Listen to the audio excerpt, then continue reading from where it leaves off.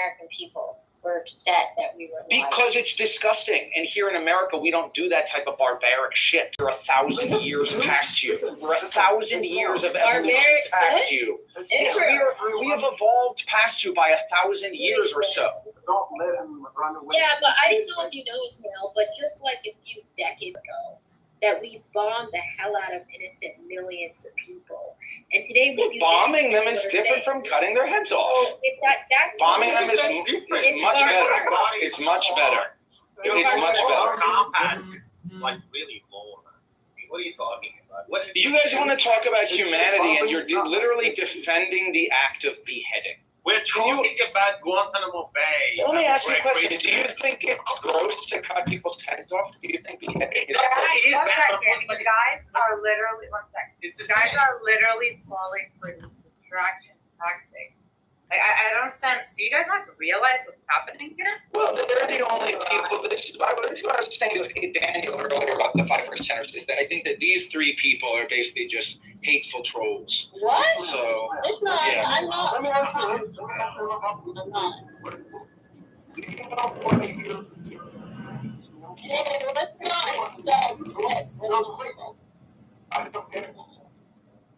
Why am I stupid? Keep in mind that I fucked your mother last night.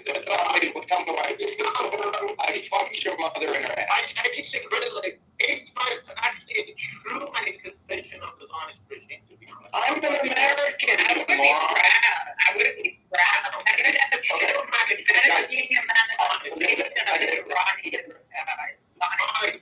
It's not here to whitewash anything.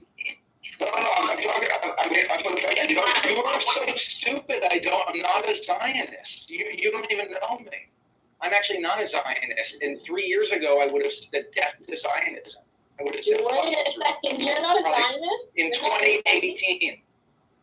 Well, in 2018. So maybe time has gone by, really. I mean, the past 6 years, honestly, guys, have been kind of a blur for me for many reasons. I feel like time is going by very quickly. But there is a picture of me that comes up on Facebook Memories of me in 2018 wearing a keffiyeh at a Black Lives Matter protest. That picture. But you're not Zionist today, aren't you? You're not Zionist today. What is a Zionist? I don't even.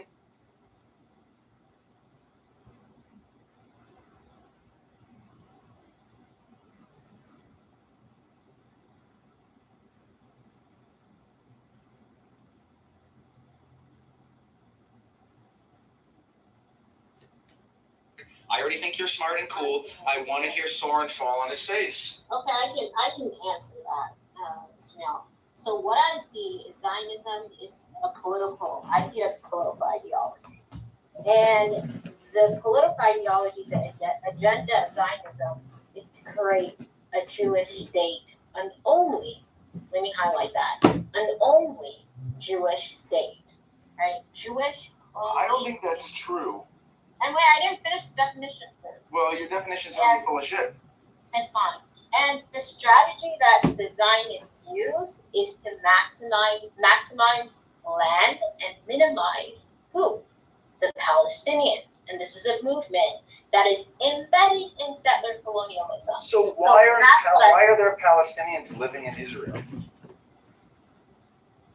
They just haven't. Why are there Palestinian people who are living in Israel? Because they have to work. That's good that you call them Palestinian. Daniel would have called them Arabs. That's a full stop. That's Well, I mean, I've seen posts from people on Twitter. I saw a post from a guy on Twitter who said he was talking about his own cultural identity, the evolution of his own identity. And he said, when I was growing up, I identified as Palestinian living under Israeli occupation. Then he said, I started identifying as Palestinian Israeli with a hyphen, but the Palestinian was first. He said, then I started identifying as an Israeli Palestinian because I really believed he was 16 at the time. He's growing up in Jerusalem or somewhere, I forget where he lives. He says, all right, by this point, I'm an Israeli Palestinian, But now he says, now I identify as an Israeli. A lot of people, Ismail, identify first with their ethnicity, then their nationality. for example, African American, for example, Chinese American. That's what people do. But those people are all identify as American first. Not all of them. I mean, yeah, not the fucking African Somalians who want to destroy America, but Chinese, Korean people, Indian people, Jewish immigrants to Israel, like my family. I mean, to America. My family came here to America three generations ago, or 4 generations ago. So my parents' grandparents were immigrants. So I have a question. My mother was born before 1948 in Tel Aviv, in Palestine. I'm her son. Am I Palestinian? Like, what makes them Palestinian and me not? Like, By the way, just to You're touch not on the, Palestinian because today, after the war happened, the nation state is Israel. so no, why are the Arabs in Israel are Palestinian and I'm not? They're why not there Arabs. to touch on what Ishmael said about the Arabs evolution and or how Muslims. they identified themselves, if you actually Okay, look so, back Ashraba, 20, 30, 40, 50 years, most of the Arabs in Israel that are currently identifying themselves as Palestinians, if you look back 50, 60, 70 years, most of them actually identified themselves as Arabs, okay? And then over time, more and more started identifying themselves as Palestinians, okay? So if you're talking about a political ideology, this is a political ideology. Well, let me give you a little history lesson, Mrs. Trapa. Arabs are in the Arab Peninsula. After I can't wait to hear you say. After, yes, Mr. Mark. After, later on, during the Arab conquest, right, from Arabia, the places such as Syria, the Levant, parts of North Africa,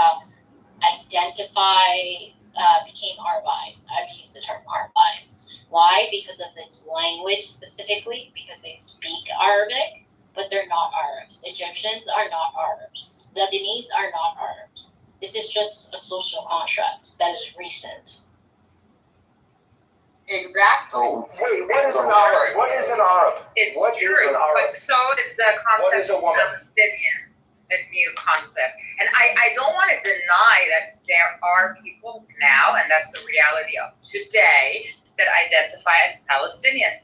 I respect that. But again, if you look back 50, 60, 70 years, those very people that predominantly identify as Palestinians today within Israel proper, at the time would rather be identified either as Arabs or as whatever tribe they belong to. like Bedouin or whatever. So you're arguing that they never called themselves Palestinian, let's say 150 years ago? If you're Absolutely. No. Thank Okay, you. Yes, no, Yes, there was. exactly. That's exactly what I'm saying. They did not identify.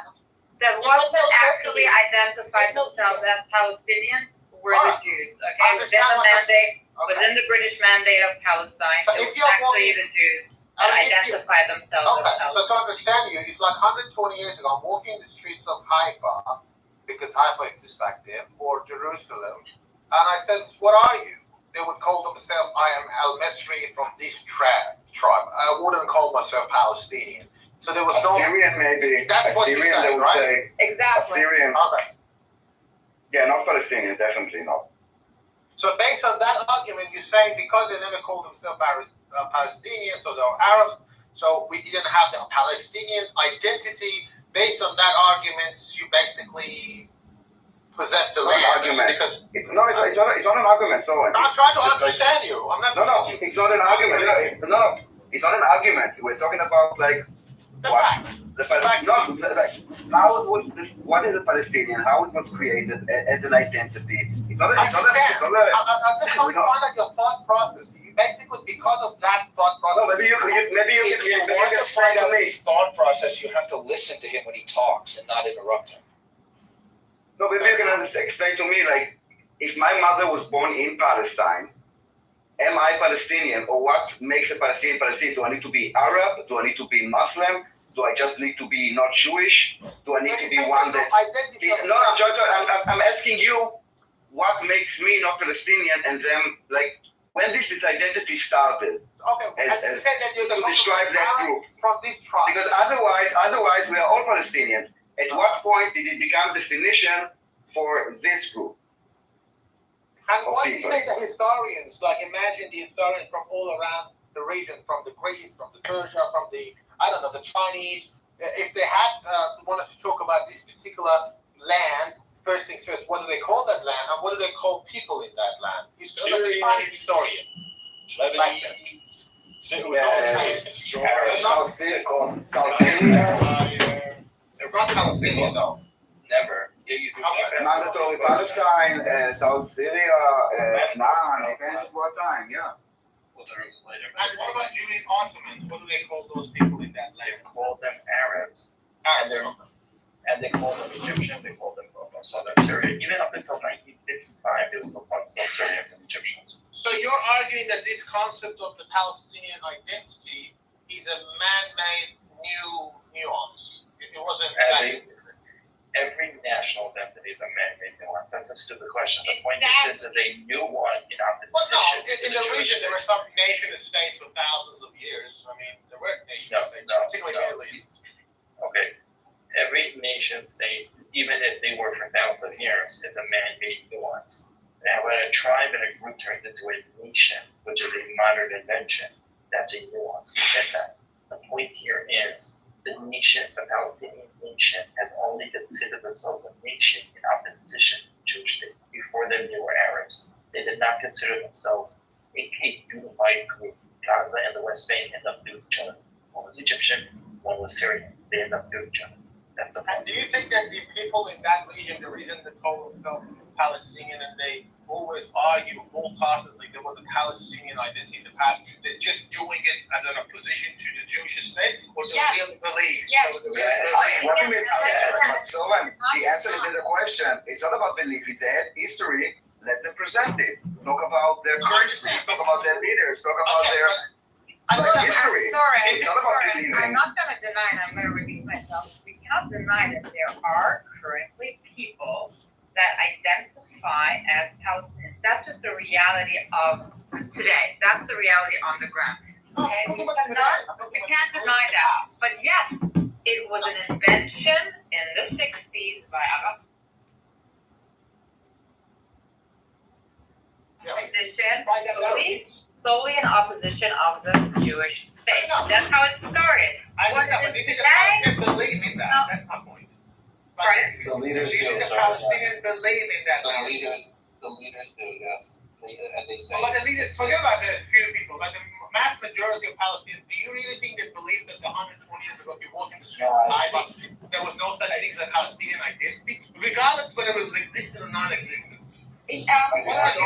Facts don't matter. So it talks about don't talk about beliefs and like our perception. You're talking about like what people believe, and we are talking about facts. And I think that this is exactly where we are. If they believe that You know, as Gabby said, believe a lie over and over again and it becomes the truth. Like, if they were fed by their leaders, whether it's political leaders, whether it's, elders, whether it's the mosque, for decades, that this is your identity and you have to die for it, then obviously that's what they believe, right? The current generation 100% believes that.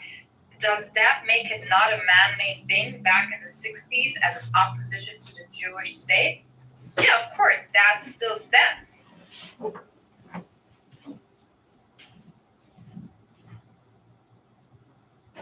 like now in Egypt, I don't really think anyone argues that the Arab culture was non-existent before the Islam's getting to that region. So everyone knew that they used to speak Coptic. So that's a common sense given everyone agrees on. Everyone's on board. The Egyptians become Arabized, like Tunisia, like Algeria. I don't know if you ask a Palestinian like 25 No, it's an honest question. Is the Palestinians really believe in that? Because I don't have the answer. Process is Sorry, I'm asking you. called being Arabized. If you Yeah, ask, look, Arabized in Egypt for sure. so sorry, if you ask a 30-year-old Palestinian in Hebron, they'll say they're Palestinian. Then when you ask for their history, they'll say you don't have history. And then when you ask them enough questions, if they do a very confusing narrative that they claim that they've been there since the Roman occupation, they claim that they're Arabs. They also claim that they've been Arabized and they're not really Arabs. So it's a very confusing identity. I think if you ask them enough questions, they start admitting that this is like a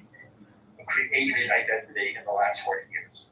But because there's different groups altogether. Some of them will have the name that they come from Egypt. Some of them have the name that they've been there since Roman occupation. So their story doesn't add up. So you want to know if they put this all together and how they rectify it in their own mind, you have to talk to each one individually. You won't find a book, you won't find a history, you won't find a president, a king, a prime minister, a queen, the palace. None of this existed. And how You won't find a poet, a culture, you won't find a criminal, nothing. Right, you won't find a legal body. Because It they was a didn't have region the self-determination over the like the Alice. ruling. They didn't have the governance. Is that what you're saying? Had nothing. Okay, Assyrians haven't But still, they're a nation state. You can be nation state without that. Jews didn't have self-determination, and we have documentation of us. Assyrians have not had self-determination in well over 1,000 years. They still have their own code. The Kurds have not had self-determination in well over 1,000 years. They still have a distinct identity. The Yazidis, the Jews. There's hundreds of groups throughout the Native Americans in the United States. The fact that you don't have self-determination does not make you not a people group. The Palestinians became a people group in opposition to the Jewish state. That's like incontrovertible. I'm not sure why you keep arguing. You mean the Yazidis, by the way, not the Yazidis. The Yazidis is a different game. Yeah, that's a whole different thing. I mean, they've been pretty much genocided by ISIS. Yeah, but surely I've seen the maps. I've talked to them. I was lucky enough to people that age over 100 years old. They called that particular territory Palestine. I never asked them, what do you call the people in that region? Not really. They didn't really call it Palestine. They The called Ottoman Empire. it was part of the Ottoman Empire, and the reason But they didn't call them Ottoman Empire. They called them Palestine. Yeah, No, the reason they they didn't. called They didn't. the reason they called it Palestine was because there were Palestinians from the area. Palestinians was Norman and I. The Jews in that area are called Palestinians because that's what the Romans named us. So it wasn't like a definitive land group. This is Palestine, but that's where the Jews came from. Yeah, but what's the point of this? There was people, and their land was taken. That's pretty simple. Well, they never Well, had those land people. to be taken. If you Whose want to land was say taken? they never had a people or a land that was taken. Now, if you want to say it well, I can make your case for you. Just go well. When the Ottoman Empire broke up and the lands was decolonized, there were people that their land got stolen then by Jordan and Egypt, and they were never given citizenship. Now that Israel got its land back, they still don't have citizenship. So if you want to make an argument for the people group, make an argument for the people group. But you can't put all the blame on Israel. You can't say that they're a unique nation. There are people that got disenfranchised by their Arab brothers trying to hurt the Jewish states. But this argument that some people said they didn't have the self-determination, they didn't have self-governing, they didn't have a president, same argument can be used by the Aboriginal of Australia, by the First Nation of Canada, Yeah, by Egypt, And they're still people the group US. because they still have a legal code Still, and they still well, have colonized, But wait a They minute. have a language. Wait a they have a legal code, they have a culture. And can I ask a question? This is Soren, you made your case, or are you advocating that the Native Americans of the United States? You're cutting out, Ismail. I can't hear you.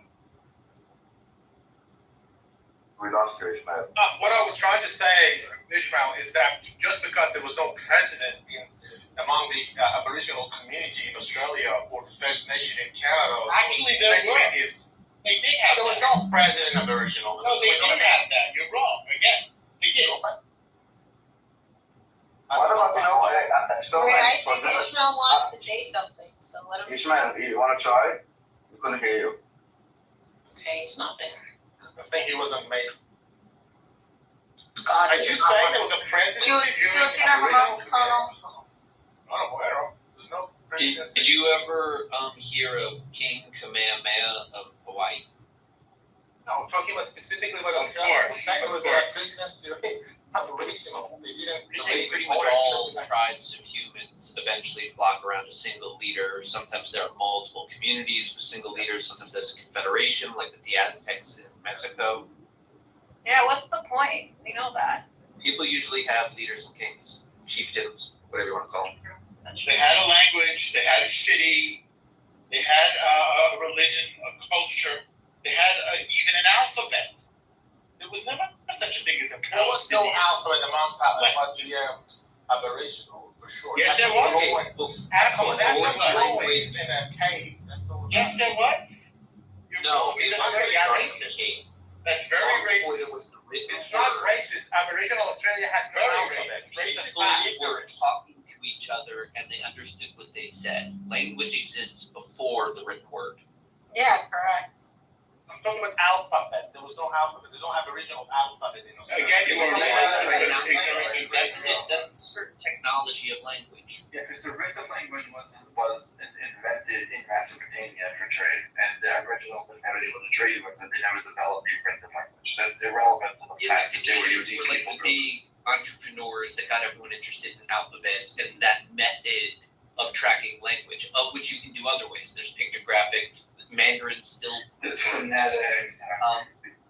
Yeah, there's different approaches, but the reason they're always letters now is because of the mission work. The missionaries that went out into the world to study it, they wanted to understand it, and they thought in those terms. So they would identify the specific sounds and then create language of their description of what they're hearing from native peoples that were just talking to each other without the technology of the written word. Not all the time. And even if they did have it, which they did for different things, they used it differently. Like they didn't have the same preoccupations that we, the West, developed with language and writing. What did you say? I'm saying that writing is technology, and that how you use that technology is a custom. The way that Asia utilized writing was very different than the way the West utilized writing, and very different from the way North and South America, the indigenous peoples, made use of writing. Okay, where are we going with this point, though? The point is very clear. They said there's no identity, so that's why these people are Arabs. They look at their family name, no mystery. So there was a piece of land belongs to no one. We come and took it. Basically, that's the whole argument. So Well, it didn't belong to no one, or nobody came and took it. It was first the Ottoman Empire, and then they sided with the wrong side in World Wars I and II, and so that ended. The British took it as a part of winning the war, and then the people who were there formed into a nation. Those people being Jews. Arabs also formed into nations. There's Jordan, there's Lebanon, there's Syria, there's Egypt got its modern boundaries. By the way, the entire Arab Peninsula, Saudi Arabia, Kuwait, all that region, the nation states emerged in this period, just like the Jewish nation state. And by the way, the people who were living there, they could have also formed into a nation state. And for some bizarre reason, perhaps because of their neighbors, they did not form a quote-unquote Palestinian nation state. Perhaps because they had no identity. They don't want to form a state. Okay, wait a second. Primarily, we cannot play the American game of being now cited in history when we're dealing with the old world, especially not this region. So long as this region has been tracked, we know of the politics. It's not like a new occurrence. We can't play dumb with all. What politics are you referring to now? Which politics are you thinking about? I think that you're trying to look at the formation of the State of Israel in 1900. I'm putting the formation of the State of Israel into the context of a modern day state, which is where it belongs, as do all the other states in the region. I know. No, I'm saying that the role of the warring tribes of this region, it goes back thousands of years. And it's only stupidity to just ignore all the facts. Nobody's ignoring any facts. I'm saying that they're forming a state, but it's not a new idea. It's an old one. No, but the modern nation state is obviously a 19th century idea. That's what we're discussing. They're doing it in a modern way, just like all of the other states. Guys, just wondering, why is this issue coming again and again and again? Turkey is taking areas from Syria and Kurdistan. Iran is invading many other countries. and influencing the president. What does it feel like as we speak? Like in Africa, they are changing places. Why is it so important? Such a very narrow place. All right, let's. I think we also try to start talking more about No, you're right. People mostly don't care. and about its proxies. I think that's a big issue. Iran and its proxies, and it's the way Iran is taking territories that are not theirs. It's not the Iranian people, it's the Iranian government. I think this is much more interesting than like a very small place in the world. Go make the room. You can have that interesting conversation. No, I think like people are too obsessed about Israel. Just let Israel be. Iran is, I don't know, doing much more mess to the world. So I think even in general, like I think Iran we is just the man, the scapegoat, you can literally divert attentions to Iran. I think all that's at least. I think like the damage and the genocide the Iranian government is doing is much more severe, much more severe than anything that industrial complex can, I don't know why you are jumping into my words and talking over me. Is something in particular offending you? This topic excites me. Triggering, yeah. Because the truth is that the people behind the Houthis, Where are you from, Soren? the truth behind the Houthis, Hezbollah, and Hamas is one thing: Iran, the world's largest sponsor of both. So when we're talking about the instability of the region, all roads lead to Tehran. That is a problem. Well, Yeah, no one wants this is to a regime that supports genocide and ethnic cleansing, and in general, I think Iran is the Iranian government. It's a very problematic. Palestinian post before the Iran's revolution. Iran is way more ancient. Iran is way more ancient. Iran's role. And I think, like, sorry to be honest, let's say you are running a company and you have like a huge crisis and a small crisis. What are you taking care of? You're taking care of the huge crisis, not the small crisis.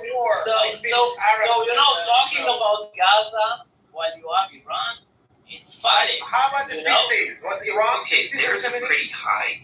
That was the Soviet Union. That was the Exactly. Soviet Union. Iran is a boogeyman here. Right. I mean, come on. Well, no, Iran is now the current world's largest sponsor. Of course, Iran is the world's biggest How about the problem 60s? right Who now. was the boogeyman? We're not going back now. This is 2020. It's like you have a matter of life and death, and you are wasting your time about nonsense. So the big issue is Iran, and I think Soren, Can you should. stop derailing the conversation, right? We weren't talking about that. So No, the problem is Iran. This is the problem, and I think you guys, you should concentrate all your energy and efforts instead on Israel, on Iran, because if you are looking for world benefit, and if you are looking for true good, and to do the world a better place, then you should concentrate on changing Iran. That's what should be. And for me, it's so hilarious that people that the benefit of the world is in their side and like their best interest. So you present yourself as people like this, you should concentrate on I Iran. remember Netanyahu went to the 90s calling, hey, the problem is Saddam Hussein. If we get rid of Iraq, Saddam Hussein, the peace will be prevailed. 2024. The problem is Come Iran. on. 2024. Okay, so I think you are a person that cares about the world. Take all your efforts and energy and explore Iran. For the record, he's Iranian. For the record. Oh, so you'll have a good knowledge about it. So you're Iranian, you can even do it better than others. he opened his mouth, I knew he was Iranian. He's Iranian. And he's also he's been rejected by the Muslim community because he gave up on Islam. So there's a fatwa against him. So this is the situation that he's arguing from. This is what happened to all of you guys when you get to the age of 70, by the way. Do not blame him when he's rambling. No, I'm not rambling. That happened to me, by the way. People need to know who we're talking to. 7 years old, now what do you expect? Sorry. You have to find it to do the safe It's Iran used we just need a little context. Here's your everyone's entitled. Look at the Joe Biden. I said it's wrong. Look at the Joe Biden. He could be a president. Don't Even if he could be a president, he can be a president of the United States. You can't run away from the truth, sorry. You can't run away from the truth. Right? Now we're rambling. Please remove the Roger from the stage. It's not the actual account. Can you guys remove? Yeah, we know it's not Roger, it's Edmund. Yes, so can you remove him? Thank you. Well, Issa tolerates it. Do you find No wonder why you vote for President Biden. Honestly. Yeah, I mean, you can tolerate him if he changes his profile photo and doesn't show one of our friends that is actually in the audience. Thank you. So now we understand where Soren is coming from. Okay, so now Soren will concentrate all his energy, effort, mind, and soul to condemn That's the Iran. scapegoat, buddy. That's the scapegoat. The same scapegoat was Saddam Hussein. No, they're the sponsor, not the scapegoat. So why don't you really hold the elephant in the room? Come on, you gotta hold the elephant, the actual elephant in the room. This is a good start. That was the IDA's occupation. Let's talk about occupation, maybe. That's gonna solve Okay, it. the occupation of Iran. I'm talking about the Palestinian Lebanon occupation. and Syria. Let's talk about the occupation of Iran. So What do you want to know about the what occupation of occupation Iran? you're talking about? Actually, you are Iranian, so you could tell us more about the You're occupation. talking about Iran's military presence in Syria. Guess what? The Assad government survived it. Yeah, exactly. That's based on the implication So, of the legitimate government of Syria. you're saying, Soren, as an Iranian and person of I'm knowledge, talking as you are someone who saying knows that geopolitics. Iran is No occupying bias. Syria. Iran is working hand by hand with a mass murderer, Assad. This is interesting. Sorry. So, what is you as an activist that cares about human lives? What are you going to do in order to help the poor Syrian people to get rid of Assad? Listen, you're asking me that occupation? It's No, not wait, occupation. It's So not you just said occupation of Syria, but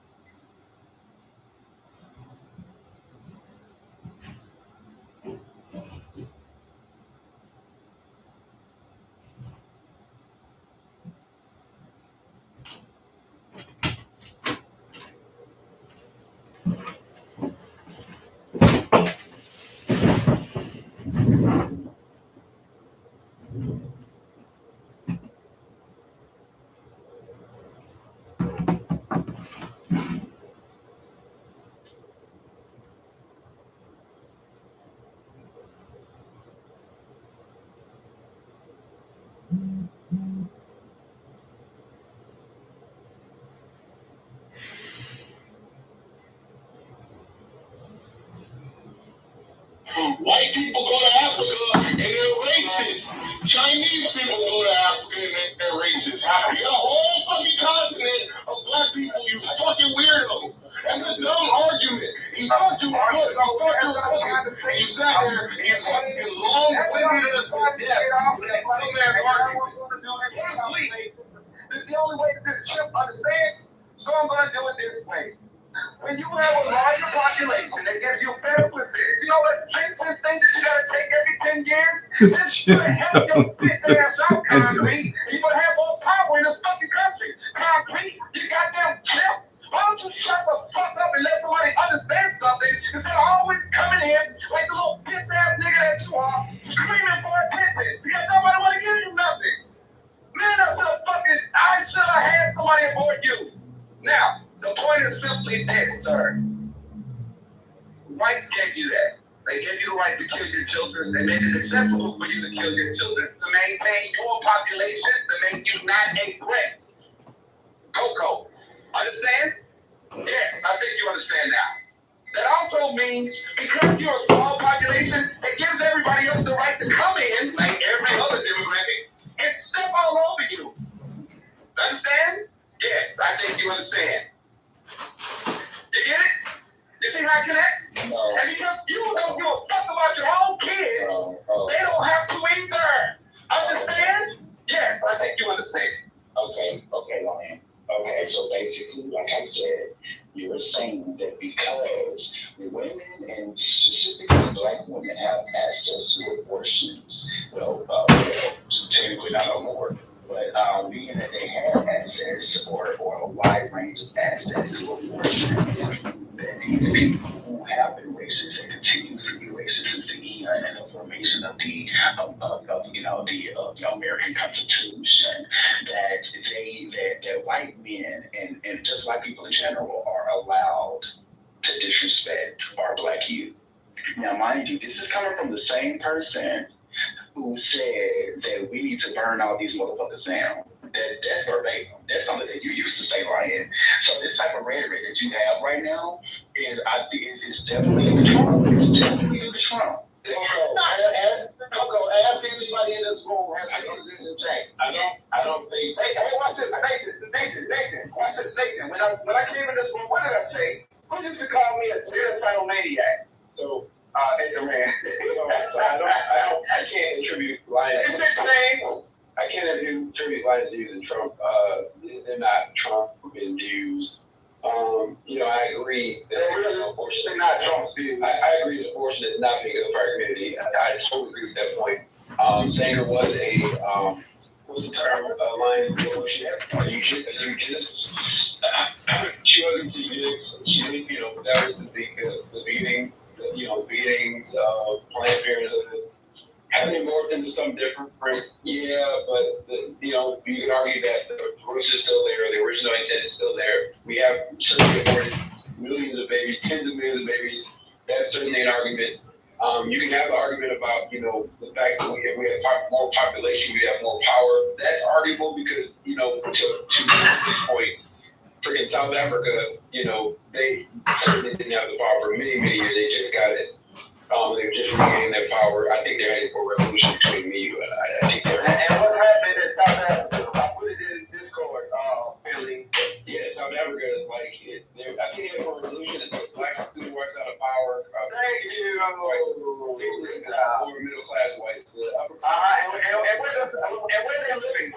I can tell you where they're living in the squalors that the black people. Yeah, we got what happened. Coco?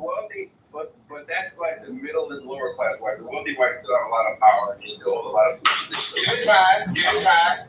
Right, that's why I said I think they're heading for a revolution. That's why I said it's arguable, right? Because there's certainly evidence on both sides to argue that point. I don't know that America would have been able to avoid had we had the numbers, right? I don't know that white America, because we've seen it, right? There's been every time blacks have been advanced in this country, there's been a white backlash. Every single freaking time there's been a freaking white backlash. Even as recent as Barack Obama and the anti-Obama, which is Donald Trump, right? And we can argue that point, right? But there's certainly arguments on both sides, but the only reason I chimed in was just to kind of give credence. Lions point of view is not Trump's, because there are plenty of black, liberals and conservatives that share that viewpoint respect, especially the abortion piece.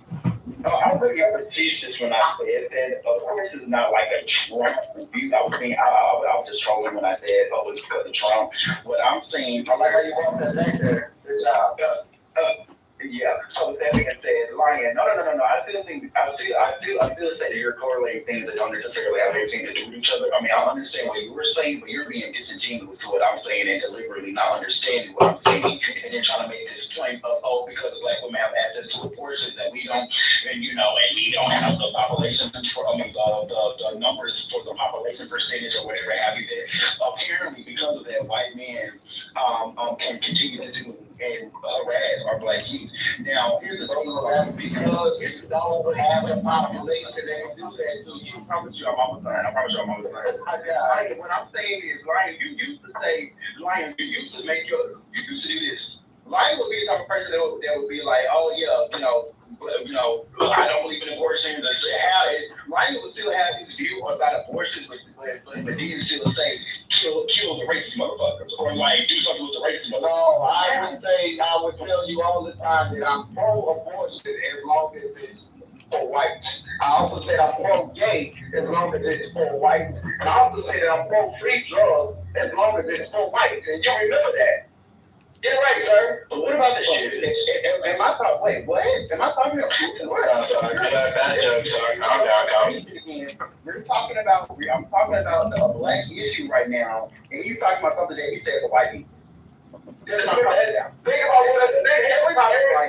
I know. You try to use my own talking points. I am. Get out the gate. Get out the gay car. I told you the three things that talking about races and what they do and what they change, what they are currently doing to our black youth. Okay. Oh my God, Coco. You're not listening. You're really not listening.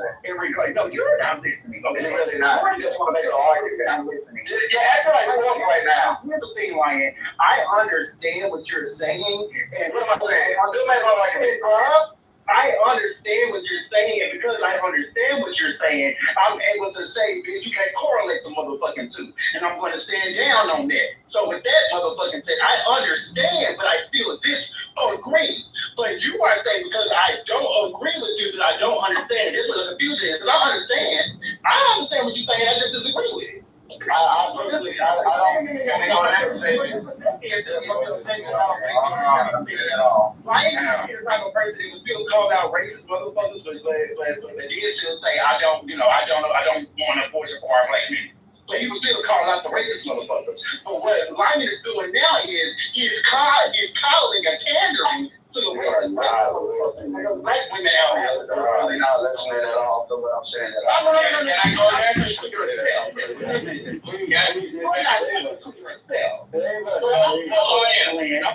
win. So Ryan, this is why I'm going to disagree with you, bro. I don't think it's the abortion that some women opt into. That's the detriment of like the black community, and that allows black people to say, hey, I'm going to sign.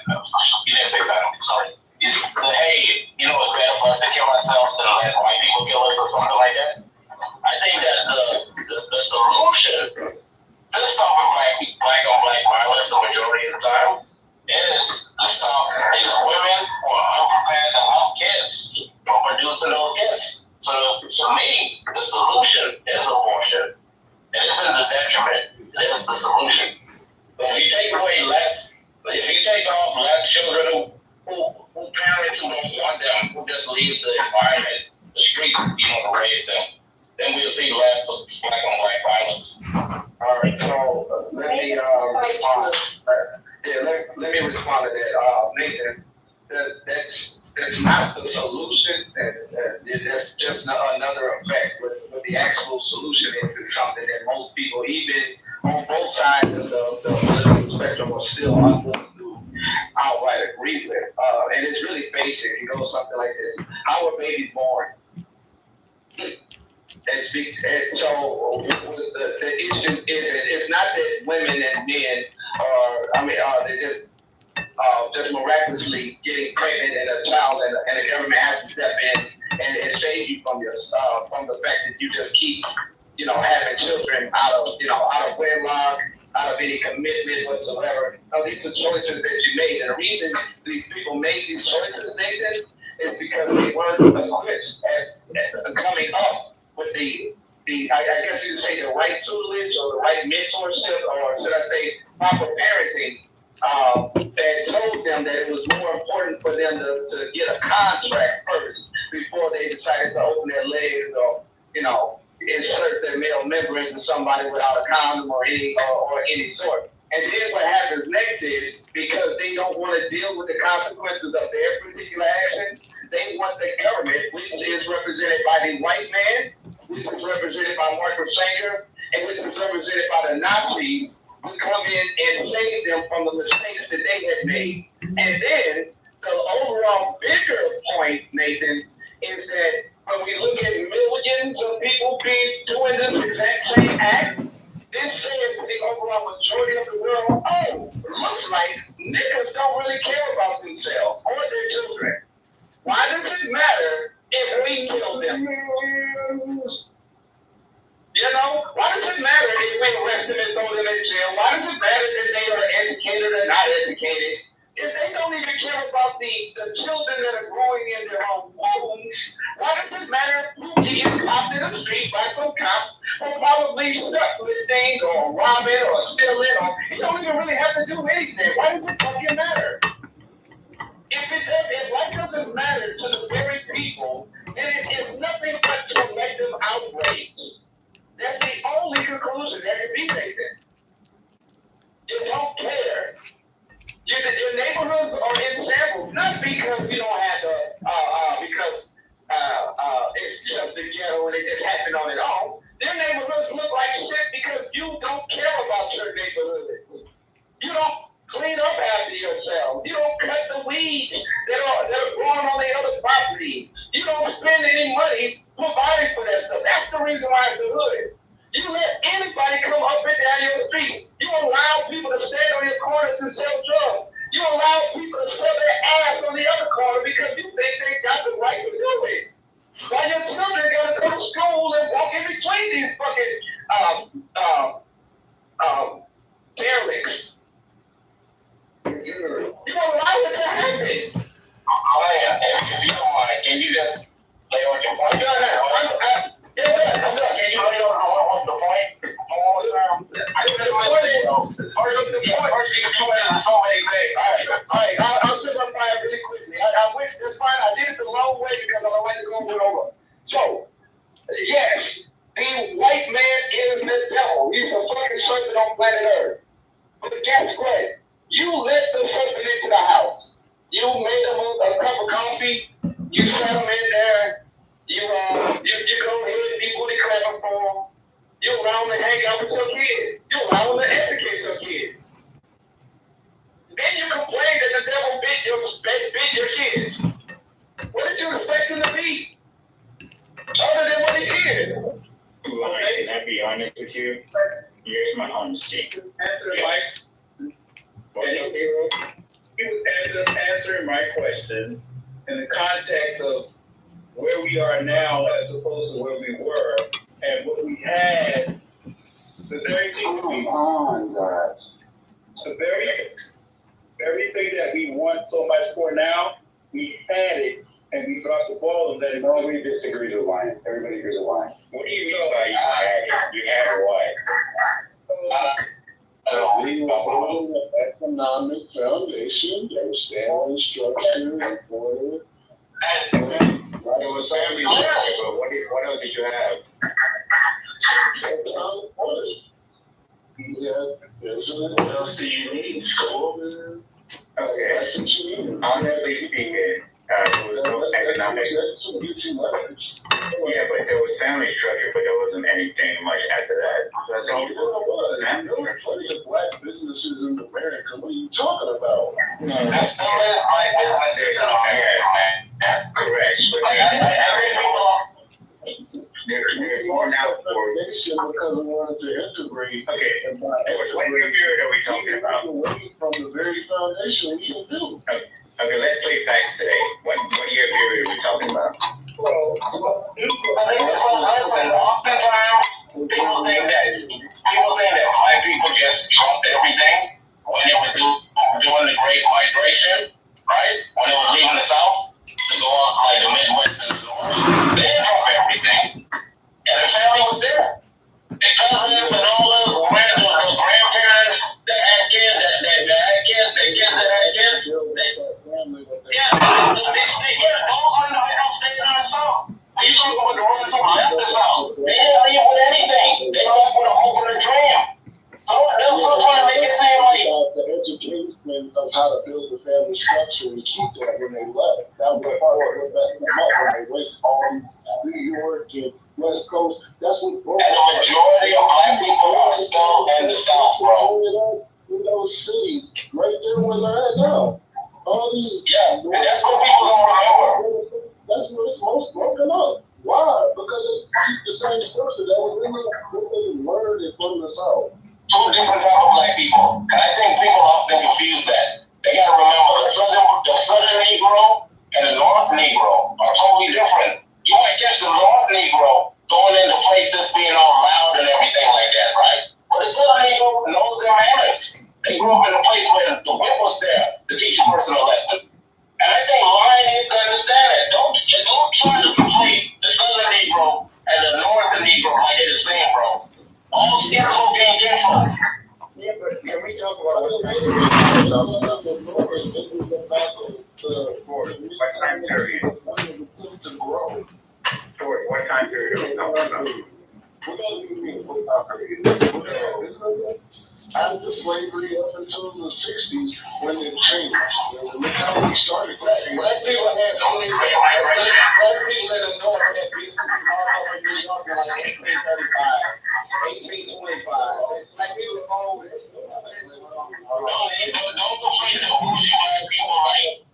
Yeah. Let's talk about black businesses in Great Britain. No, we're not talking about America. Stop the bullshit, bro. We're not talking about America. Hey, look up Silicon Village. That's New York. Okay. So we're talking about in the 1960s. We're not talking about any time period per se.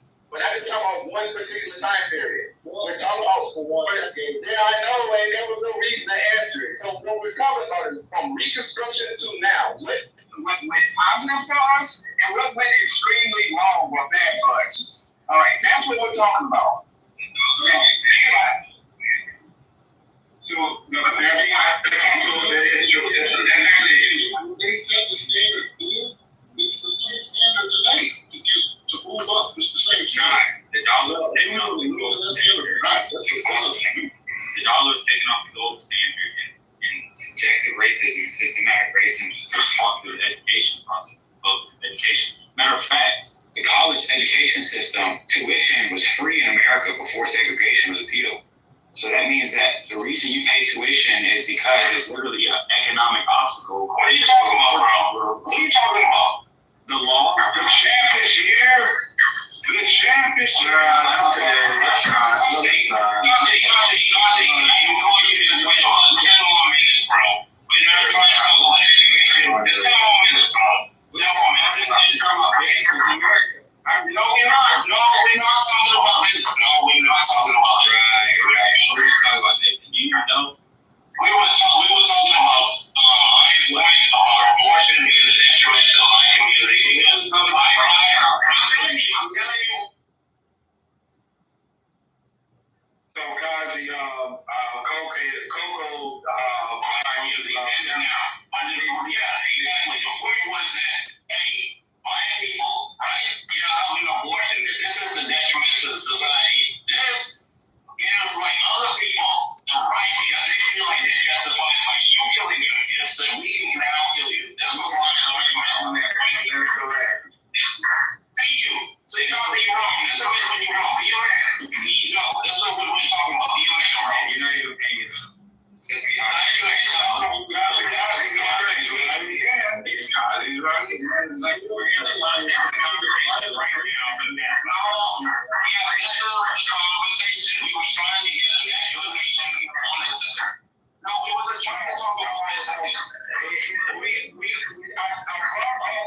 questions, Kaji, because it was to a bigger point, and I was making an argument about selective outrage.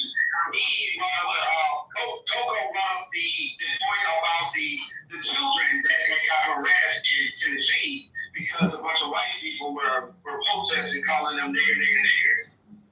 You understand? So my position was, it was contrary to that position, which is, well, that would have never happened if those boys had fathers.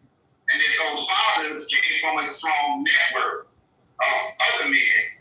You don't fuck, in other words, nobody is going to go fuck with Hell's Angels, are they, guys? If anybody, including Rick Ross, going to go and start shit with the Hell's Angels. No, yeah, why is that? Because they have a reputation that if you fuck them, they are going to kill all of you. Okay, so guess what? If you had the numbers and people knew this about you, you could retain that respect. And those poor black children that only got their mothers in Tennessee, those white ones would have said, hey man, no, fuck this, I'll leave it alone. I don't need no problems. We don't need no problems. Let's just do a little protest. Let's protest the government. Don't fuck with the niggas. Leave it alone. And that's what would have happened. But because you don't have that network, as I said, of men, real men, that understand for their image and say, oh man, right, and then you got anybody can come and step on you. Just like it was in high school, just like it was in the streets, just like it was right, just like it is in any government. If America is seen as weak, all of a sudden, all of American enemies decide that they're going to want to try to step on you. This is the natural behavior of human beings. All right. Thank you. Go right ahead, Kyrie. Thank you. So, man, without stupid shit, you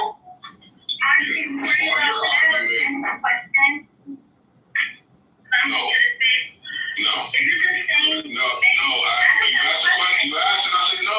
Not your request. This is the same group of people every day in this room that falls the mic every day. You notice that, right? Yes. You notice that too, right? Is it the same thing in every room? Is it the same thing on every platform? Everywhere. It's normally not like this for some. It's normally not like the same room everywhere. Everywhere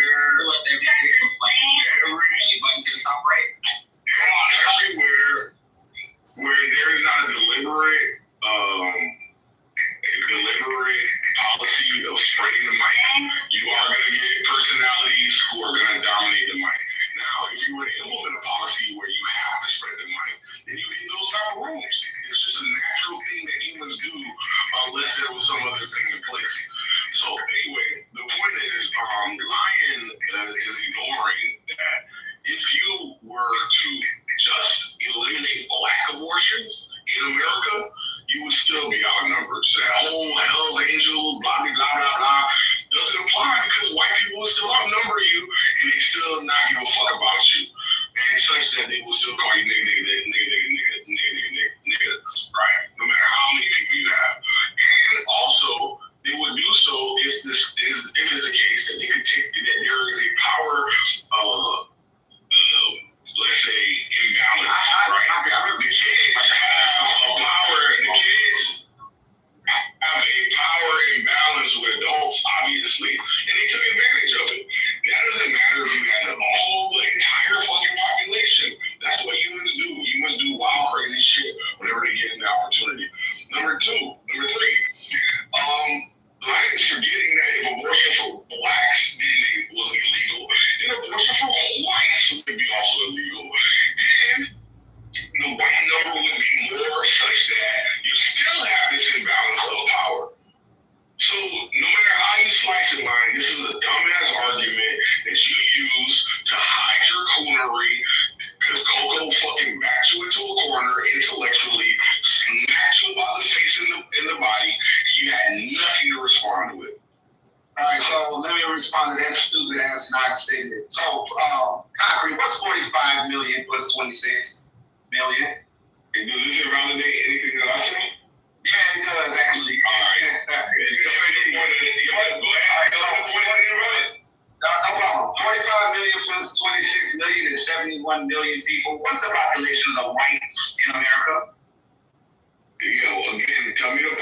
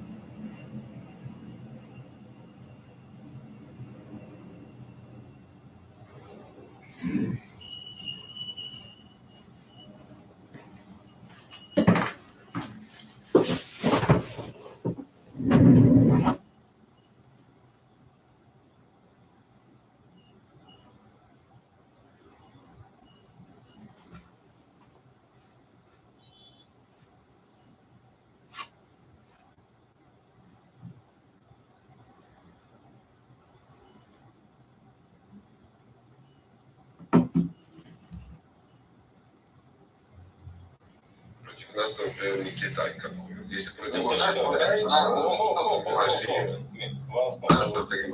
имею в виду не в том смысле, что против политически, а по какие-то противостояния. Вот реально, если бы нас Китай закидывал ракетами для России, у нас было бы совершенно другая история. Ну, как-то очень упрощенно надо смотреть. У нас, в принципе, на сегодняшний день Китай и Россия, и, в общем-то, союзников у нас посчитать проще, да, там, ну, скажем, Америка и то, да, это не в моральном плане союзник, больше сфере интересов, ну, определенно морально тоже. А у Израиля нет таких прям опор, на которые можно опереться и сказать, то есть вообще нет. Украина ситуация в этом плане, ее поддерживает 95% либерального свободного мира, ну, хотя бы на словах, да, и даже на словах.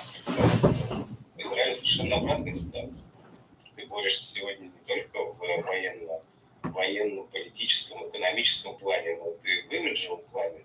Тебя называют угнетателем, колонизатором, и геноцид, и так далее, и так далее. Все вранье мира направлено на тебя.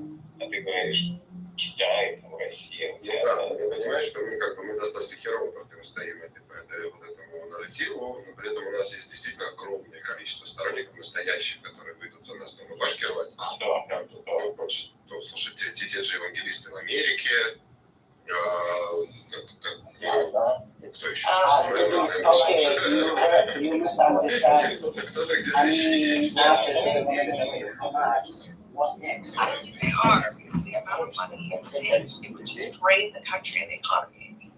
It's a hugely costly thing to do, to be even in the West Bank, but let alone Gaza as well. And you're also opening up how many soldiers would be dying if they had to have boots in the ground in Gaza. I think Gaza should remain for the Gazans, and but without Hamas, preferably. Yes, that's what I'm saying. But I don't think that Gaza should be. Hamas. It's theirs. That's fine. They can have it. Like, originally, Gaza, Israel pulled out of Gaza like 20 years ago, so that it was like a dry run as a Palestinian state. And Israel hasn't actually been in Gaza for 17, 18 years or something. So I think it should remain. It's theirs. That's fine. Israel pulled out. They agreed to pull out. They agreed to make it a Palestinian state. You can't go back on that now. But I think the Arab world and America and other countries should be helping them. They breach the contract. Yes, you can. Breach the contract. What I disagree. I don't know why anybody would want 2 million hostile people to be in there. I don't think our soldiers should be in there, and I don't think Israel has any right to be in Gaza after this war. It's for them. That's fine. Well, moving back after what happened between Egypt and Hamas, there is no option like that anymore. Egypt supporting the terrorism against Israel and using them as a proxy, just in a way to make money. So that's impossible to happen. Israel gonna need control a border between Gaza and Hamas with force to create a siege on Gaza. So it's impossible. What you're suggesting is impossible militarily. It's impossible. Israel will never gonna have a quiet border with Gaza again, because Hamas will grow from a different group. It doesn't matter. So it's gonna be Jihad Islami. So it's gonna be a Muslim Brotherhood. It's gonna be something else that has a problem with the existence of Israel. Sure, but that was Israel's fault for not having a stronger border. Yeah, that is true. What are you And it's also Israel's fault that they wanted to take it this far. Because this is the thing. I'm not saying that the 7th of October was like that they should have, I mean, obviously something should have been done to fix the situation. I mean, it wasn't right what Palestine did or whatever. But at the end of the day, the way it's been dragged out to this point right now, it's unnecessary, and now there's no turning back. Israel has gone too far with things, so there's never going to be peace. You fucking faggot piece of shit. Yeah, you literally, I know what you mean. You need to swallow some fucking olive oil, because you sound like you smoked 3 packs of cigarettes. You fucking old hag. You low budget. How are you Israeli and broke? Can you explain that to me? Like, I was really trying to.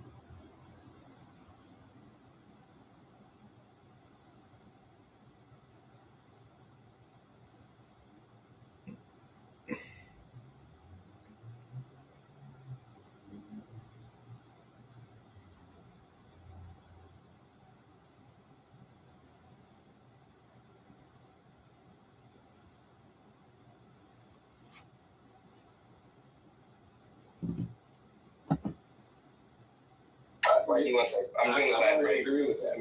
Yeah, just give me a second.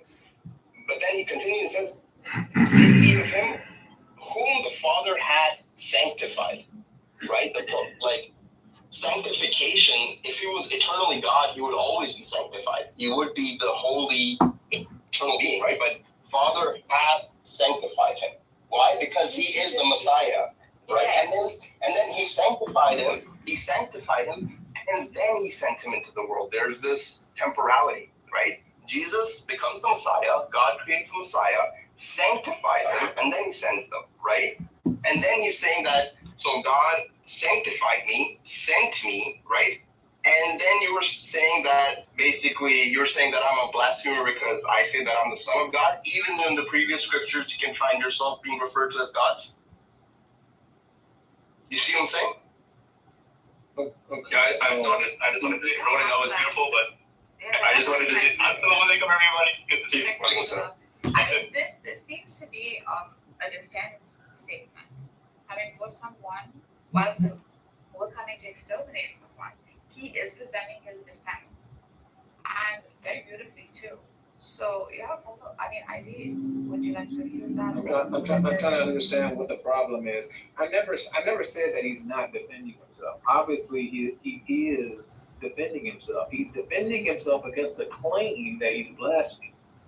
And he quotes Psalm 82 to prove. Hold on. Why can't I speak? And I'll let you. I did not cut you off. Guys, let him speak. Yeah, let him speak, please. He's being accused of blaspheming. Okay? What he's saying in response to that is to defend himself against the notion that he's blaspheming. This is why he quotes Psalm 82. What does Psalm 82 prove? That there are other gods. Therefore, if there are other gods, Jesus is not blaspheming. Okay?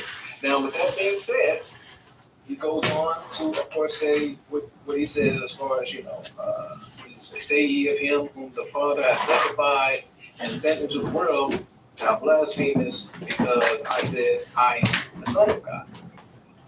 Of course, to me, from my understanding, Son of God, that's meant to communicate that he is the one who will inherit the nations, because, or in other words, will inherit what is God's, which is the nations, because that's where typically sons, they inherited whatever was their fathers. So the title Son of God is meant to communicate that he is the one who will inherit the nations. And then he goes on to say, if I do not the works of my Father, believe me not. But if I do, though ye believe not me, believe the works, that ye may know and believe that the Father is in me and I in him. Doubling down on his previous statement, which they tried to kill him for in the first place, which was verse 30, where it says, I and my Father are one.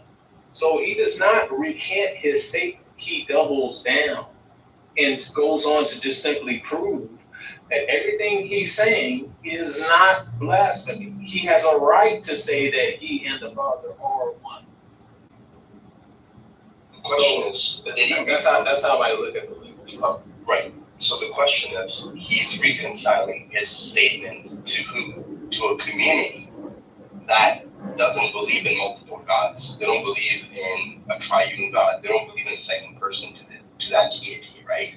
So the people who rose to stone him, when he gave his explanation, did it resolve the blasphemy charge in their mind or not? So when he explained it to them that, oh, don't you guys say this and this and this? Listen, just because a problem was not resolved in their minds doesn't somehow. No, that's exactly what I'm absolutely right.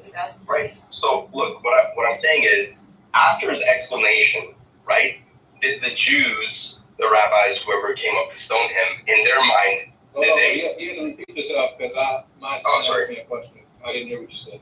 Oh, okay.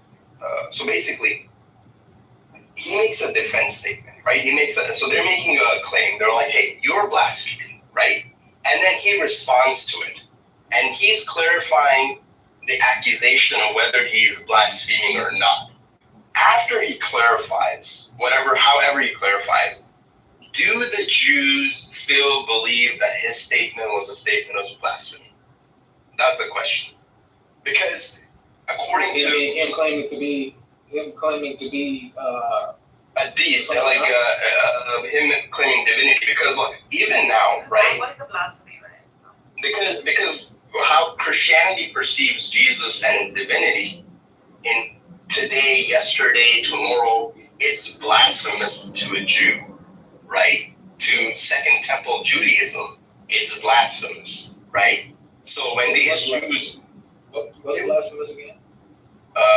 So if you talk to a Jew and you tell them that Jesus was God, they're gonna be like, you're a blasphemer. Like if you go to an Orthodox rabbi right now and you ask him, hey, do you like if somebody claims divinity and being God, essence, all that, they'll be like, this is a blasphemy, right? So the people, right, who were in the temple, when he gave them the response, did they continue to believe he was blaspheming? Or did that answer resolve their blasphemy in their mind? Because if it resolves, it has to resolve on the terms of how Judaism understands God and divinity, not on how contemporary Christianity understands it. So if he makes one statement, right? The first statement, did he resolve it? And then with the second statement, he runs away, right? The question is, the first statement, did it resolve the blasphemy in the Jew's mind, or did it not? Because if it didn't resolve and they continue to believe that he's a blasphemer for that statement, then you have an argument to say that he was claiming a divinity, right? But if he resolved the blasphemy in the mind of the Jews, then it's not a statement of divinity because the Jews don't believe that Jesus is divine. I don't know if you were able to track that. Okay, so you're basically saying that him claiming to be the Son of God is not a statement of divinity because he quoted Psalm 82 in order to. Because it is who he is quoting it to. The crowd the crowd is not. He's responding to an audience, right? Like he has an audience of a whole bunch of people that are accusing him of blasphemy, right? So when he gives them the response, does it make sense to them in how they perceive God and divinity? Because if he's able to reconcile their minds of God and divinity, then he didn't claim divinity as per Christian understanding. If he didn't reconcile in their mind and they continue to believe the first statement that he made was still blasphemous, then you can make an argument that he was claiming divinity. Correct. So there was a reference to context here. He had an audience, and the reference to context is the audience. So I agree with that point. Right. Okay, so you're basically saying, your point that you're trying to make is his claiming to be the Son of God is not a statement of divinity. Is that your point? Basically, when he made that initial statement, let's say it's ambiguous, right? It can turn either way, right? He could actually be saying, you know what, I am God, right? Or he could be saying that, hey, I'm God, how you guys are referred to as gods in the previous writings, and does that mean what statement are you referring to though? When you say that, when you say, oh, Jesus, the statement that they pick up rocks for. Well, what? The I and my Father are one statement. Well, that's the one that they picked up rocks for, right? Yeah, that's the statement that they picked up rocks for. Yeah, that's the first one, right? But the second one, he escapes, so we can't resolve it, right? Because they, again, make that charge, right? But the first one, the first instance, right, I and the Father are one, it can cut both ways, right? So it's an ambiguous statement for the sake of the argument, and it can cut both ways, right? So at that point, either he's making a divinity claim, and he's actually saying that I and the Father are one, and in essence, and all that stuff, right? Or he might be saying it to an audience, right, who previously also believed that there are other gods, right? So when he responds, they are gods with a small g. Small esoterically here. Yeah. Saying you all are gods, and why? Because you and your Father are one. That could be the other way of looking at that. So, and when he clarifies it to them, so they pick up stone, right, and they're like, "Yo, we're gonna stone this dude right now, right?" And he's like, "Wait. Don't you guys say this in your books, right?" So when he gives them the response, right, was that response because we would have said realize that that response is in regards to him being to the claim that he is the Son of God, right? Not to the claim that I am my Father of one. Let me make sure you understand that. I'm sorry, 1 second. So I'm not understanding. the reason, what was the statement which triggered the picking up of the stones? I and my Father are one. You just said it was the Son of God statement. No, I'm saying that when he says, I'll read it. Listen. No, I got it open. I'm just trying to understand what you're. When he quotes Psalm 82, he uses Psalm 82 to prove that he's not blaspheming when he says he's the Son of God. One second. But he never brings that statement. So the statement that he says, right? So because if you look, hold on, walk me for a second. The words Son of God don't come up until verse 36, right? They had already picked up the stones prior to verse 36. The first instance of that statement comes up in 36. It comes up after 30. 30 is I and my Father are one. That's when the stones get picked up. So the stones didn't get picked up because he said to them, I am the Son of God. They get picked up because he says, I and the Father are one. This statement can now cut 2 ways, right? Because if it didn't cut 2 ways, they wouldn't give him the ear to do a defense of himself. So now you have 2 options. Either he's claiming a divinity, and the Jews, in their mind, they're correct to understand that he blasphemed according to how they view theology, right? Or his response reconciles that understanding, and then it lifts the charge of blasphemy because he successfully shows them that, wait a minute, you guys also refer to people as gods, and that's not a problem for you, so how can you charge me with blasphemy, right? So the first statement, did it reconcile in the accuser's mind? That's the question. Because if it reconciled, then he didn't claim divinity. Okay, I think I see the disconnect, and I'll try to explain it the best way I can. Okay, so these what do I call them? Okay, so if I'm not mistaken, and I have to kind of go back and look. My brain. I do have to dip in 2 minutes too. I do have to jump off in 2 minutes, by the way. So I'm gonna hear you out. Okay, that's cool. Those gods mentioned in Psalm 82. There are times where they are also referenced, if I'm not mistaken, as sons of God. Okay, so with that being said, this would basically, when Jesus says, I am the Son of God, he's claiming to be, what do I want to say, the head of that group, I guess. He has the highest rank amongst the sons of God. That's why the definite article is placed in front of the phrase Son of God. So anyway, that's why he brings up Psalm 82 to basically say, hey, there are sons of God, and therefore I'm not blaspheming when I claim to be the head of the sons of God. And not only that, but I and my Father are still one, and they don't like that statement, and this is why they pick up stones. They don't like that he's claiming to be from God himself, to be actually sent from God, to be sent from heaven. They find this for some reason blasphemous. Okay, so yeah, I mean that's how I look at the text. Obviously, people have different opinions on the passage. I got you. That's how I came to text. Would you agree with me to say that all the previous sons of gods were pious people, prophets, pious people, and workers of God?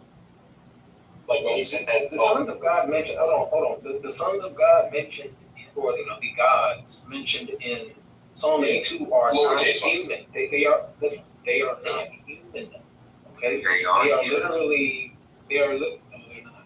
They are. So why does Jesus use it? Why does Jesus use it compared to humans. Yes, because he's addressing humans who are Jews in front of him, so it has to be. If they were addressing him, just because. 1 second, it's me and Eddie. Just give me a couple more minutes, then I'll jump off. I do apologize before anybody jumps in. Sorry.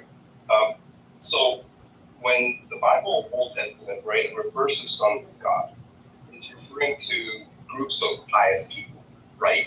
And that has to be for the sake of argument because Jesus is giving them an analogy with the land, right? It doesn't make sense for him to give them a non-sect. Like, if he was referring to non-human things, and he's like, well, you guys call yourself gods, right? And then they'd be like, well, you're a man. You're clearly not one of these deities, right?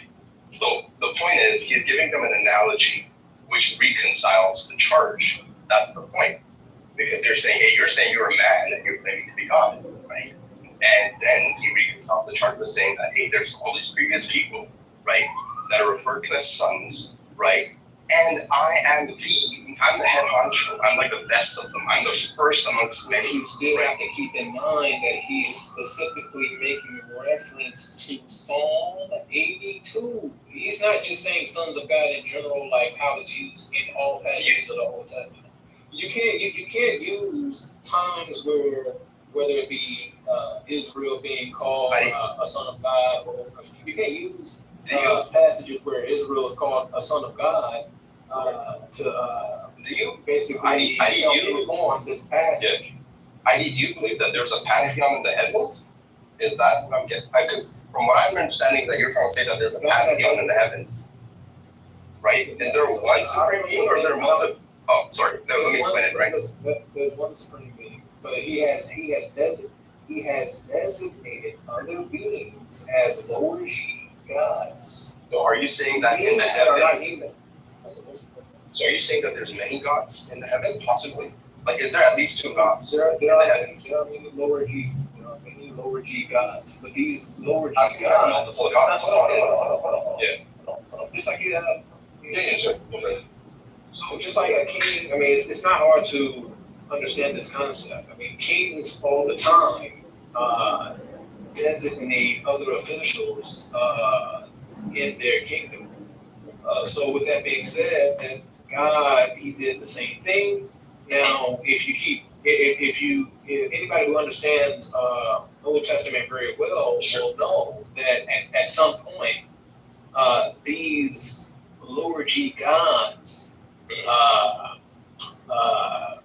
decided that they did not want to work for God anymore. They wanted to receive worship from humans.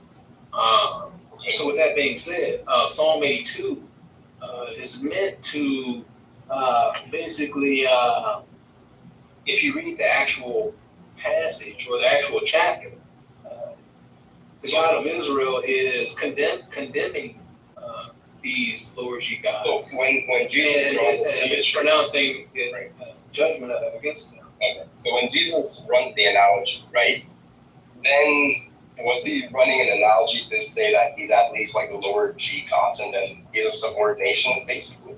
Because this doesn't fall in line with Trinitarianism, right? Because for the analogy, for the blasphemy to land, right? For the blasphemy to land, right? His claim to divinity cannot be with lower G, because Jews don't have an issue with lower G as per the scripture that you mentioned, right? It's only blasphemy if it's upper G, right? The supreme being, right? Which is the understanding of the Trinity, right? That God is in essence Father, Son, Holy Spirit, that the ultimate being, right?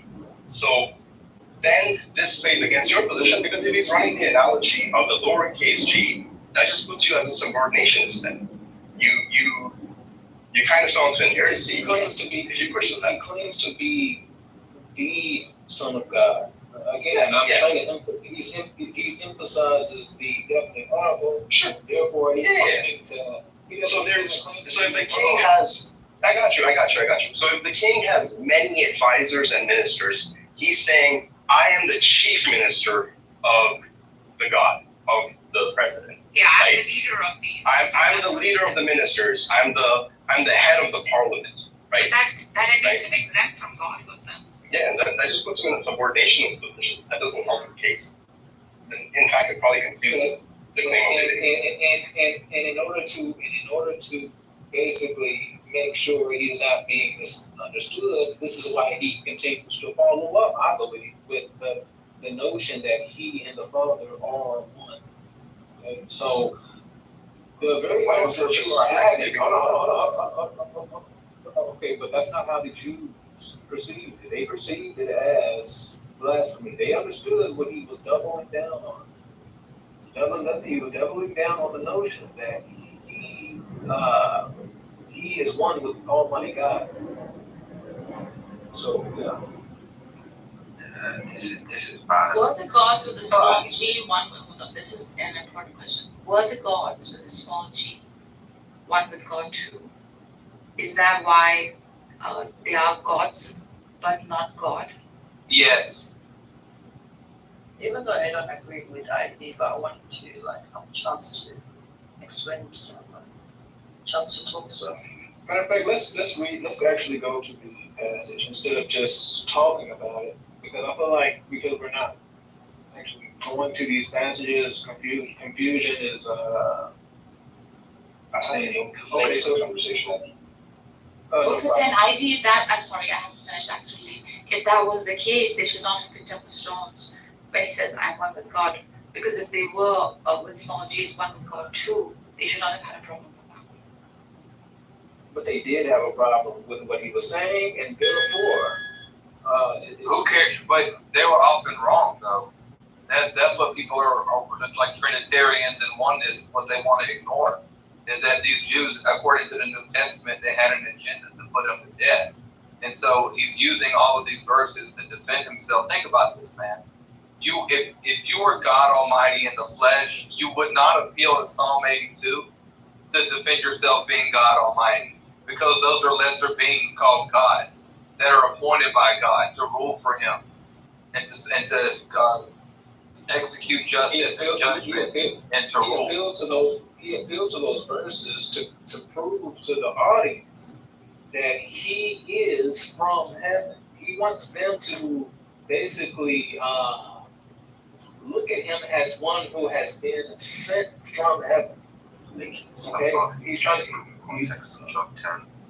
In the context of John, I'm not making it up. If I'm claiming to be the general of the Son of God, if I'm claiming to be the head of the Son of God, that would mean that I am in the position that I am designated as that, and therefore what I say needs to be listened to. I have authority given to me by God. This is what he's trying to establish with the people. Does that mean he said, I am my Father of one? Saying you're one with someone doesn't, like I can say me and my mother are one. That doesn't make you that doesn't make me my mother. So just because you see what you're doing, you see what you're really doing. I'm asking you, when he says I am a son of the Most High, does that make him the Most High? Okay, so if you want to say now, say if I gave you that, and I said, okay, well, in this specific passage, Jesus is not claiming to be Almighty. Okay, that still wouldn't prove anything, because that doesn't prove that elsewhere it can be proven that Jesus is God. All you've proven is that the Jewish people simply wanted to. I've proven that he's not coming. So you prove somehow that he's not co-equal because he doesn't claim it in this passage. Is that what you're saying? Well, he doesn't claim nowhere in the Bible. I'm showing you that when I ask you a question, when he says he's the Son of the Most High, does that make him the Most High? And you say I can give you that. It doesn't make him the Most High. This means according to you, he's no longer co-eternal, co-substantial, and co-equal. How? This means, tell me how you proving that. Well, because he's not the Most High. How can you prove that? He's not. Well, I just asked you the question, and you said you gave it to me. So you proved it. I gave. What do you mean? I gave. What do you mean? Okay, let me ask the question. Hey, David, you see this flip flop around? I asked you. When Jesus says, "I am the Son of the Most High," does that mean he's the Most High himself? Well, technically, there's actually no death in the article there in the Greek. If you look where he says, "Do you accuse me of blasphemy because I say I am God's son?" There's no D there. He just says, "Because I am son of God." So you could read it as I am the son of God or I am God's son.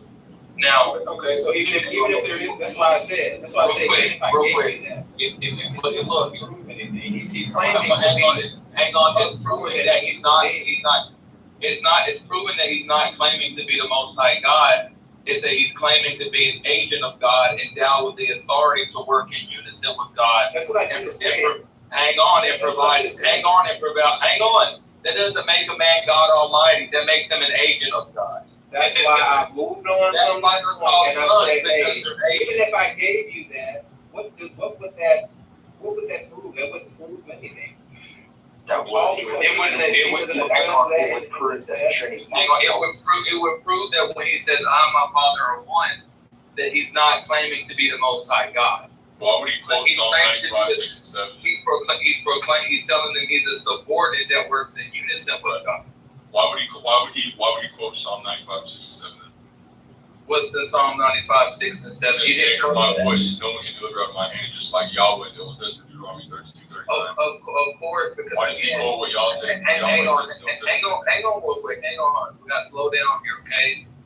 Because the context is about providing salvation to the people, and we know that God appoints agents to provide for His people, to save His people, to lead and guide, and what's the word I want to use? Be a savior to His people. Right, so that's the context. So look, but here, hang on. So when you're looking at John chapter 10, he's talking about being an agent of salvation, and then those knuckleheads say, "Oh, when you being a man, you make yourself a God." And he says, and think about this.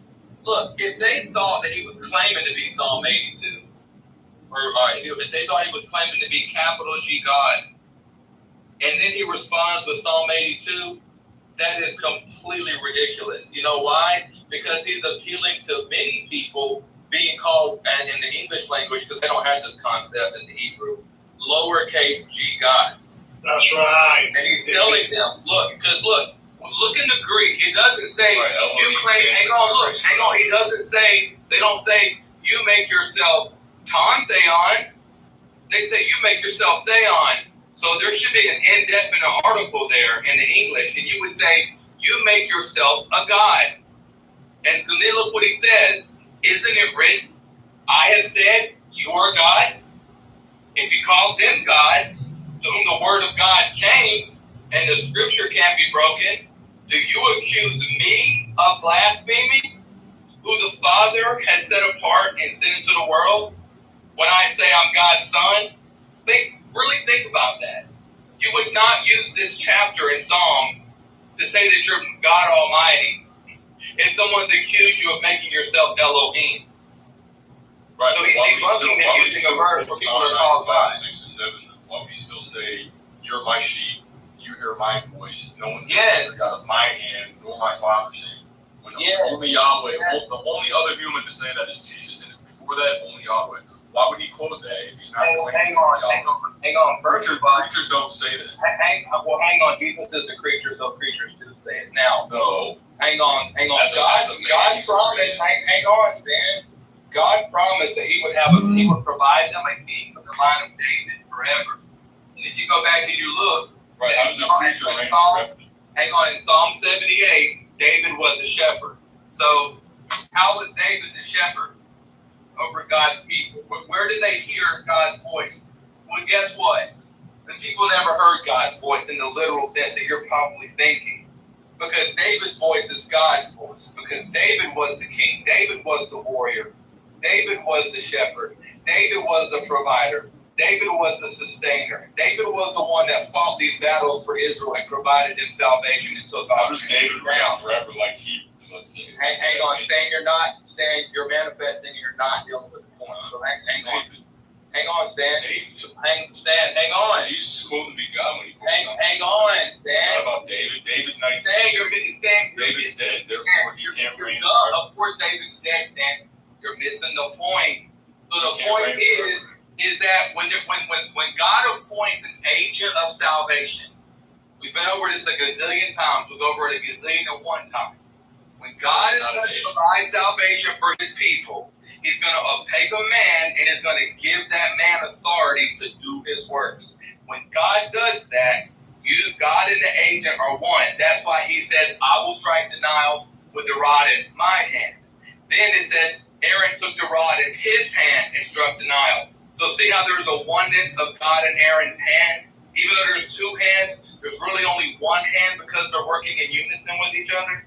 Right. So when God appointed you as agent of salvation, this is what's happening. God is appointing a shepherd. He promised them that he would raise up a shepherd from the line of David.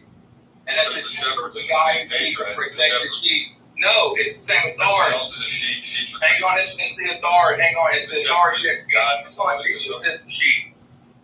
I know, he's the as a human, as a man. Yeah, of course. He's the man that God appointed over the congregation. I think that's what you're not. He's in the same nature as the Father. He's not in he's not the same nature. He's not in the same nature. He has the same authority as the Father because the Father gives him his authority so that he can shepherd his people and do the job which God has appointed him. You see the difference there? Right. It's just like your dad hands you the keys to the truck. Yeah, you're in the same nature. But you're not your dad. I know. I know that. And we're talking about God and dad, right? You're both a human, right? We're talking about God and a man. Right. We're not talking about God and God. Right. Okay. There's scripture to understand that. We're not talking about God and God. Titus, shut up. They don't want to hear what you got to say. Jeremiah 32:47. Jesus as a man has a God because God. Of course, because men have a God. But before he was a man, before he became lesser as a servant, he existed always. Before he became a man, he was in the testicles of Before, no, how could he create all things, including mankind? He didn't stand. If he was in the Father's testicles. How could the Father have testicles if the Father's in the body? You see, you weren't even listening. He's talking about his dad Joseph, so he ain't even listening. You see, that's the problem. Because he would have heard you. No. They think Jesus has like an actual dad, like in flesh. Yeah, he does. No, Joseph. Well. Joseph is that. Just be responsible. I would like somebody to address what Stan. I would like somebody to address what Stan said in regards to Jesus being the creator of all things. There are. We're not. Okay. Number one, if you don't stop interrupting, Stan, I'm kicking you and your pipe out the room. Okay? I agree with you, Stan. I'm just saying. We're not doing stuff around the Bible.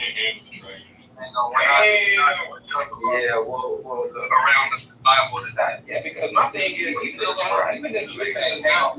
I really don't want to have to get my mic and start blaring over people. So if y'all don't learn to shut your mouth and stop talking when others are talking, especially your moderator, you're getting kicked out the room. Okay? So y'all gotta stop talking. We're not twirling around the New Testament all day. Okay? We're gonna stick right here in John chapter 10, the verse that y'all brought up. And now my thing is, even in John 10, you guys just said that you shouldn't talk about the words. What is wrong with this? People are being like children. Gosh! These people are just so uncultured, so uncultured. Hey, brothers, before you get started, I want to say you guys did a good job today in the room. I enjoyed the conversation. I just want to say that, OJ and David. Thank you, Kenny. You know, it's a word that's not well. Hey, it was very edifying, OJ. It's all a team effort, man. It's real good, and we all help one another. We'll come to where we are. Learn from all of you, including yourself, Kenny, David, and Yahoo. I mean, Stone, Medical Sahel. I mean, I can't mention. You have no idea how you guys have blessed me. Now, without you guys, I would have come to many of the things I've come to know myself. So you see, it's all iron sharpening iron, and I appreciate you. Praise God, man.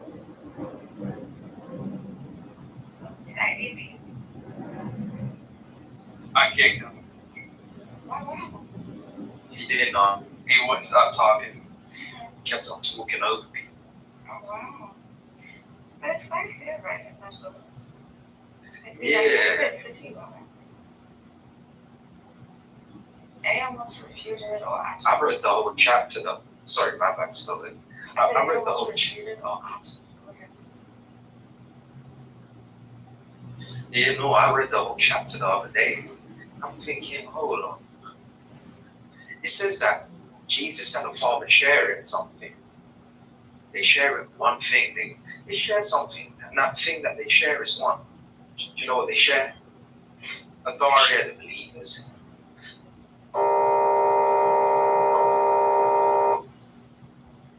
What was that? I don't know, he's getting a Yeah, call.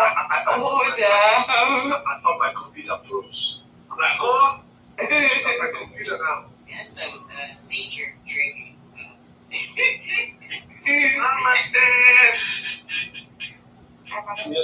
You throw her mom back, y'all. You know, she always gets one. No, go back to another room. It was chaotic in here, so I said, okay, go check on it. I'll be right there.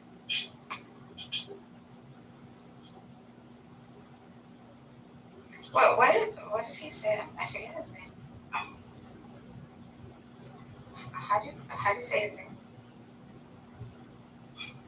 In Hebrew? You talk about Sayer? Ayer? Say it again? Sayer. Fire, okay.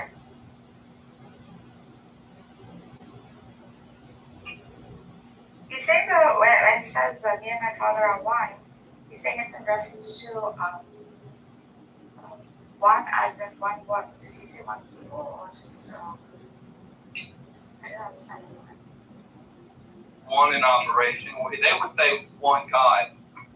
Yeah, so they're saying one, but also remember, like, the reference to context here is to a people who already believe that there are gods with a small g, right?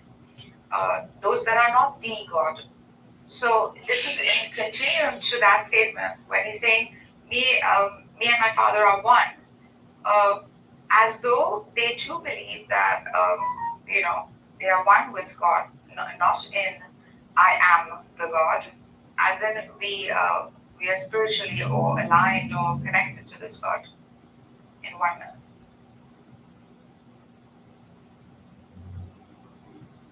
Yeah, it's clearly oneness of operation when you look at what he's talking about. He's talking about salvation.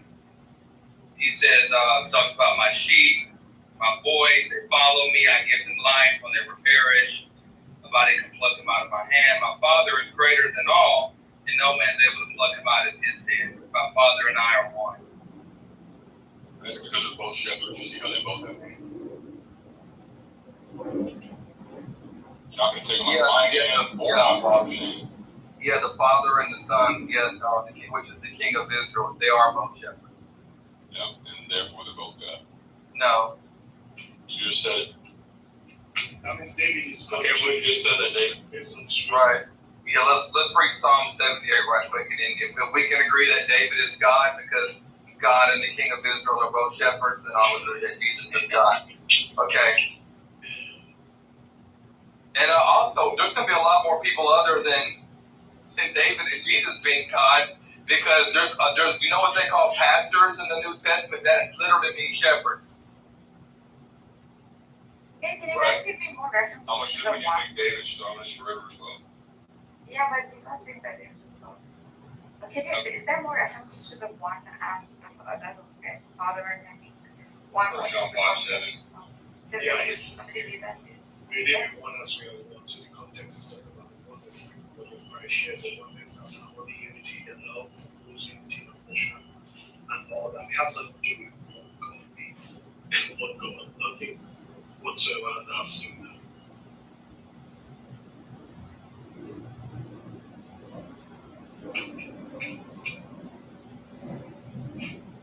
Actually, if you look at the 1B in the Greek lexicon, it says, in opposed to a division in parts and in ethical matters to dissension, to be united most closely with.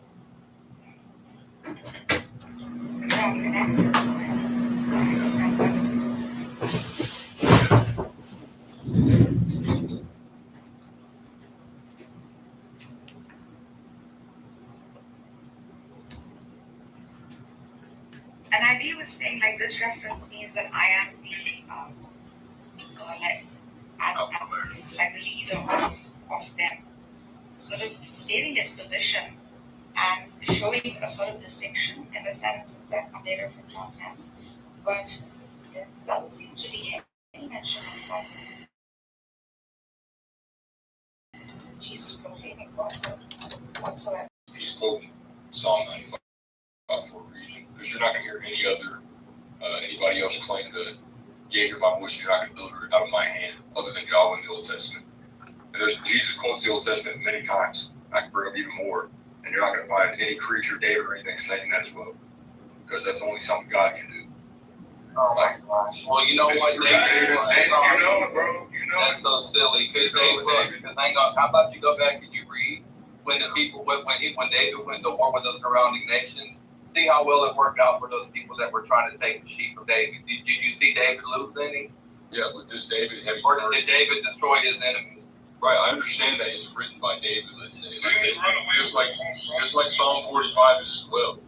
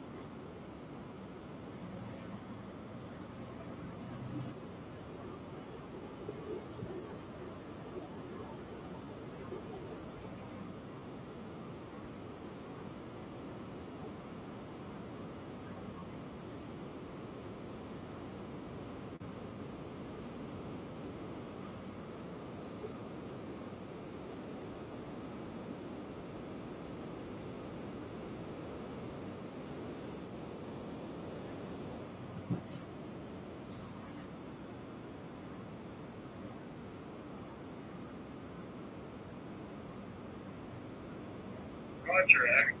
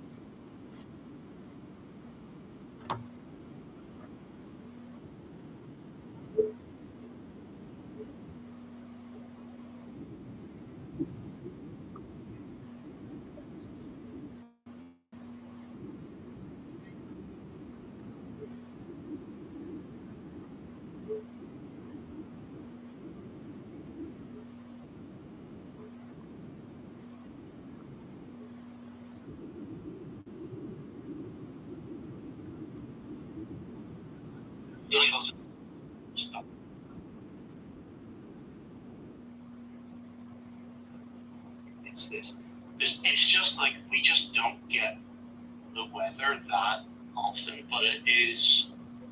Testing. Hello, 1, 2, 3. I was just in Lisa's room, and I had to listen to people ad nauseum talk about how qualified Kamala is. Oh my god.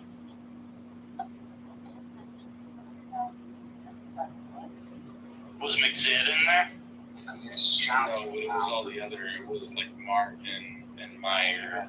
That guy's being blocked. That's why. Norm was there.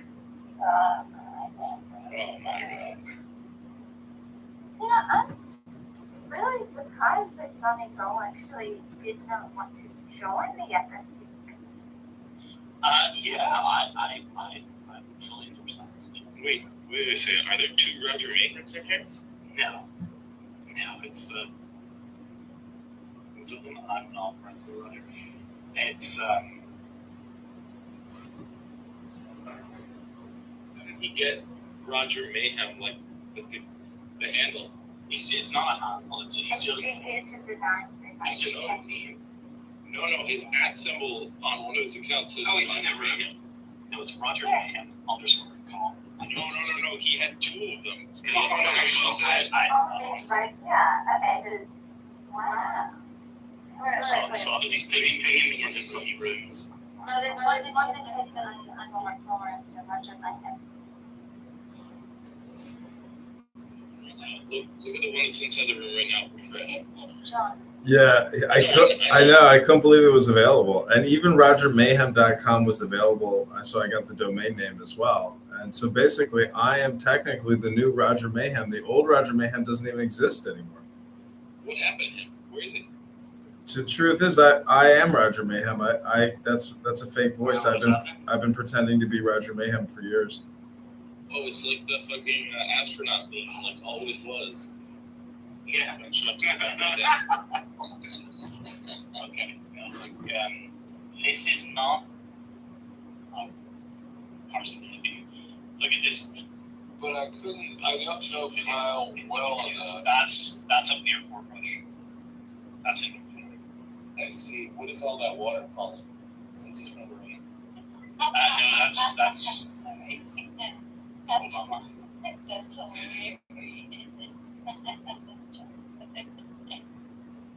But yeah, if only we have weather like that all the time. It's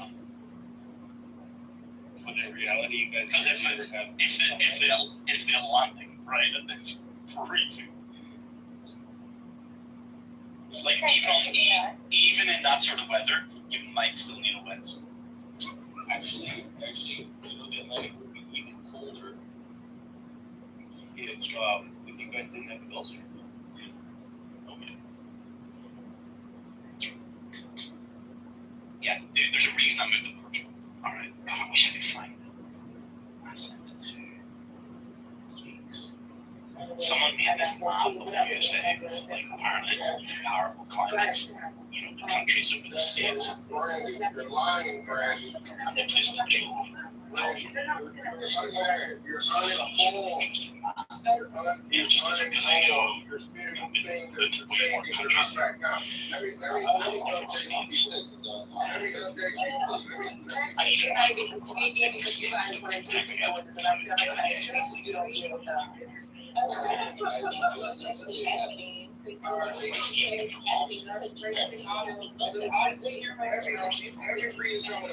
Is it Disneyland or Disney World? Disney World's in California, isn't it? Disney World, I think it's Disneyland is in California, I think. Is it? World is I never get. Florida. Is it? I don't know.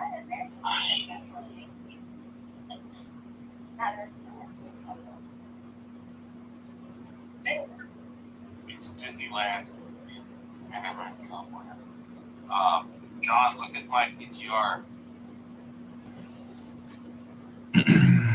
What, you refreshed it?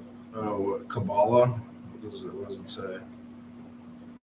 Gallon pint. I don't want to see the other extremely random thing that Northern Irish people do. Teaspoon, tablespoon. Huh. You're aware. You'll be aware of this.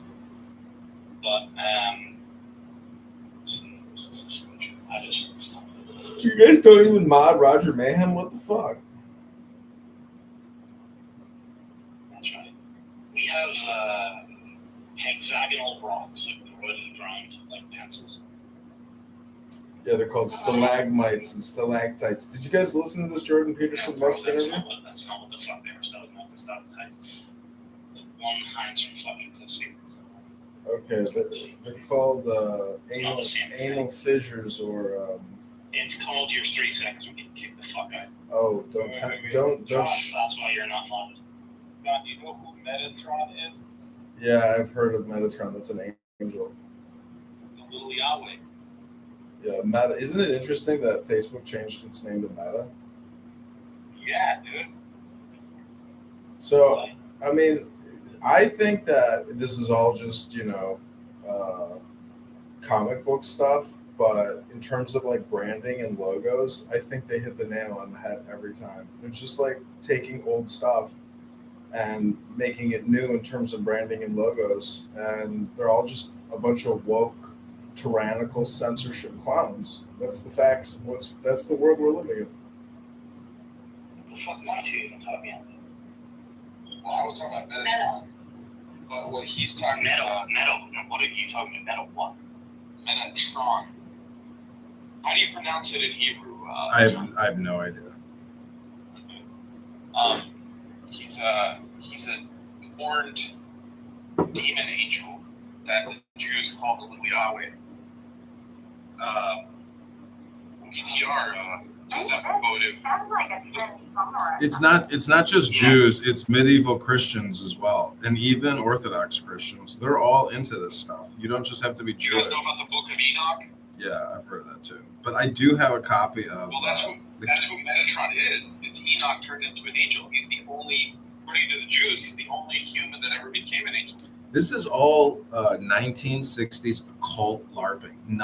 Everything you're talking about is not new. This is stuff that all the hippies fucked with in the 60s. So that's the annoying part, where when if it's new to you, but if you look at the history, yeah, it's not even new in terms of the 1960s America, and it's not new in terms of 1560s Europe. Like, this stuff is what people used to fuck with when they didn't have the ability to jerk off to, I don't know. You see what I'm saying? Like, it's a content. It's old content being made new again. Oh, there's nothing new under the fucking sun. Exactly. Look at PTR, John.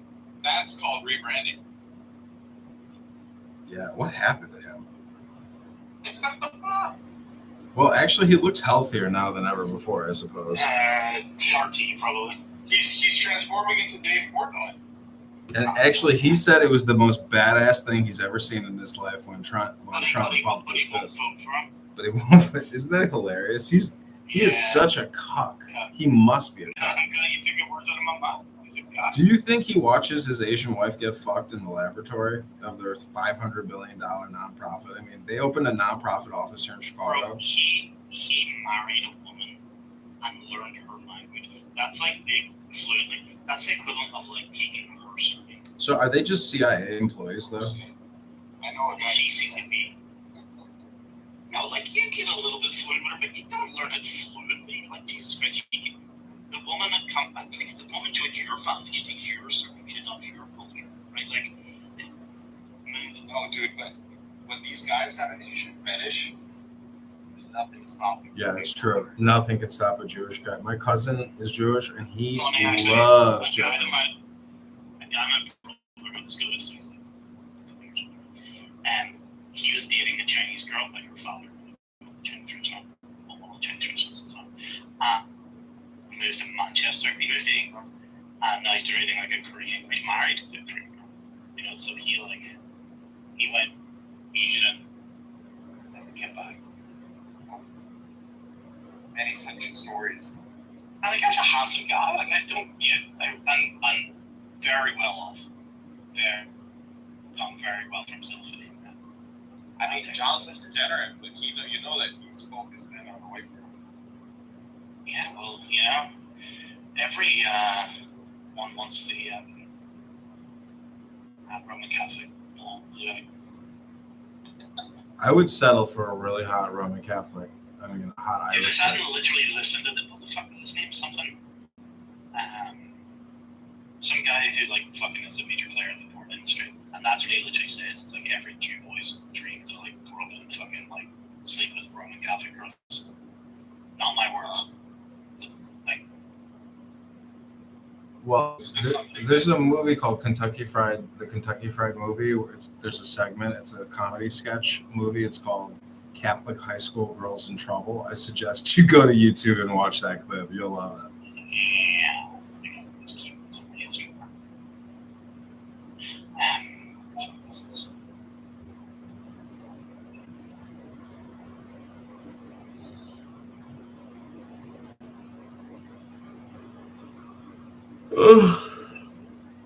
It's so weird to hear you not in persona mode.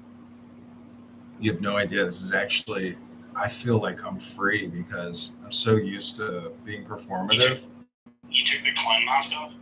Well, Roger Mayhem is essentially Tiffany Sotheby, meaning that it's a brand. And anybody who gets upset and they think that I'm appropriating. I heard you speak like this. Yeah, I'm here. So the point is, go to rogermayhem.com and follow me on Twitter because I'm going to make a YouTube channel. I'm going to make everything about Roger Mayhem now because he himself is a cuck. He says, "Oh, I can't vote Trump. I can't vote." He himself is just an obfuscating, obnoxious person, just like all the people that he talks with. They're all low IQ. Mike Kulich, owner of Monarchy Distribution. Wait, are you Roger Mayhem or somebody else?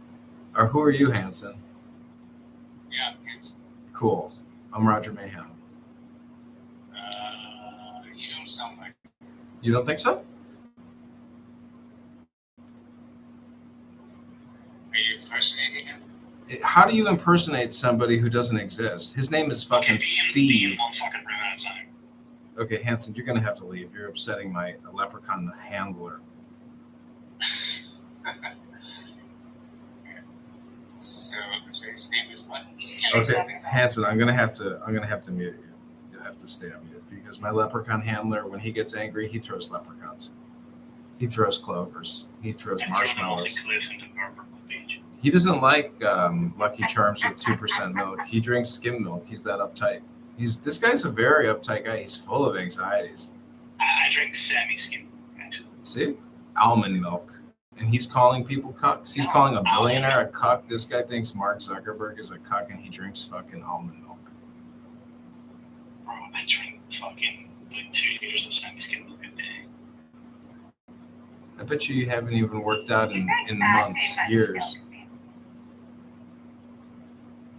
According to May. why? Well, you not being able to drink milk is not my problem. That's a you problem. I guess it's just more of the year. All the more for me. That's right. I can legit, like, I don't think, like, those American gallon jugs you see, which are huge. I don't think I can drink one of But I could drink 2 liters of milk at once. Easily. If it's bread, oh my god. Something else. Go ahead. That freaks people out. Some people, you know why. I was going to say something else about that Metatron and all these angels and the Kabbalah and stuff. The Catholics do the same thing because I have all these Catholic candles that I regularly buy. And like yesterday, I lit a candle to St. Jude. And apparently St. Jude was best friends with Jesus. And so when you pray to St. Jude, what the fuck is the difference between praying to St. Jude or praying to Metatron? I mean, it's all the same positive neurolinguistic programming. You say the prayer, you focus on your desire, and you know, it's artwork with commercialization, and thus you have business. So Diego, your Jewish derangement syndrome, and anybody that has JDS or TDS, or for that matter, SDS, which is self-derangement syndrome, you are your own worst enemy, and everyone in this room is guilty of being a moron. I am complete. Actually, if you consider a camera recording me, then yes. Do you like how you look on camera? I mean, I look like Roger Mayhem, which is the most ironic thing, you know. I love it. I turned into somebody else's non-playable character.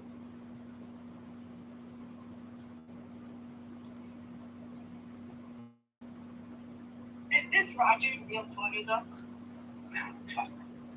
No, this is some stupid like Texas like sociopath, some movie. I can't remember what it's about, but or some English guy. It's some famous English guy who was like a gangster. There's a movie about him. I can't remember what it's called.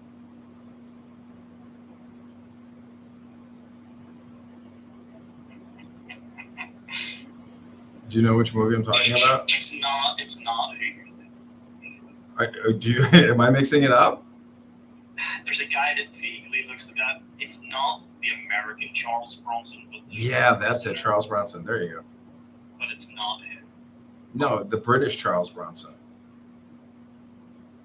Not the fat American singer or whatever, but this is like a historical guy. He's like he was like a Native American cowboy western actor. No. I'm sorry. Charles That's Bronson is not. No, American. I get it. I know. I'm not saying that Charles Bronson. I'm saying Action Bronson. I'll look it up. I'll Google it. But Actually, I don't know if he's Native American. whoever this guy is in the PTR, I'm pretty sure there's a movie about him. It's in Britain, and he's like a criminal, and you know, it's a loser story. But for whatever reason, this is what Roger Mayhem chose to make, you know, a well-known.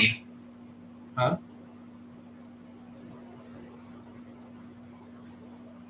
Anyways, has Angela told you the good news?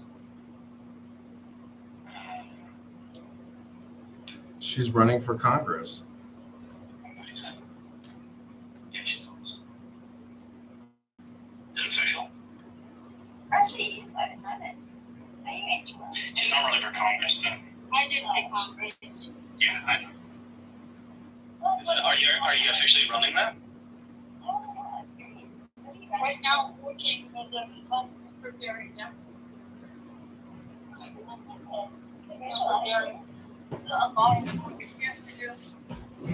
A lot of work he has to do. Get your supporters on board.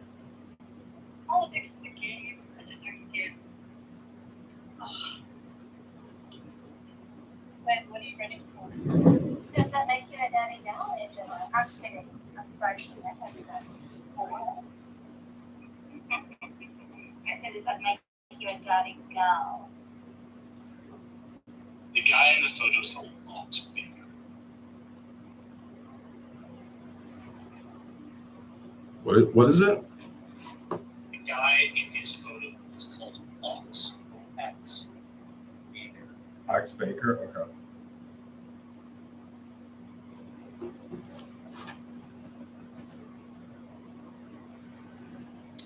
You have no idea how angry people have gotten seeing this Roger Mayhem profile and knowing that, like, because their whole lives they think that there's somebody actually called Roger Mayhem instead of some guy named like Steve Thompson, you know, in San Francisco or something. And so all these losers on this app, I created these rooms. They go in their rooms and they realize it's not the real Roger Mayhem, and it just pisses them the fuck off because they're like, they realize how. He's a amazing to me that, right, like, I choose this name on this app, and people have to call me T-Robs now. Right, like, that's what they have, because I fucking chose it. No, like, it's not the name that's given to you, right? Because I don't know, like, you take that for granted sometimes, like, the name that's given to you. But, well, unless you're a tranny, right? But I chose this name, right? And then people have to call me that because they maybe don't know it, or they're respecting it, or whatever. Except me, I call you Putin or Putin, yes. Yes, that's I've been coming Putin again quite a bit. But it's also amazing to me a little bit, like, naming my dog. It's like, I chose this name out of thin air. I thought everyone said, no one else in my family's probably ever said that name. That's what I just said. But I don't know anyone in real life called that. Anthony, if we're going to go for drinks, we have to go somewhere on the island. I don't know. I'm not a kid, so I suppose that would be the same thing. Choosing a name and then realizing that everyone has the same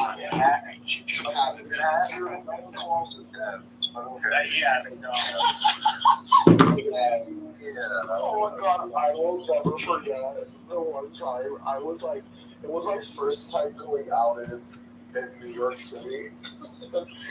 And we went to Little Sisters Lounge, just this club. Oh god. And then we're with this promoter and, the drinks and the bottles and, the signs, and we're having a blast. And we had dinner with him before at Cathedral, which is like right next to the fucking club. And then we get to the club, and there was this bitch that kept like side-eyeing me the whole dinner. Like, she just didn't fuck with me. Not because I was loud or like talking and being obnoxious, because I'm not like this in real life. I'm very much calm and collected.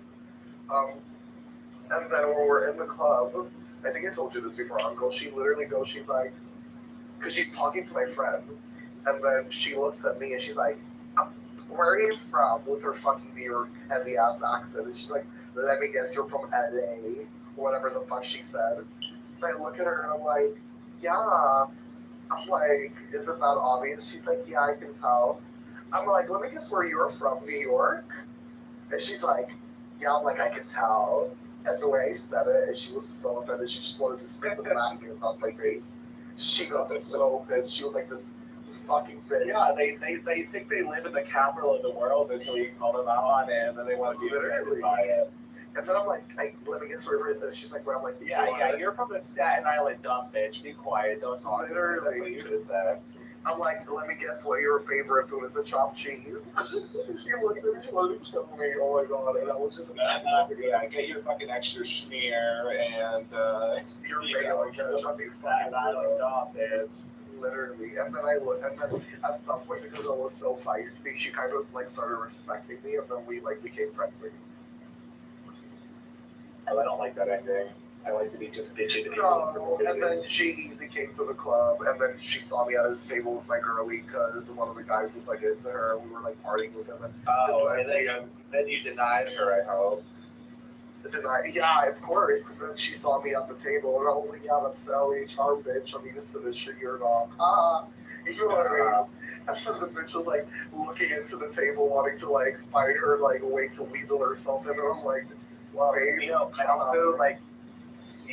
know that you're a very fresh, off the boat immigrant, but I call those kind of people Ellis Islanders.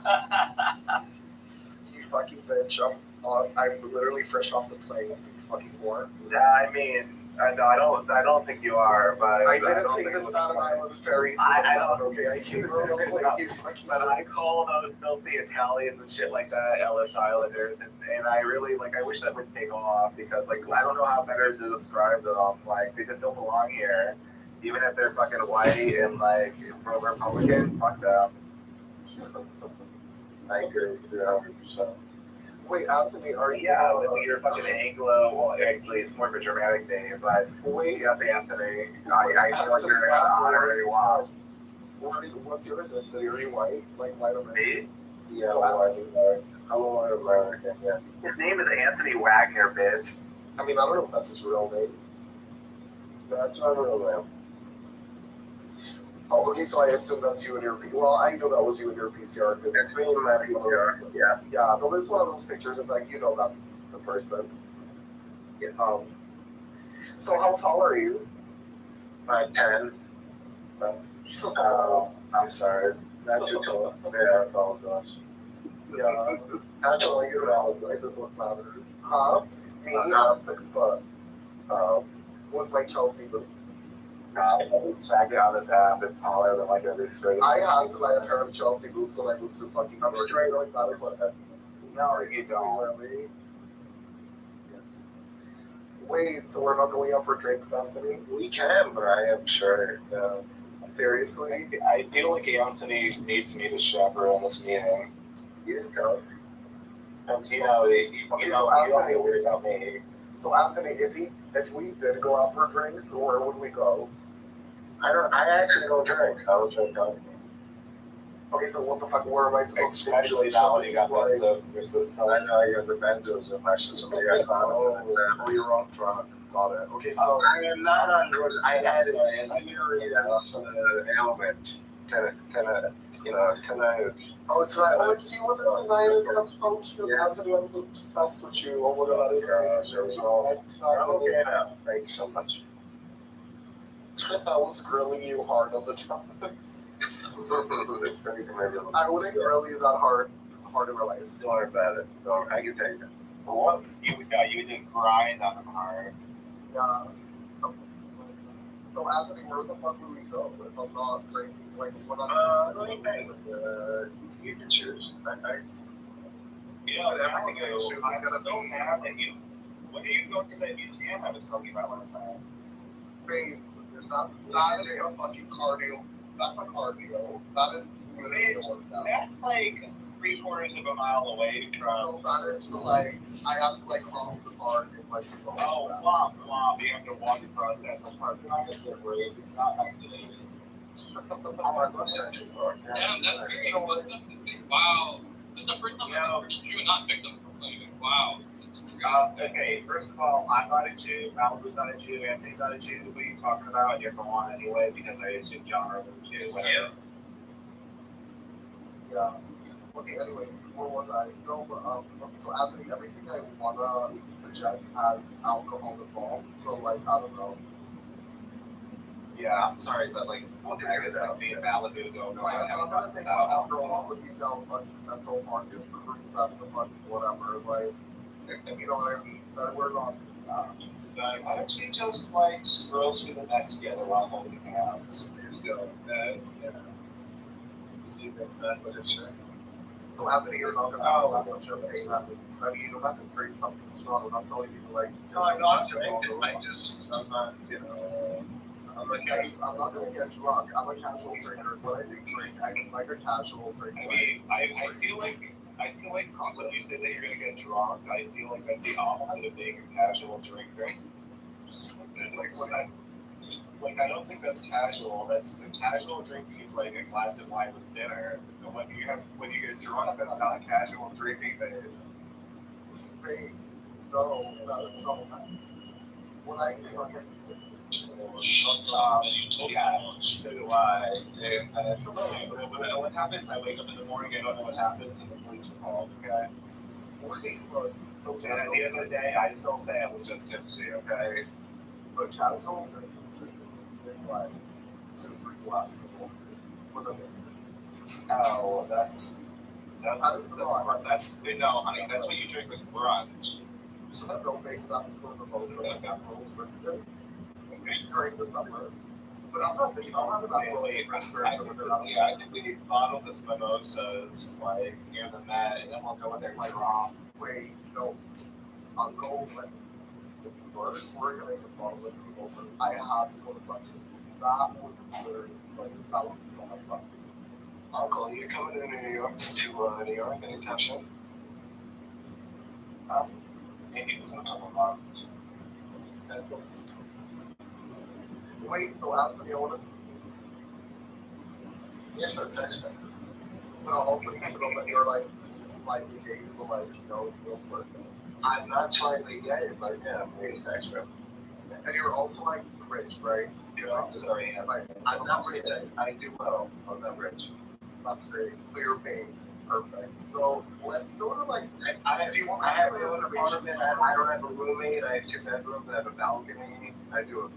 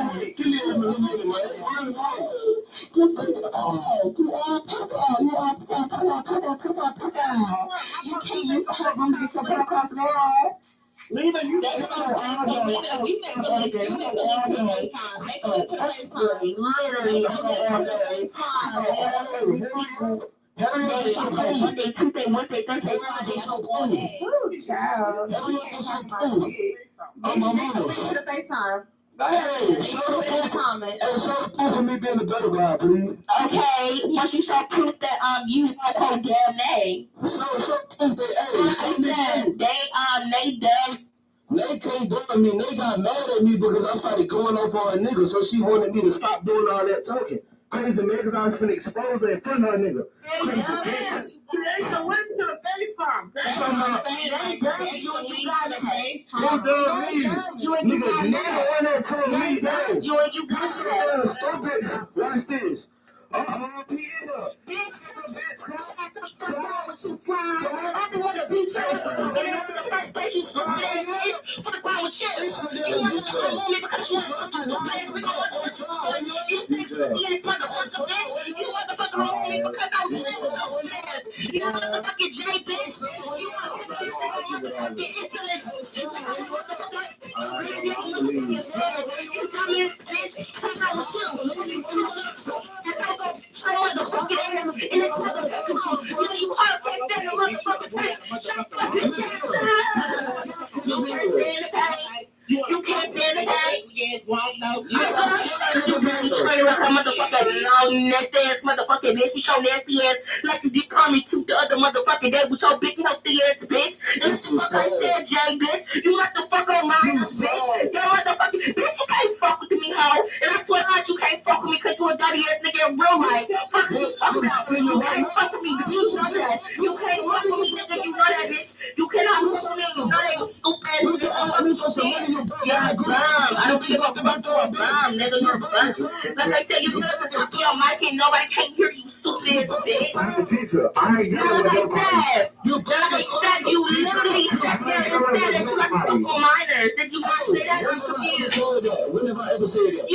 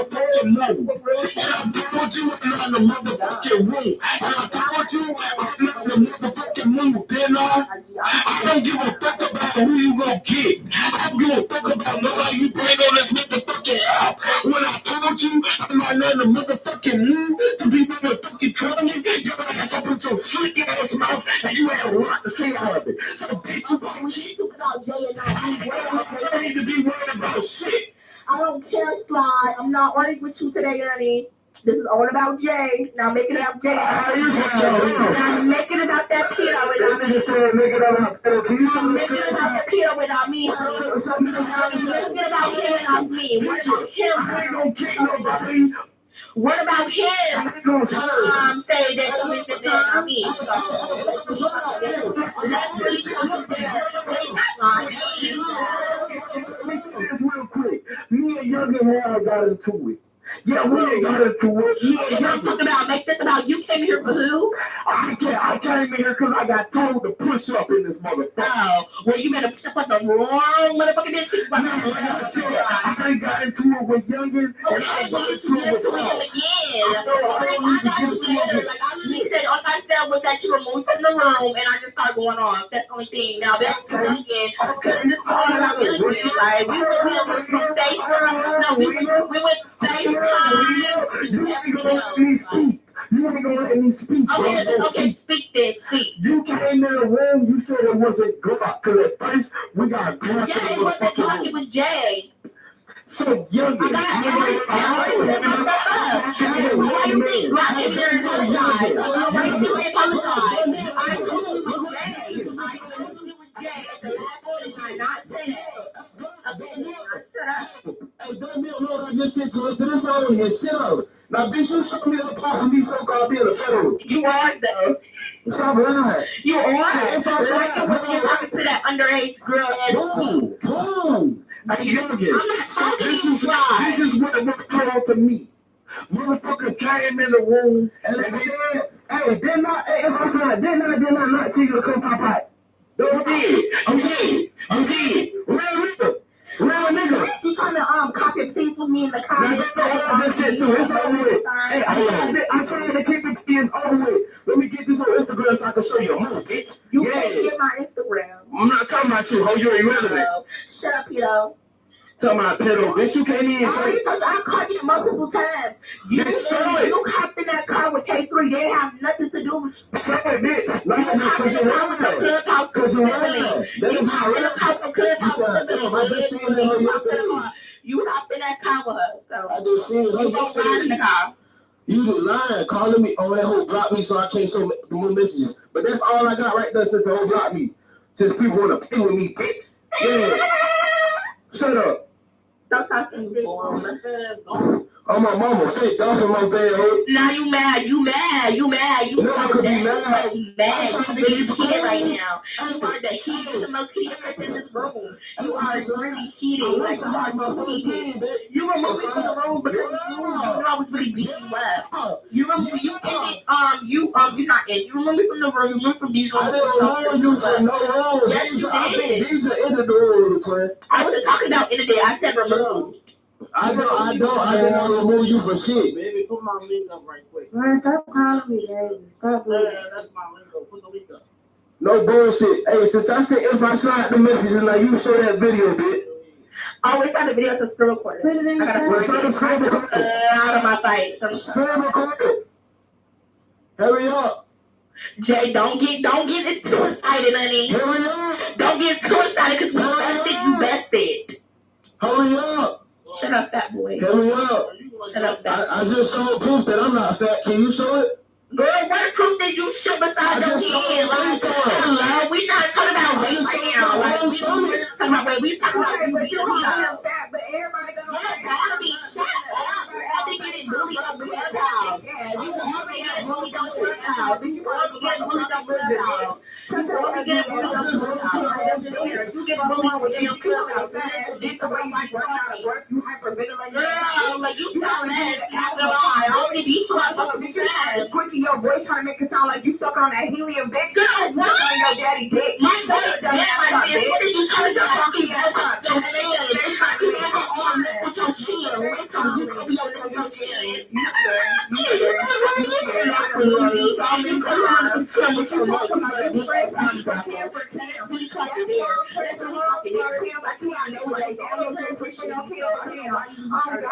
Oh God, you ain't never trashed Barbiana for no camper. You literally got bullied out of the bird. You came up with a show.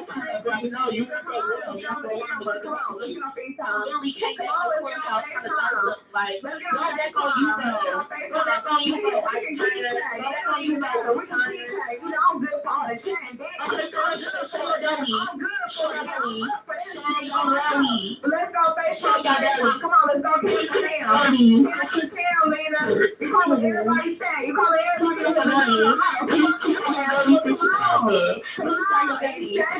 exactly. You scary ass. You scary as fuck. You scary as fuck. Just like your dirty ass mother, bitch. On your dirty ass. You like your shit. You know what I'm saying? You bitch. And that's why you're not coming to that camera. Cause bitch, I'm gonna walk your shit on my toe, bitch. You're scary. You love to lie. Stop lying all the time. You better hope I never get that mug, bitch. You better hope I never get that mug. Fuck is you saying, bitch? You dropped the number in the FaceTime and you was ready to go camp for camp supposedly, but you're a scary nearly ass bitch. Fuck you. You an immature ass bitch. We might as well keep running that motherfucking face. Cause once we get that real mug, bitch, I'm on your ass and I'm dropping the fuck out you, bitch. Fuck wrong with you? Oh, lame ass hoe, do lame ass cuck ass bitch. Fuck wrong with you? Yeah, I'm the only bitch that can put that hoe on hush mode on myself. Fuck you, bitch. Yeah, fuck you, bitch. Bitch, put on hush mode on God. Stop playing with me, bitch. Yeah, now come on, put up the FaceTime link. Put up the FaceTime link. Put up the FaceTime link. Exactly, you scary ass bitch. I done put it in front of everybody, bitch. Bitch, mwah. Scary ass hoe. Now let me go take my shot. You don't want no problems with me. You don't want no problems with me. You said what? Baby, you can see my belly. What are you talking about? Why do you hoes feel like somebody hot in their pregnancy? Hello, bitch, it's all in my bio. Bitch, I love being pregnant. Is you cool, bitch? We made you put your place on private, bitch. Wasn't they sending your baby in the telegram, bitch? I was like, the fuck, I got autistic ass baby, bitch. Shut your dumb ass up, hoe. Fuck wrong with you, oh slow ass bitch. The fuck is this hoe talking about? The fuck is this hoe talking about? Bitch. Have I not been posting about my pregnancy on TikTok, Instagram, Clubhouse? Bitch. Oh, lame ass bitch.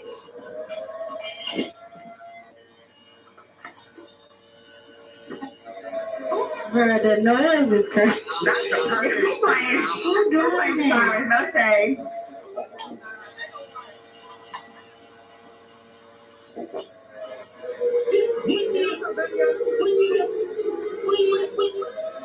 What's that noise? Youngin got on the phone. He showed how he looked. Gemini showed how he looked. I showed how I looked. Hold on, what's that noise? I mean, it's coming to town. It's the two of the saggers that be around town. Fuck is you talking about? You cannot fuck with me at all. I don't know why you been trying to mess with me. You can't mess with me. You not pregnant. Stop lying. Stop that lying. Stop that lying. Let me turn this bitch on to actually play a sound. Let me grab this bitch. Yeah, make it louder. Make it louder, please. Make it as loud as you can. You got like 30 seconds.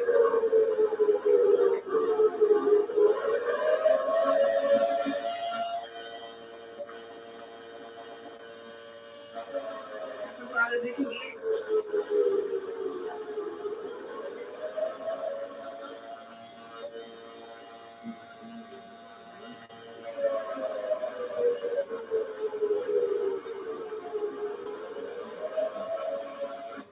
Anyways, like I was saying, you can't just keep on. So I don't know why you're trying to be playing with this. 1 second.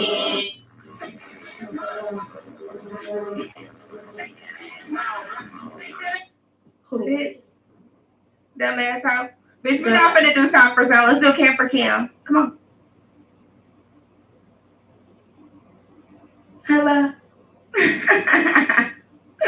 It's quiet. Ain't no back talk. Anyways. Let me go do something, bitch. You started talking my name. Y'all let me know when this bitch ready to get on the phone. FaceTime. Nigga, yeah. Holla. Nigga, you sang. Holla. Nigga, you sang. Holla. Nigga, you sang. Bitch, you don't smell like me. All my songs, bitch, I put you in that dick. I bet you in your face, bitch, you gon' need a stick. I don't give a fuck, bitch, you look like a dick. You wear a tank top, you cool ass bitch. I don't give a fuck, I want a whole ass bitch. I can see your face and I try to get on your lips. I don't give a fuck, I'm gonna put you in your face. Yeah, later, you gotta get up with me. I run by this bitch, and I beat my beat. Beat my beat.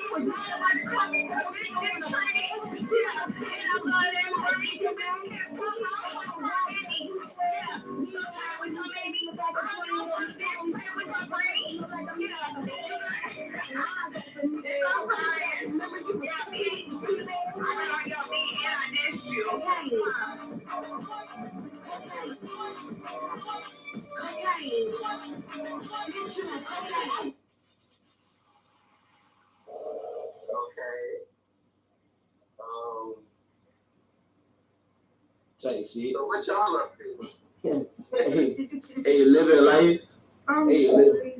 Hey, living life. So much true. My lyrics from me to you. Do you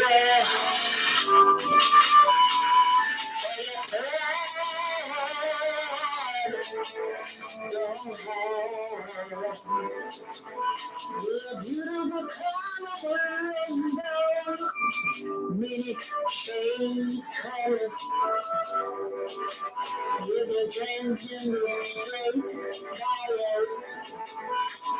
Day is over.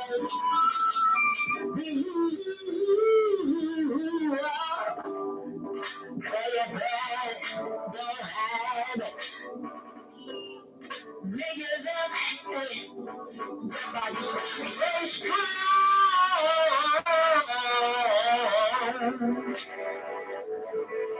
Be who you are. Say a prayer.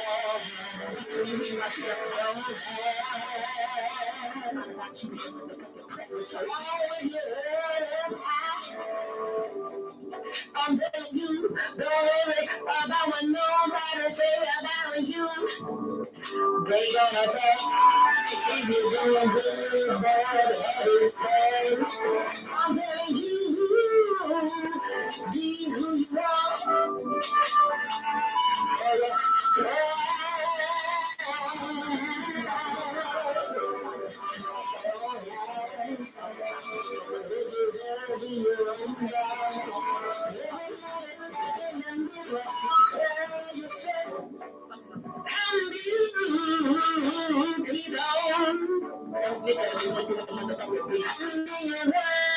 I'm one of a kind.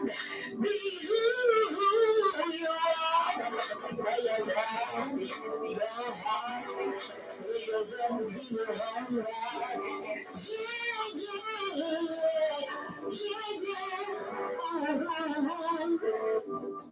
I'm gonna give you who you are.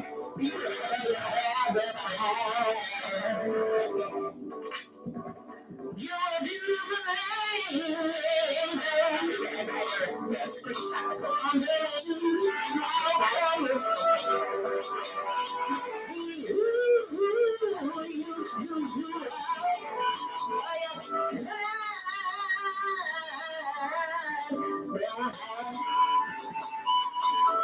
I'm telling you, it just don't be wrong now. Love yourself, be yourself. Every woman you can be. With love that says, fire, don't hide. It just don't be your own guy. You be.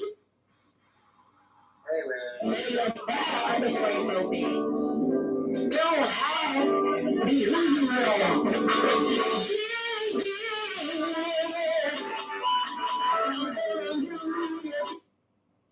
All right, Rick, baby, it's over with. You lost. It's over. Find something better else to do with your life. Love off and live. Maybe for right now. No, forever. You can be done forever. Yeah, hard to do. You lost.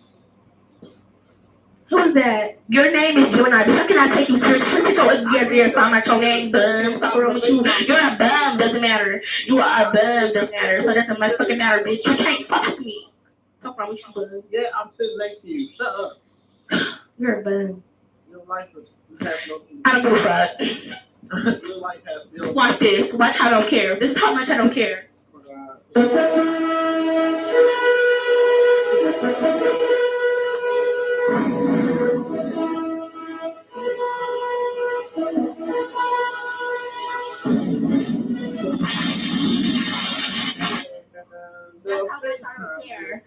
how much I don't care. Do you hear that? That's how much I don't care. But you can't have I don't care. Oh, bitch, I'm never joining that. Let me say my favorite song for y'all. No shade. Carmen really ate on this. Oh my god. Ooh, what's that? Hold on. Nobody want to hear that, Carmen. For real, nobody want to hear that. Hey, you say I see that peaceful shit at work. I hear we should eat it, man. Everybody know I eat on this type of time. I try to leave that on some cool shit. Try to move on on some real shit. But you want to keep calling me? You really want to do this, man? You can argue last, it's your turn, bitch. Would you break my soul? Would you be so kind? Demons and chanting, we cry when you tremble. Life's got to and I couldn't see it. Gave so much to your ass, I almost lost me. It's the kind of trouble, I know it's that big, that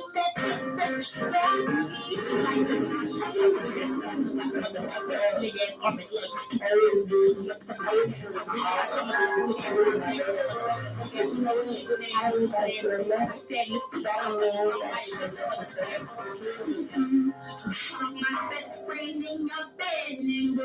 I was in the video of you giving her head. Did you tell her about the other Did you expose me?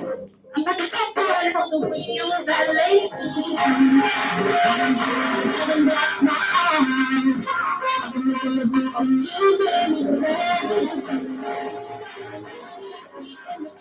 Bitch, you think I'm gonna look out about you.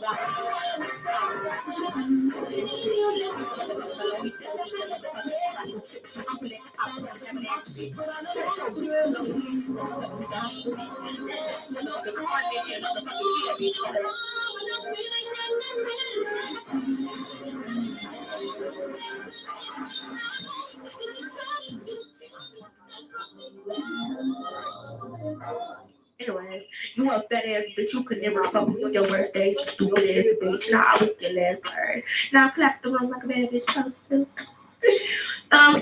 Jay, you still a pedophile. At the end of the day, you still a pedo. So I'm gonna keep saying my word because you are a pedophile. Like she can't show her face. I can't show my face. Is you kidding me? Jen don't know what I look like. Nobody in this room knows like except for probably Jen. You would never see my face unless somebody posts it, bro. What's wrong with you, bitch? Like something you want, bitch. You would never see my face. What you talking about? You don't got your face on your profile picture either. So, I mean, hello? Okay, so be quiet, alright?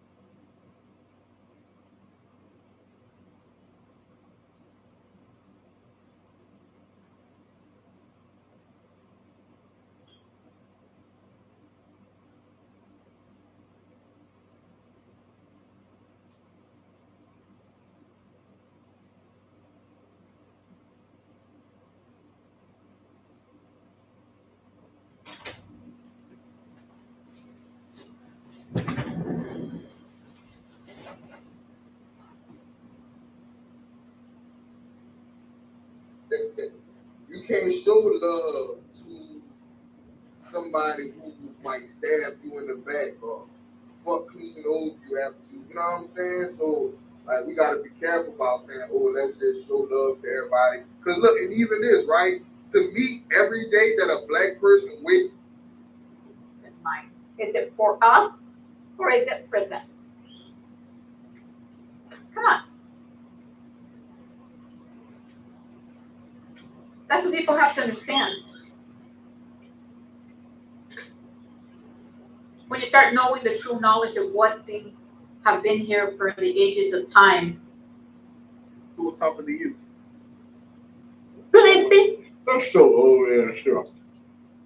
Y'all looking for I nigga. No, he's actually sucking it because he's a big sucker. Hi, Roger. I actually am. Everyone look in the chat. Let's see. I posted a reel. It's a peach cobbler quesadilla. And always think about something. You fat motherfucker. no, I didn't make it, but the nigga actually called the person and made it a fat bag. It's pretty funny. So if you would watch it instead of being a little jerk, You sloppy bloody dope bitch. Always an ugly, it's ugly, always an ugly fucking looking ass nigga that got this shit thing. it's true. Gemini. Talking about somebody old. Gemini, shut your bitch ass up. Okay, no, hello, no. We don't want to hear that. Ooh, you lucky me when I'm always talking to you.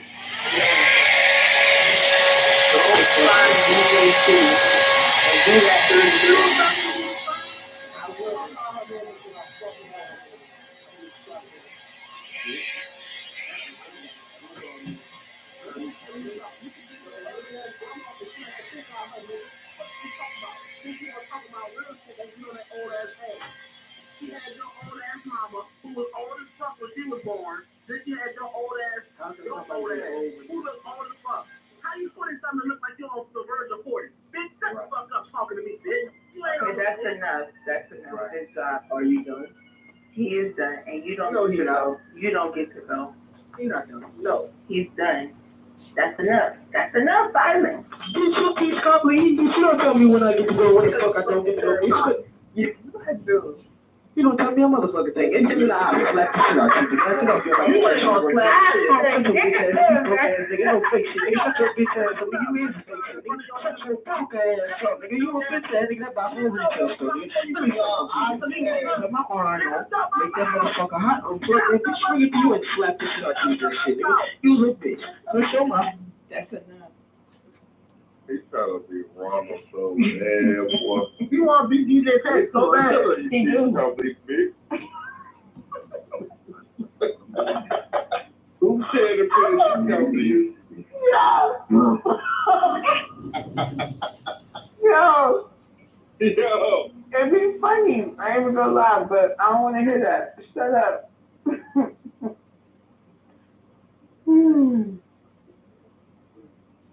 All right, what's next? He said you're built like a fucking cop, bro. I'm dead. That nigga funny, bro.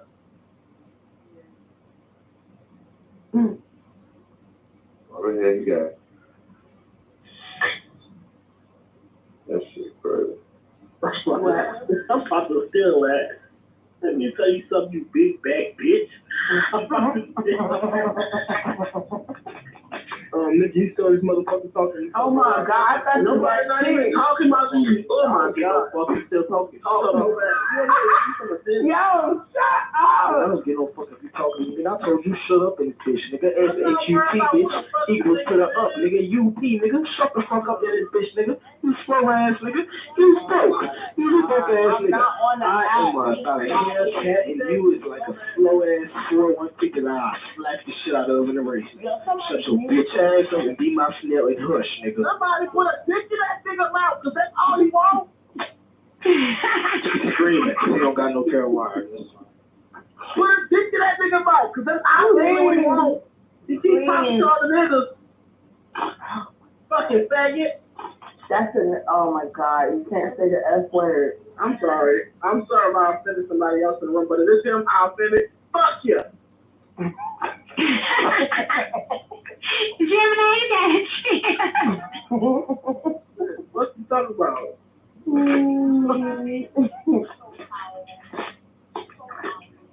That really wrong with y'all, I swear.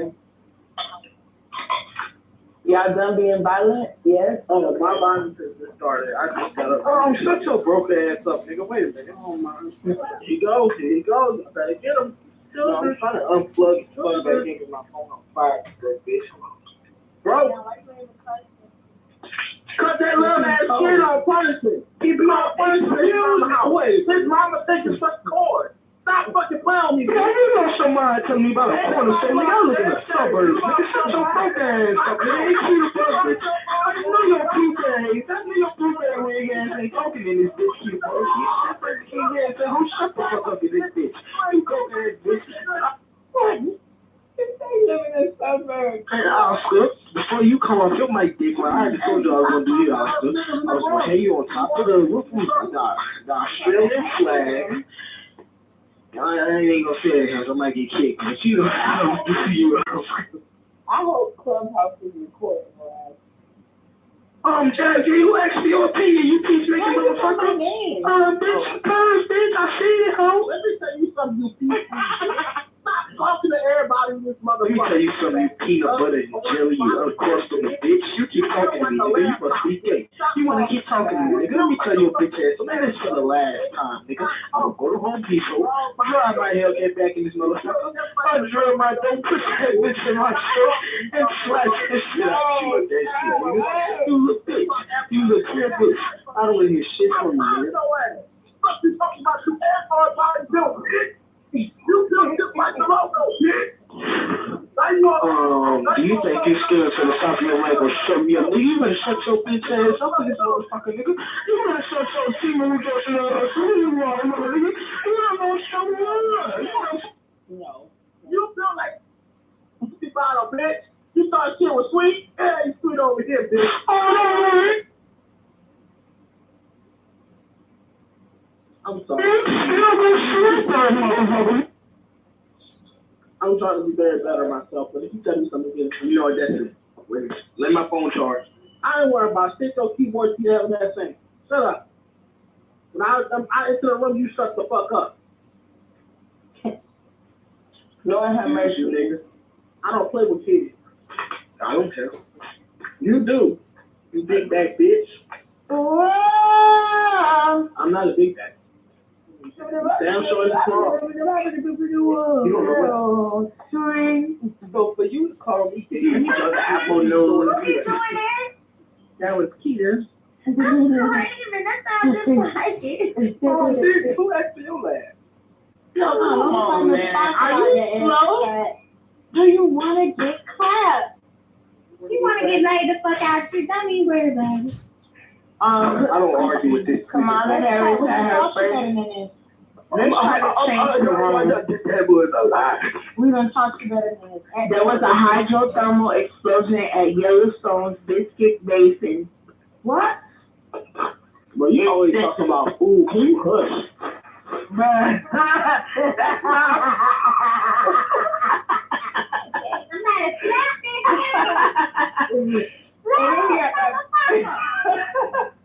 That's not food, dummy.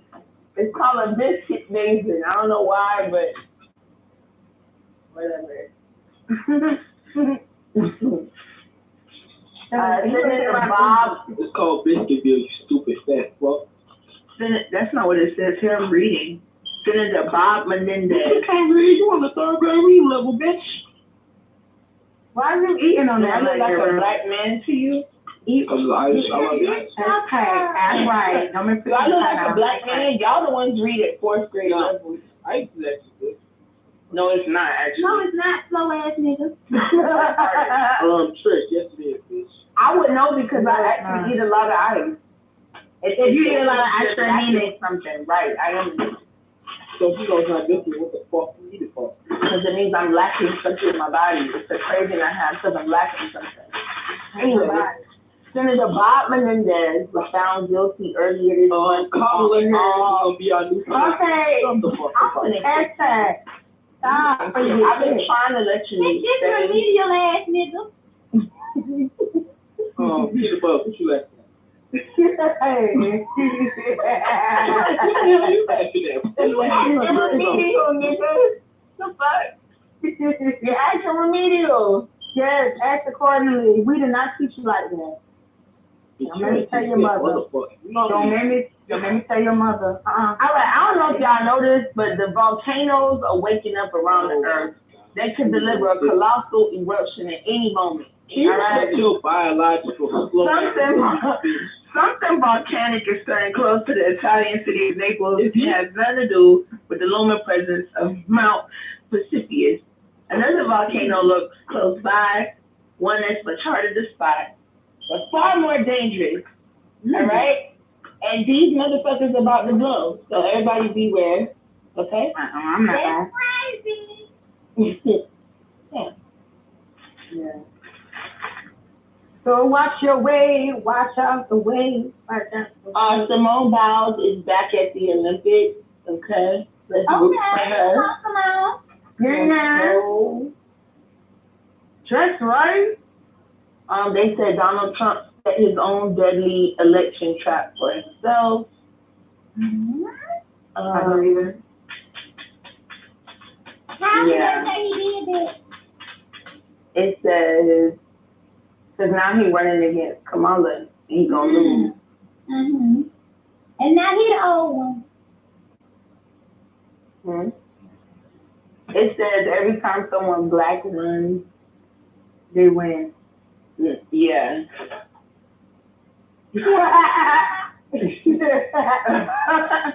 That's what it's pretty much saying. I would post it, but it's on Apple News Plus, so I don't see no. Yo, Joe Biden is lying. Wow. He just tweeted, "It's great to be back at the White House." Yeah. I was just looking at that nigga walking into an airplane from where he got close. So you better not tell me that he really still in the race and we just raised money for him. No, he's not in the race. Oh. He's finishing out his term, but he just ain't gonna run no more. I told you he don't need no more. At the top of him. I know he's like mad as fuck. She said, whatever's good for you, just. Somebody wrote in the comments, why is your staffer posting on X in third person? For real, this is not true. You're dead, bro. They gotta see him, man.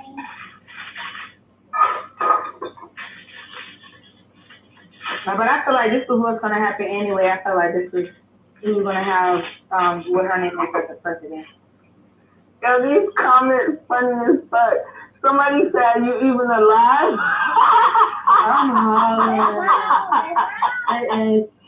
Somebody said they let you back in. Yo, these comments are hilarious.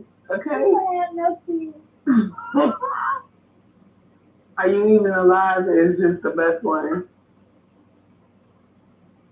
Someone said, "I don't think so," and this is not okay. No, for real. They're lying to us. They always do. They're scallywaggers. Somebody said he is alive. He started his day with a cold, regular Mountain Dew. Yeah. I can't. This man is dead. Like, he's dead. Oh, rest in peace, Biden. Cause we know what really happened. And it was Kamala Harris. She the one who did it. She the one who, I'm making show power. I should have opened some peas. I said, fuck it, let me just eat some farm-raised broccoli. And she popping out. Yeah. That's what broccoli is. Broccoli is a real vegetable. It's not real at all. It's a hybrid. But that don't make it not real. It's just not naturally occurring. Yeah. Ain't no nutrient given for you. Well, that's not true. Well, it might be. It gives you some shit now, some vitamins. Well, they say you're supposed to drink the water off the vegetables if you're not stealing them. to get the nutrients. Because once you cook them in water, all the shit go in the water. I'm finna feed me some veggies. Y'all finna say I ain't healthy. Fuck y'all. The French food is only supposed to be raw or poly.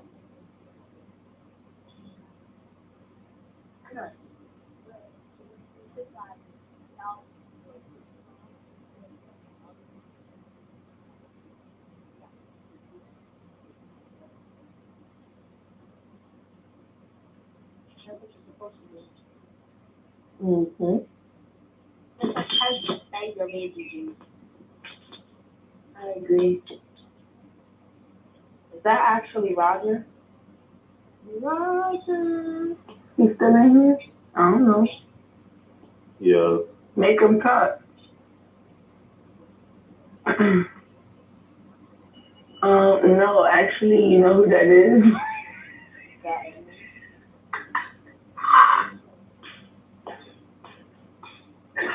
I think that's the admin, bitch.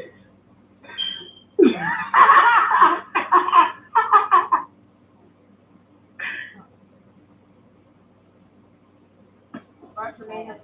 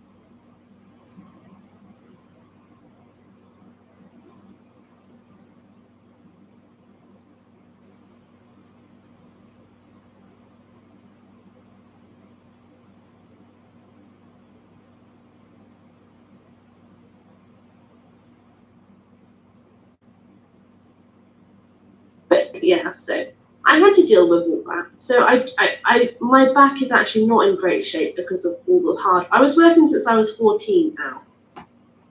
It wasn't until I was married. Wasn't until I was married that I got some help. I'm not trying to take something away from you, man. By the way, Al, I love you, but I swear to God, you're too drunk to be on Clubhouse because you can't even have a conversation because you keep. When you talk, you're talking, and it's like you're saying the same thing over and over, and it's like when the other person's talking, you're just not letting them talk, and it's fucking tiring. And I swear to God, I love you, but you are too pissed to be on Clubhouse right now. Can you please? I'll let you back up in a minute, babe.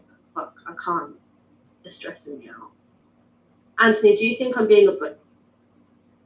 Albus, can you please last speak and wait for your turn? No, I definitely not saying anything. I think it's an honor, you know. I think that.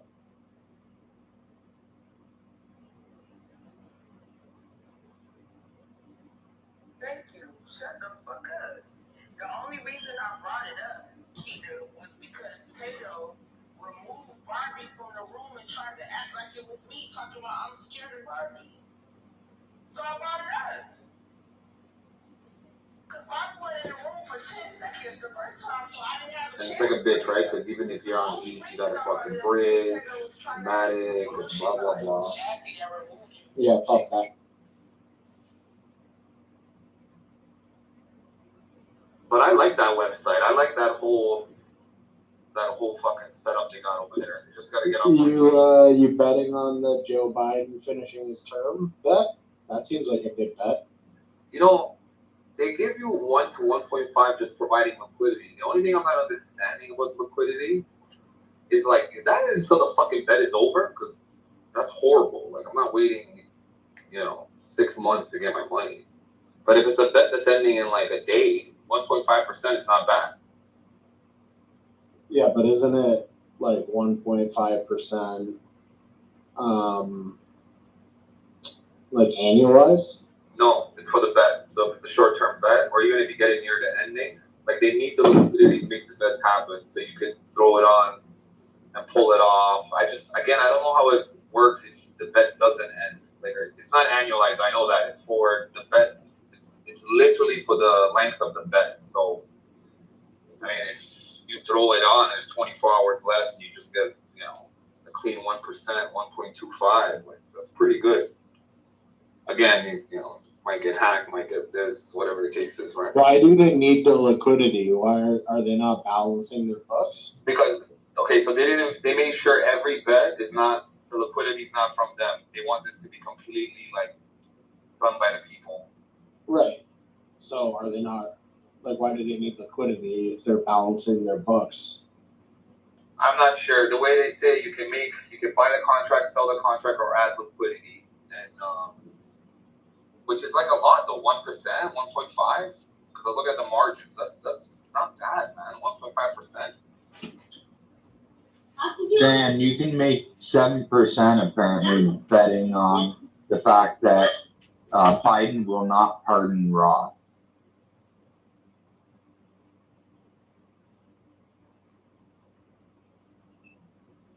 Yeah, I think the whole concept of it is cool. Like, even like if you're quick on the gun with Twitter, news will break. You'll still get a few minutes where the race won't change. Like they have these little fluctuations that you can catch it.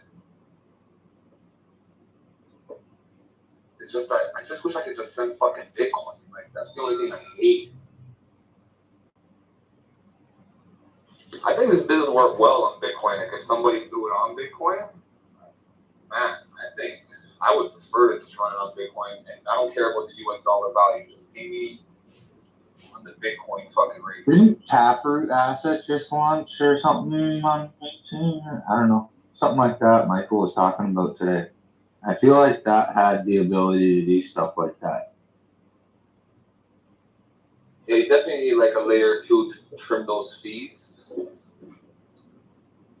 But yeah, man. Well, you can bet if Kamala will be president by Friday, paying 22 to 1 that she will be.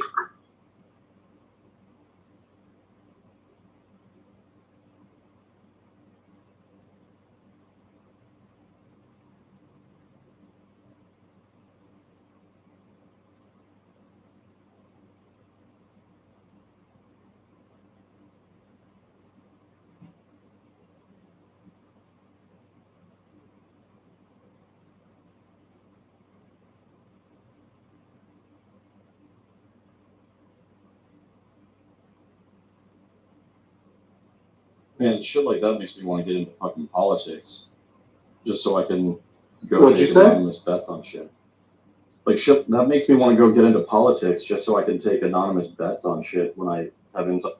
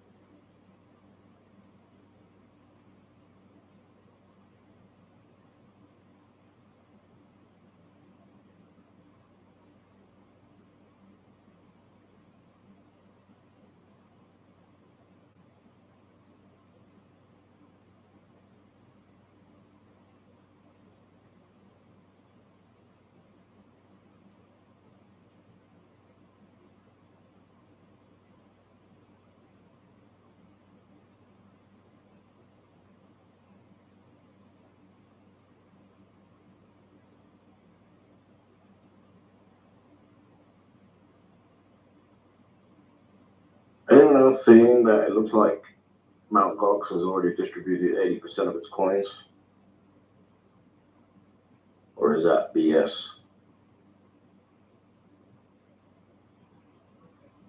It's the real deal. That was it? Well, so they've gone to the exchanges, and the exchanges, I guess there's Kraken is one of them, and I've seen a lot of people on Reddit saying that they got their coins from Kraken already.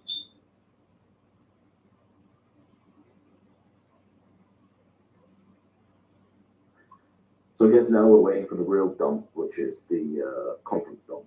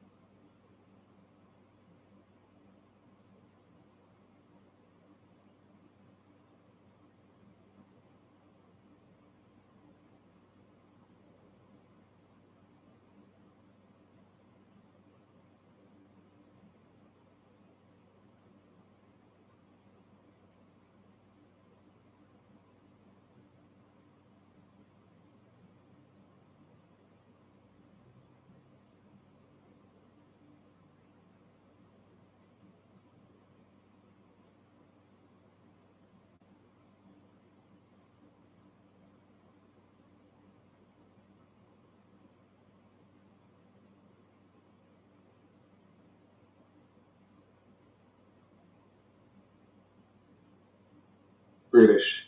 You there? Yo. Did you get some hate for your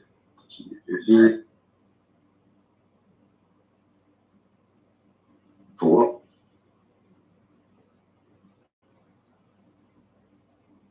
what? Your video talking about Ethereum hoarding from the. I don't know. I haven't even looked. I've not even looked.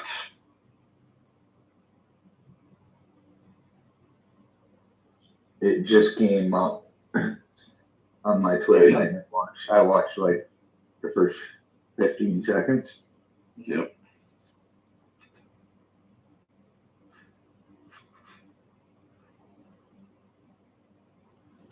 It's You're not wrong. on YouTube. You're definitely not wrong. I know.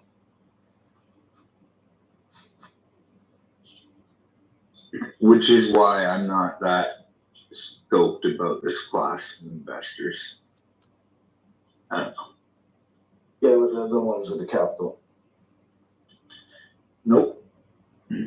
They're the one with they're the ones with the realized capital.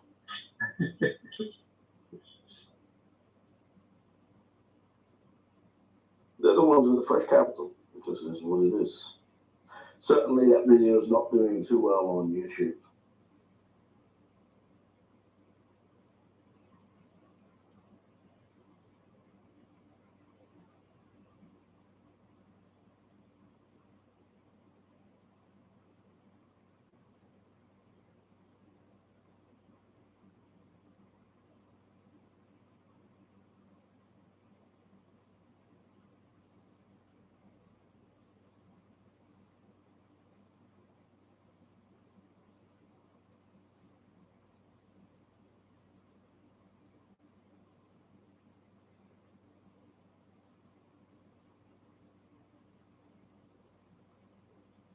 Yeah, we'll see what happens, British, but I'm not super, I'm not super bullish on Ethereum, that's for sure.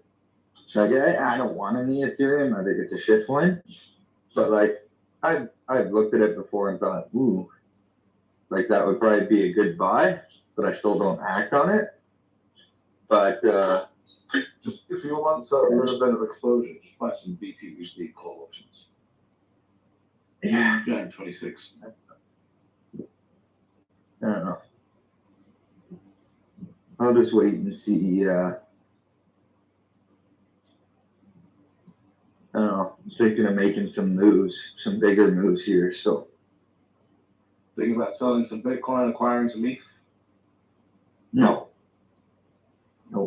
Thinking about selling some other things to buy more Bitcoin. Like what? An investment in a real world thing.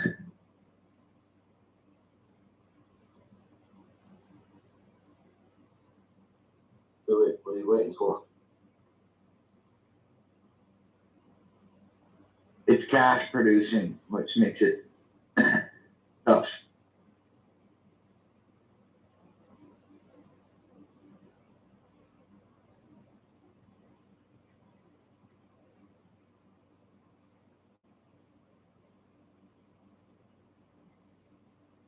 Like cash flow is kind of important, right? Like you have a lifestyle and a family, and 100%. It's the number one thing that Bitcoin is over.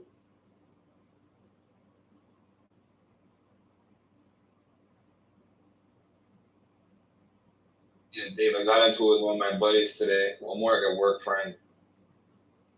He didn't post on his Snap, but there was like a friend with them, and I see this fucking guy in Spain in a bathtub. You know, like, I guess in the nightclub there, if you buy that big Don P bottle, they bring you out with in a bathtub. Like 6 people carry you, you have your bottle, sparklers. And I fucking freak. I'm like, bro, you owe me money and you're out here bathtub surfing? Like, are you a moron? You know, like, what the fuck is wrong with you, bro? He's like, no, man. The answer to that question is yes, he is a moron. Nothing worse than someone that owes you money and you see a nice post of a watch or a new vacation. You're like, oh, interesting. Interesting. The key to that is stop lending your friends money.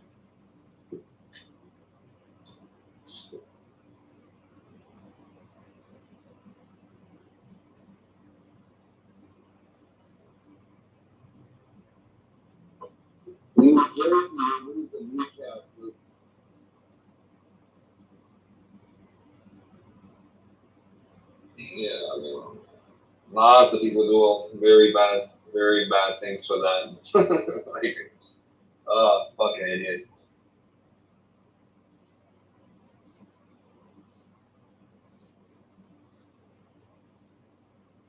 How much is he owe you, Dan, or do you don't want to share? Oh, he owes me a bit. He owes me a bit, Dave. He owes me a little bit. Enough to get me.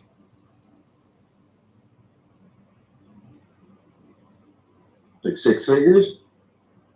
Yeah. Oh, A little shit. bit over that. Yeah. How'd you know why? Did you just were feeling good kind one day? No, I would never even give a loser fucking $500. He's a good guy. He's always had his shit figured out. We've done a lot of deals. We made a lot of money, but I think he's just having a rough one. And I don't know. Maybe he got depressed. I don't know what the fuck. Hey, can you lend me 6 figures? I guarantee you that I'll return it within 4 years. This guy's had many. He's probably had like 15 of these loans from me over the last 3 years, 4 years. He's been a good guy, but just don't fucking, like if things are not going well, like just make sure you look like they're not going well.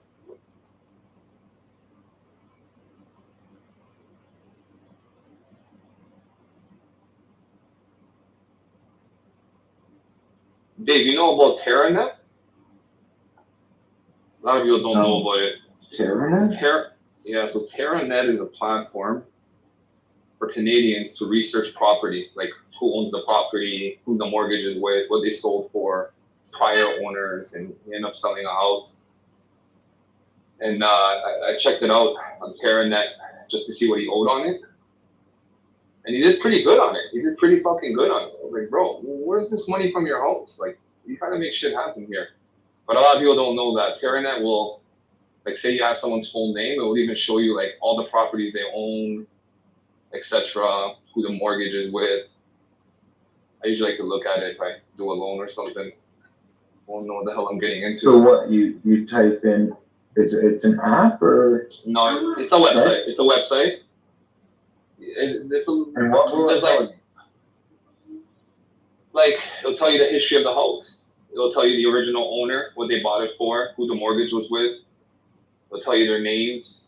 It'll tell you everything. It's just a little annoying because you got to put the zoning code for the address. Like, the people have a hard time with that because there's like these zoning codes in each area. But once you find your zoning code, but you'll find that on Google in 2 seconds. You can put their address or you can put their name. And then, long story short. What, is this just in Canada? Yeah, I think this is just for, at least I don't know, this is just a Canadian thing.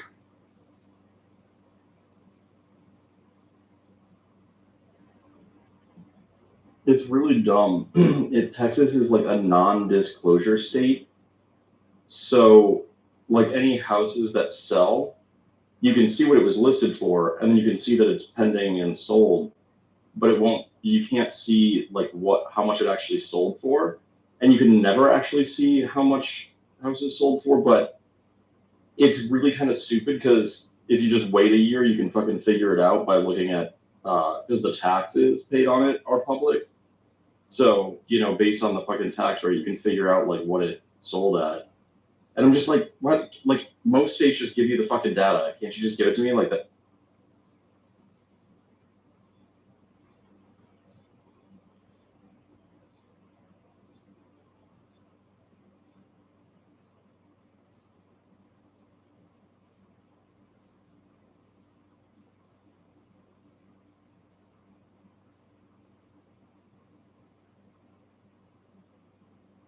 But that's what you were talking about is just prop.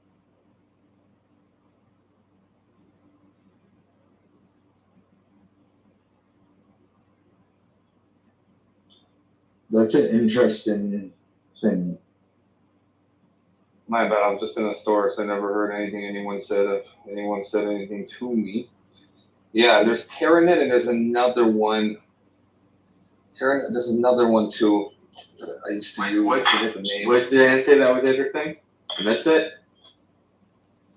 It's just it's like a Canadian tool to look up like housing, who owns it, this, that. But you could use down.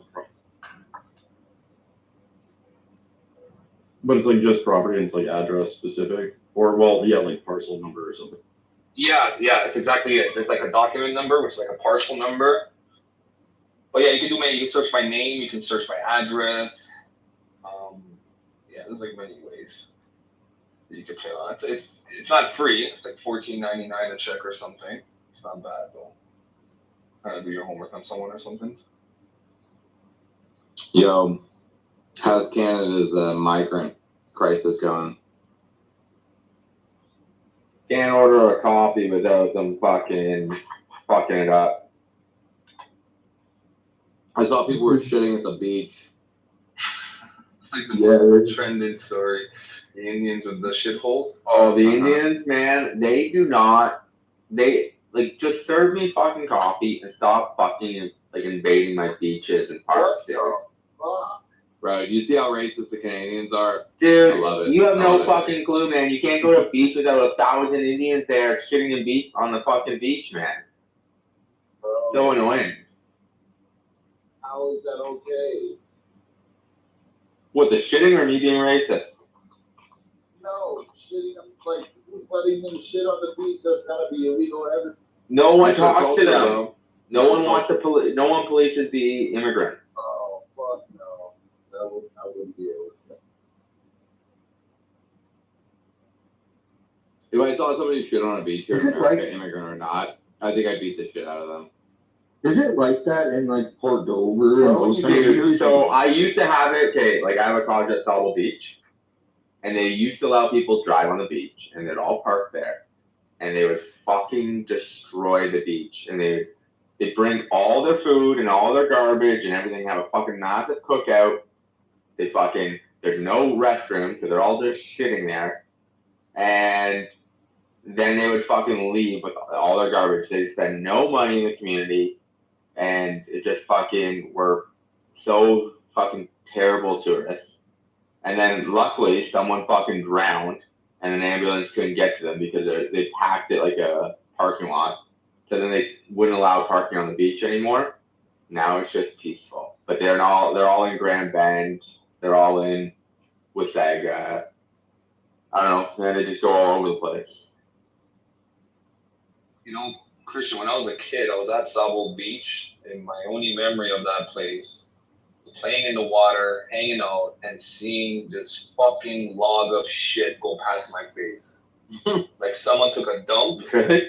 Oh, Dude, yeah, I'm dude. surprised you I'll didn't say never that. forget. It's like the cleanest beach of all the beaches in Ontario. Yeah. There's nothing wrong with the beach. It's just whoever was Indian, white, black decided they didn't take a shit, and they took one, bud. Couldn't tell the race.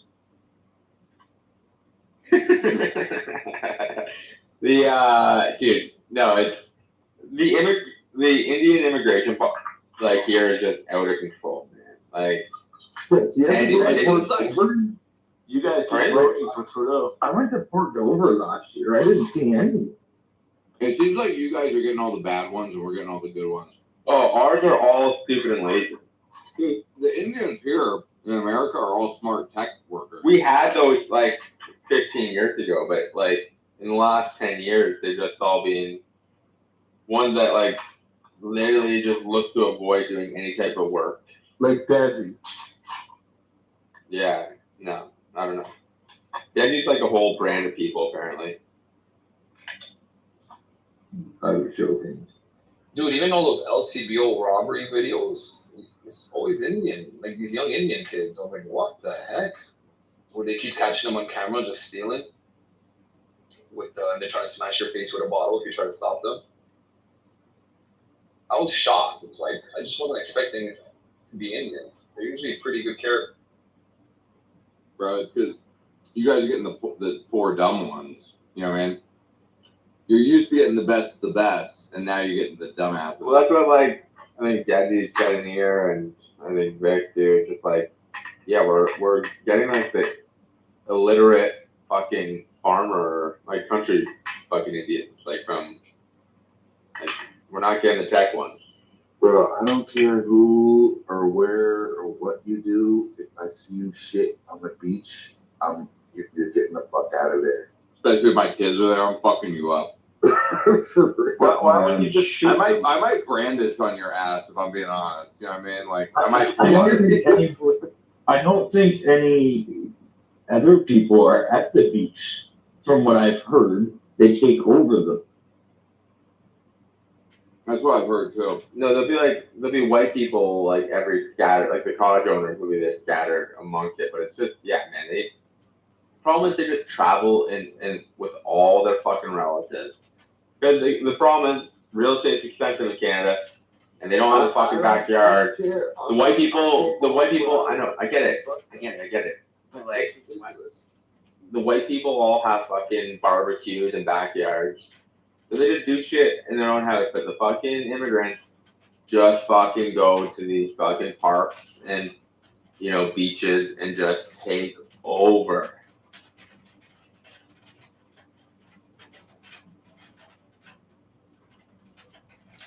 You know, you guys could stop that, right? Just by stopping voting from Cuba.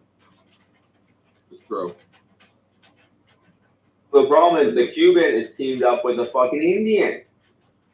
That's what that makes our government. So like the very socialist leader is an Indian. Jagmeet Singh. He's a funny guy too. Yeah. He did they holding an apple. He's like, this apple was fucking 10 cents 5 years ago. Wait, talking about price controls on groceries. He's fucked. Oh, you mean like Bukele and El Salvador doing price control of groceries last week?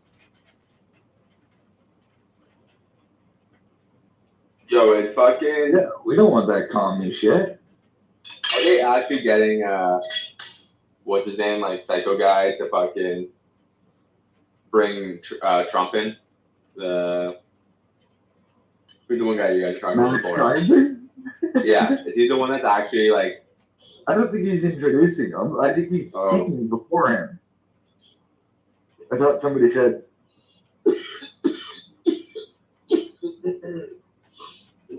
Good Sounded like a good rep, Silva. You good over there? Oh, yeah, that was a good one. That was a good one. I thought Max Kaiser was actually interviewing Trump.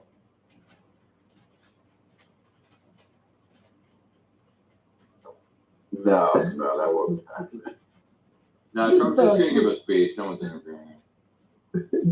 British, when you said that, when Jack was in here earlier, when you said it's because all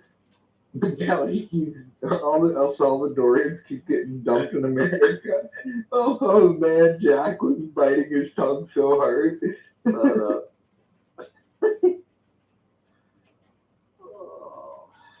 He's extremely like patriotic El Salvador. When he comes here recruiting Otto, you gotta move here. It's the best. You order Amazon, 3 months later, you get it, bro. You get it 3 months. Oh, like, you yeah, changing bro. your name to Salvadorian Hope? I ain't moving to El Salvador, Jim. I told Jack, I was like, when there's a Marriott there, let me know and I'll show up. Yeah. Let me know when the Four Seasons is in town. Right, exactly. No, fuck the Four Seasons. That'll take a while. Just make it a Marriott. They've already got a Hilton there. We know who likes Hilton. Just get a Cracker Barrel. Just get a Cracker Barrel. That's when you know you hit success. They need a Red Lobster, Dave. I can't believe you recruited Sam though. Sam moved down there now. Yeah. I'm kind of curious. There's a bunch of interesting people moving down there. So. But Sam's always been a little crazy though. He's always been a little on the conspiracy. He said You know, he's recently like he doesn't know if it's permanent though. He might. I know, but Yeah, you never know. You never know if it's permanent when you travel. Yeah, like I think he's a single dude in his 30s, right? Like, shit, I'd go there for a year or something. Yeah, If why I not? was in that situation, why not, right? Yeah. But like, why especially British not since he go? works in the industry. But like, if you're trying to set up a family and like, that's not. Are you guys talking about Elliot Wavestad? No, right? Or Staub. Never mind, that's Staub. I'm like, don't fucking tell me Staub is moving there. Because that's scary. Sam. Okay, Sam. sorry. He's a Canadian. Staub. Sam Parker. Okay. Do we even have flights to El Salvador here from Toronto? Do you know where Sam lives? Don't say it out loud. Do you know where he lives? Yeah. Canada. I don't. I have no idea. Roughly. Yeah. He's from Canada originally, but I don't think he lives there anymore. No. He was living in America, I thought. Yeah, he was in Florida for a while. He just sort of like jumps around because most of his work he can do remote, and he gets sent to a lot of comp.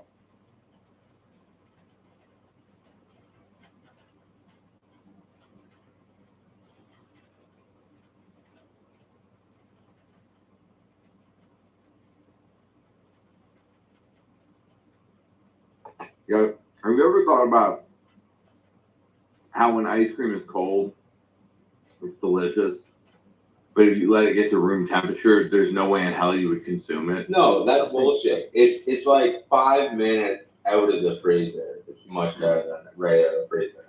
Well, what I'm saying is, when it's cold, it's great. But if it was room temperature, you would fucking never consume that shit. Deep freeze. Imagine just drinking liquid ice cream. I'm not gonna lie to you, Otto. I love it when it's liquidy. I know that sounds fucked up to whoever's Isn't there a listening, whole but- industry called the milkshake business? That is what you're describing right now, my guy? I think so. That's so cold. It's so cold. That's fair. I came to halfway, but how do I actually have a real question for you? So let me know when you're past this thought experiment that bubbled I'm up. doing my and Andy with us. Rooney thing about ice Let cream. me know. No, I know. I don't want to ruin it. So just like, Yeah, hey, John. yeah. Wait your I gotta fucking listen. turn. Wait your goddamn Huddle. Get in line. Let it get cool, not frozen, but cool. Back in the line, buddy. I know how to eat ice cream, assholes. How come everyone is missing my point? No, I understand. Here's the deal. The reality is it wouldn't be a good product if it was a warm product. It just is. So the base of ice cream is that it's ice, not warm cream. So I don't know how much further you. Like I'm you just saying, need if to change you these dishes. like, no one would I'm on ever. your team here. Would you ever consume a drink of just cream and sugar? No, of course you would not. It's honestly, you would probably do it at both extremes. That drink sounds great, really hot, and really cold, but not lukewarm. Right? Like honestly, right? Maybe you could do it really hot, actually. Yeah, it sounds like a coffee drink or some sort. So I went to my I should say I went to office hours. I actually just went and parked in between classes where the office hours are. And this TA is clearly Googled me and fascinated with me, so he comes and I daddy him a little bit. And so he's trying to get better at investing. I'm like, dude, you actually don't have to get good at investing. You have to realize what it is. And what it is doing a lot less and not more. So you don't need trading options like that. So I kind of got him off the ledge of that. But I'm trying to put him in front of the 2 best books. And right now I have 10. So I asked him to read The Intelligent Investor, right, which I think is a mindset lesson more than anything else, right? And I think that's what I wanted to distill. But what would be the other book? A Random Walk Down Wall Street. Yeah, I would read Random Walk. Is that it? Yeah, I mean it's on my list. So it's just but do you think that that's the next best book? Yeah, I think so because a Random Walk is the thing that disabuses you of picking individual stocks. Stocks, yeah, get you to understand the actual game of And then that's not a bad idea. I also would maybe read Reminiscences of a Stock Operator and then be that's. By the way, the guy kills himself at the end. That's not in the book, but he kills himself at the end. So I've lost my AirPods now because they're dead. But yeah, I think you're probably right. I think it's probably the good stuff because that basically it unwinds the bad training in his brain already, and it gets him back to the starting line, if you will.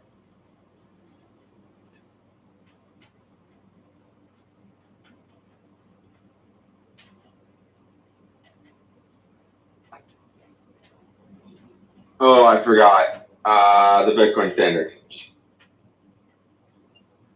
Literally, I'm finding a way to hack his network to ensure that he can't even search that book.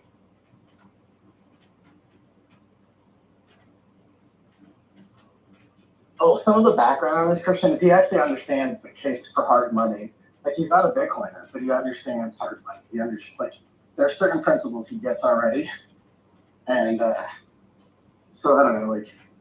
Feels like this is just about putting. If he understands that, he definitely doesn't. Yeah. Yeah. But I think he's still trying well, how do I invest? And what are the things that I should be doing? It's part of me wants to put him in front of rich dad, poor dad. That rudimentary, but he's a smart guy. He'll figure it out. I just wanted to put him in the right direction.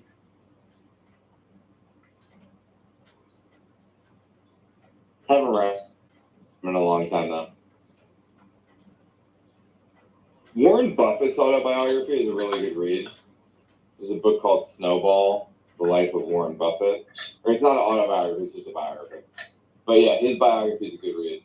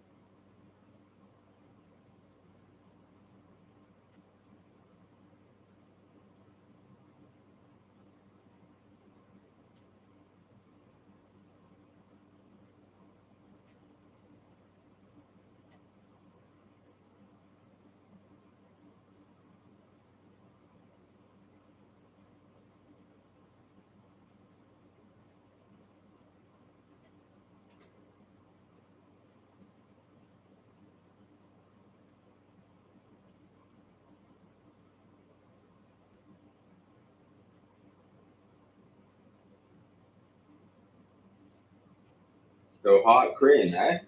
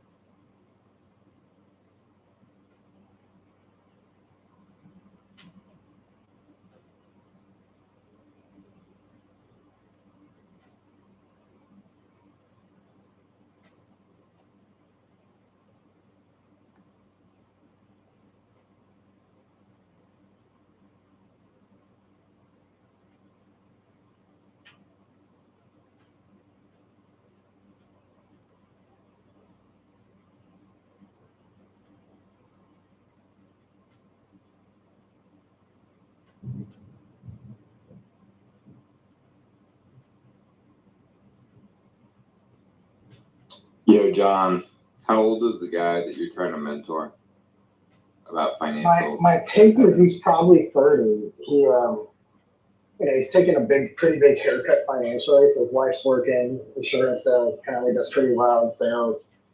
He's in aviation, but I think he wants to get into academia and wants to really I think he hates the system, but he loves teaching. You can just tell this fucker he loves to teach. He's really good at it, and very few people are really good at teaching. And this guy is just he takes extra time. He puts extra effort in. You just tell I root for this guy, you know. So I think my take is probably 29 to 31, maybe at most mid 30s. But he's just got a lot of skill. He's clearly hard working, and he just if you figure he'll be able to make a lot of money doing stuff because he's got lots of skills. You know, he's really smart. He's a machinist, a pilot. He's just got all these random skills, a mechanic, you know, brilliant chemist, and he can go work at a pharmaceutical company and do well for himself. And it's guys like that don't need to be good at investing. What they need to realize is, hey man, you need to just have as much money in the market for as long as you possibly can and find ways to continue to do that. Right. Because you're smart enough to understand two principles: time value of money and compounding. It's you need to own assets. But he understands money printing. He understands sort of some of the Fed, nonsense, right? And so what I'm trying to help him understand is, dude, you don't need to sit there and understand how to be hedging, strategies, and you don't need to understand Greeks. What you need to do is go buy SPY, go buy QQQ, maybe try to understand Bitcoin a little bit. I'm happy to help you with that. And go buy 5 or 10% of Bitcoin. First, go look at your portfolio, ask your questions. Why do I own this? Right? Understand what you own right now, and ask yourself the question: why do I own this? And if you can't come up with a better answer than what I'm giving you, then go buy the Qs, go buy SPY, and go buy a little bit of IBIT or FBTC, and learn more about Bitcoin. It can be that simple. I was the reality of it is, the odds of you beating the market as a chemist that has to sit here and grade my fucking homework on Friday is really limited, my guy. The good news is, you can just buy the market, the entire fucking market, with just clicks of a button. Don't have to call anybody. You don't have to have a special account at Goldman Sachs. You don't have to be worth $52 million. You can go buy $500 right now of an ETF. You can go buy $200 of an ETF right now. So I'm just trying to reduce his anxiety about it. And then he's trying to continue. He's I just want there'd be two things if I can get better at. I would really be killing it. If I could invest better, and if I would be better at sales. He's I got all these skills, but I don't know how to market them. I'm sales is a tougher thing to get good at. It takes repetition. It doesn't mean you can't get good at it. It's you're really good at sales. You got to get a lot of reps. But to be good at investing, you just have to be sensible. You have to understand a few small principles, and then you have to be able to be in control of your emotions and stick to your plan. That is a lot more of an achievable skill, in my mind. And and that's why I wanted to put him in the intelligent investor. I'm trying to reset his mind frame to reduce the anxiety of all the stuff he doesn't need to do to accomplish the things that he probably wants to. But the guy isn't looking to be a gazillionaire. The guy wants to work, live a good life, retire with dignity, and him and his wife have enough skills to generate enough income to where if they invest well, they'll do that. Right. And so that's what I'm trying to help him see. So I bought a copy of the book. I'm gonna give it to him when I see him on Thursday or Friday, and just be helpful to him whenever he has questions. If you had said 20, it would have been better. But at 30, you can still do it. It's just when I find a 20-year-old, it's just there's a cheat code of 10 years that they can just throw anything in there. I know that I can set that person on a path to be worth tens of millions of dollars, Whereas the person who's at 30, you can set them on a path to like retire with dignity. Dignity, yeah. That's kind of, and the thing is, like in my mind, I was That talking 10 about, years makes a big difference. it's a huge difference. That compounding is massive, right? If you're saving at 20, by the time you're 30, you're sitting there with $500,000. That $500,000 is going to compound to $10 million on its own in its base over 20, 30 years, right? I've said this So before. anywho- Like my dad didn't give me like a bunch of money or anything. It's not like I like got $1 million when I turned, 18 or some shit like Donald Trump did. But like he did teach me about investing, and then he encouraged me to start investing when I was Saving, like yeah. 16. So I've been doing that since I was fucking 16, and That's where, now like, I'm by the here- way, that's now where I'm like here. this, Yeah. that's where the separate. Like, this is where people like, this is where like the opportunity, like I don't want to do this because I'm at the gym. Victims have some sort of claim to understand.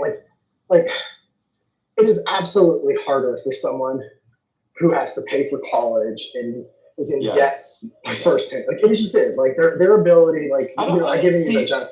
But to me, it's not impossible.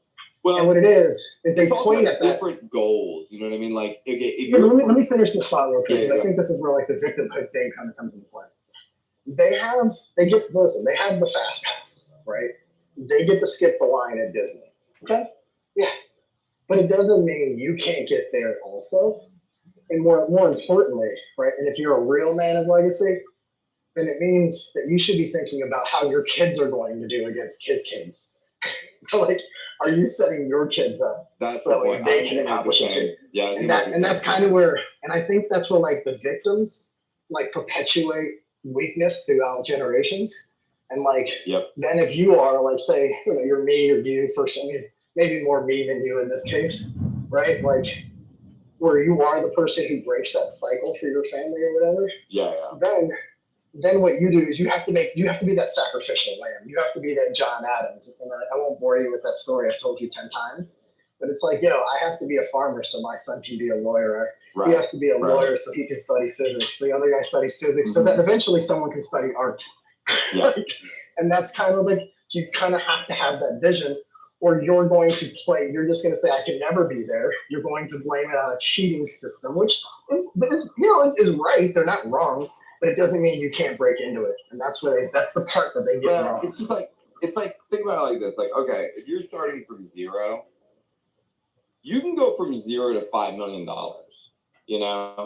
and that's fucking respectable, by the way. Like, I mean, if you start at zero and you end up with 5 million, you fucking did well. You did well in life, man. You did really well in life. And then you can set your kids up to be worth 50 million, And that's the way America really works. It's an intergenerational project. But your kids have no shot at 50 if you don't leave them 5 to 10. Right.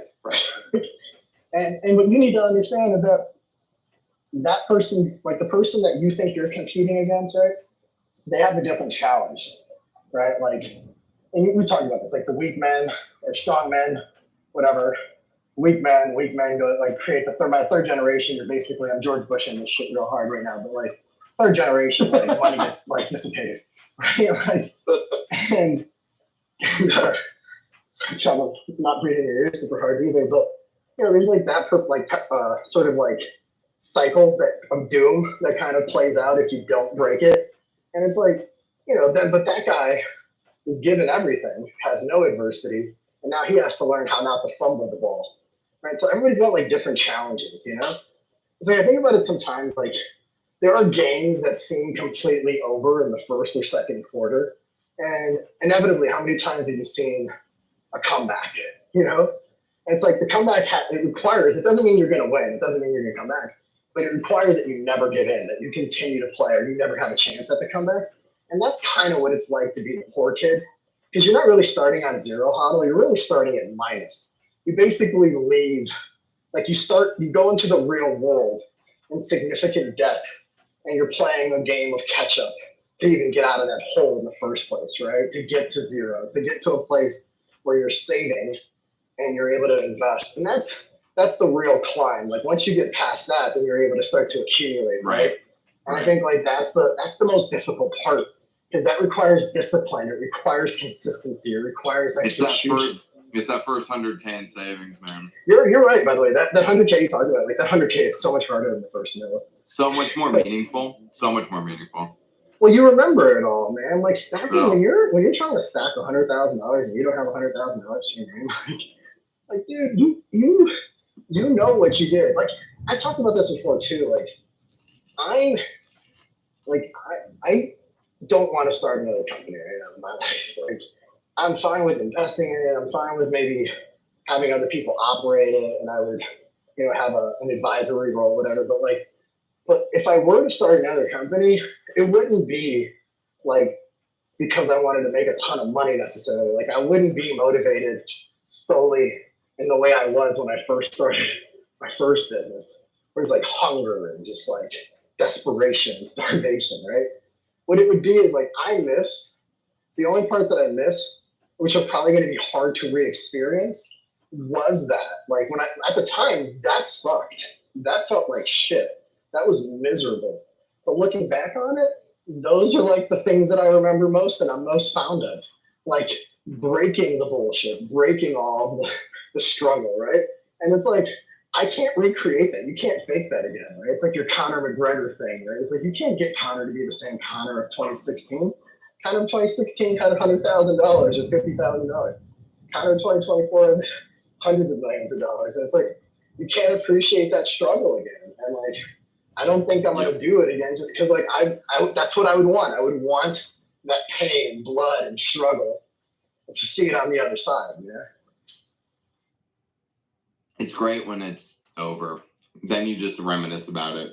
But like actually going through it sucks balls. It's horrible. It's so funny how those things that were so painful become fun. Like honestly, when I think like I've been doing a lot of it because like I'm thinking of like holy shit, we've been doing business for a long time now. It's like, dude, this is crazy. Or it's like I'll see something and be like, so and so's 10-year anniversary. I'm like, holy shit. Like it boggles my mind. But like when I remember things of all the memories that are trapped in my like, hippocampus somewhere, all the things that I think about and smile are all the like, dude, you were on crutches in the snow and 4 feet of snow in Chicago trying to get to a client meeting to close a deal that you thought you had closed and then told it was lost. And just like crazy stuff. Or driving 24 hours from Chicago to Kansas City, making 3 sales stops. Instead of staying at a hotel, I wanted to get home. So I drive back all that same day and I get pulled over while driving 120 miles an hour in Missouri. And I actually thanked the cop because I couldn't stay awake, and the cop finally wakes you up because your adrenaline rush. I was like, 1, write me the ticket. You saved my life. Number 2, what do you think George Washington would have said about speed limits? And I'm like, I literally watched this guy sit there thinking about like what George Washington would think about speed limits. And then he comes back and he told me, that's the most funny shit I've ever heard in my life. He's like, dude, get a hotel and go to sleep. And of course I did, and I drove home. But like those moments, like literally trying to stay awake, wetting my collar, drinking 6 5-hour energies, like those are the moments that like I could probably hear the smile on my face, like those are the moments that like I look back on fondly, like you desperate motherfucker, look what you did. Like you were so willing to do anything. And it makes me laugh. It's true, man. I think America's an intergenerational project, and everyone has a different burden based on where they are in their family's generation.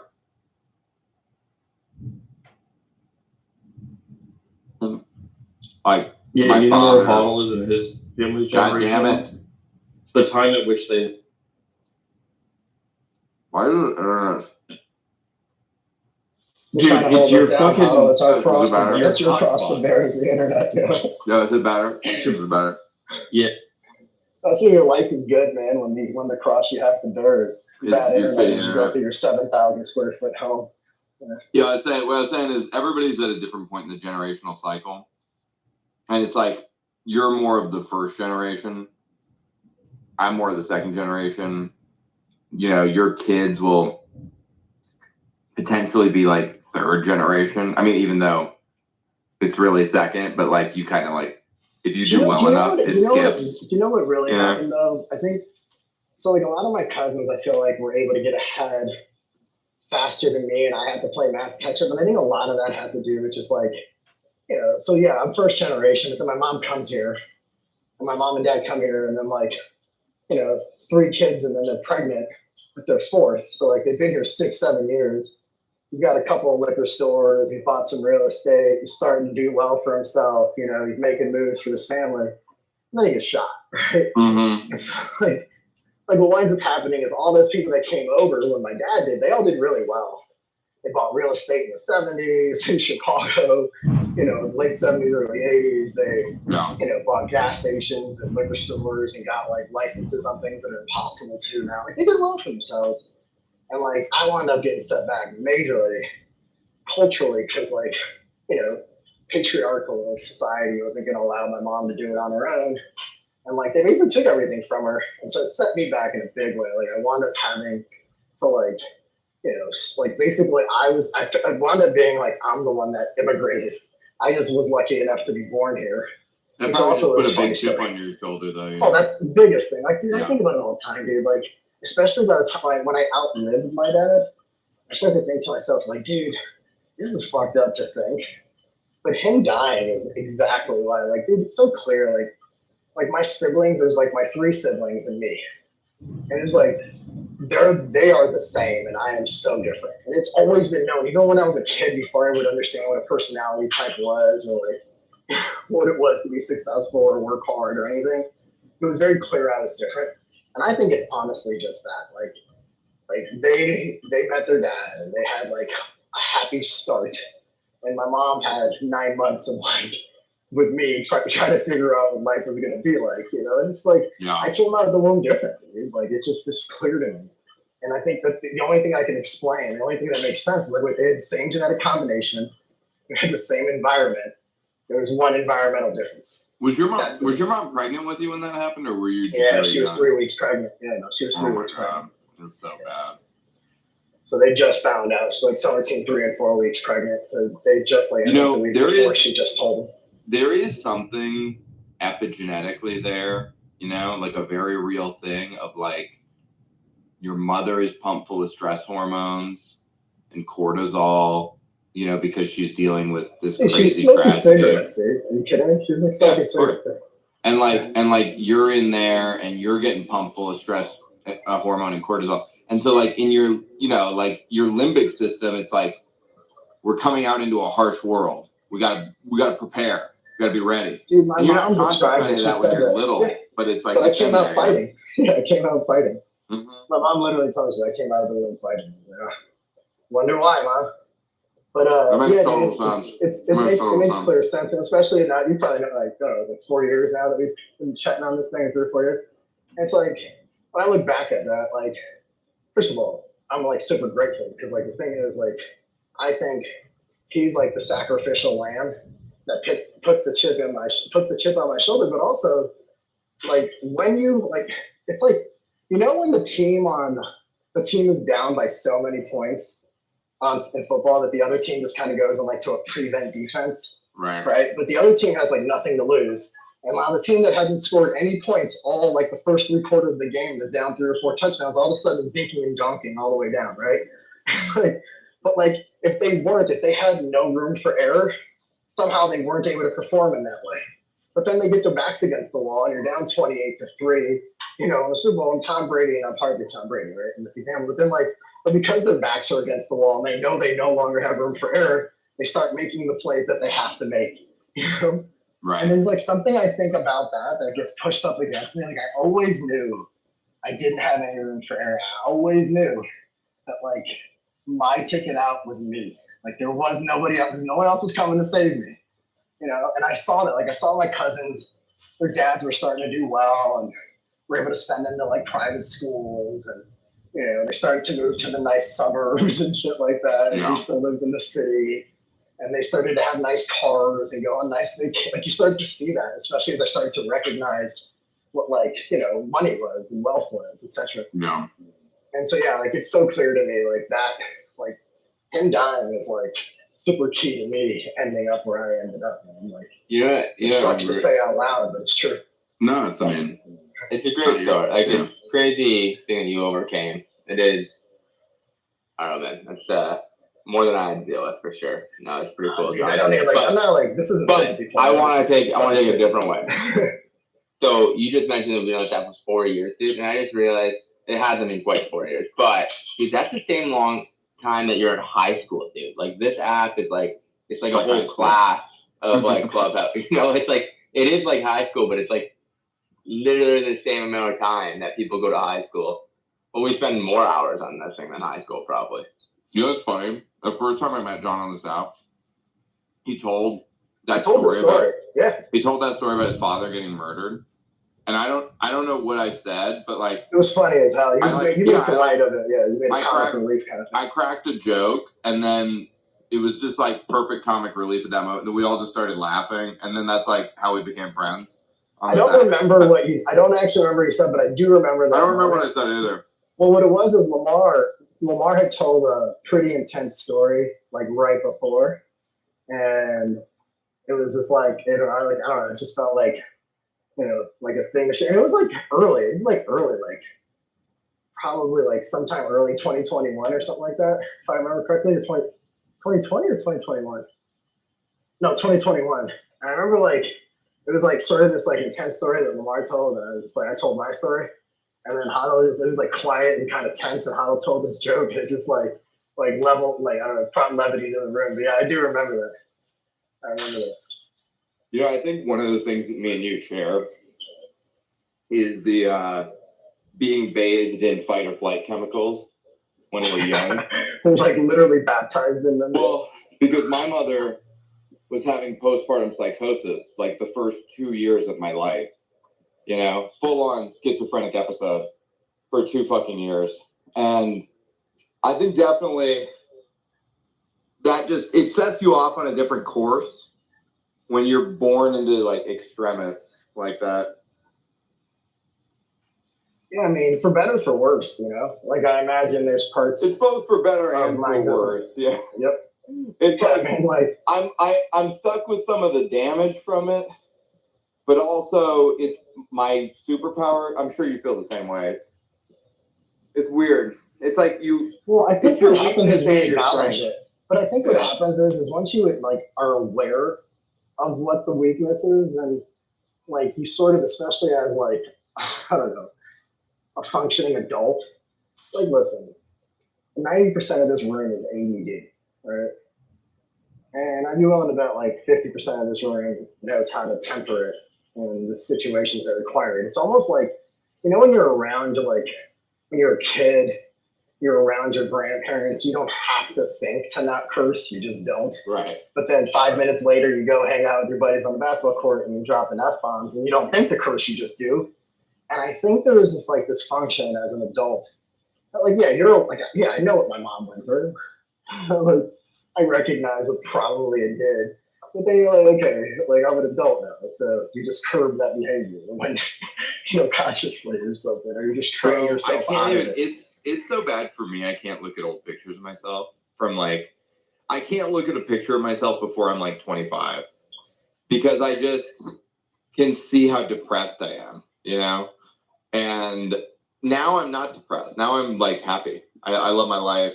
I have a really good family, but I built all this. The trajectory is great, and you're the one that's responsible for it. I built all this, and it's hard to it's just hard to do, man. It was like it barely happened, and it was everything I had to make it happen.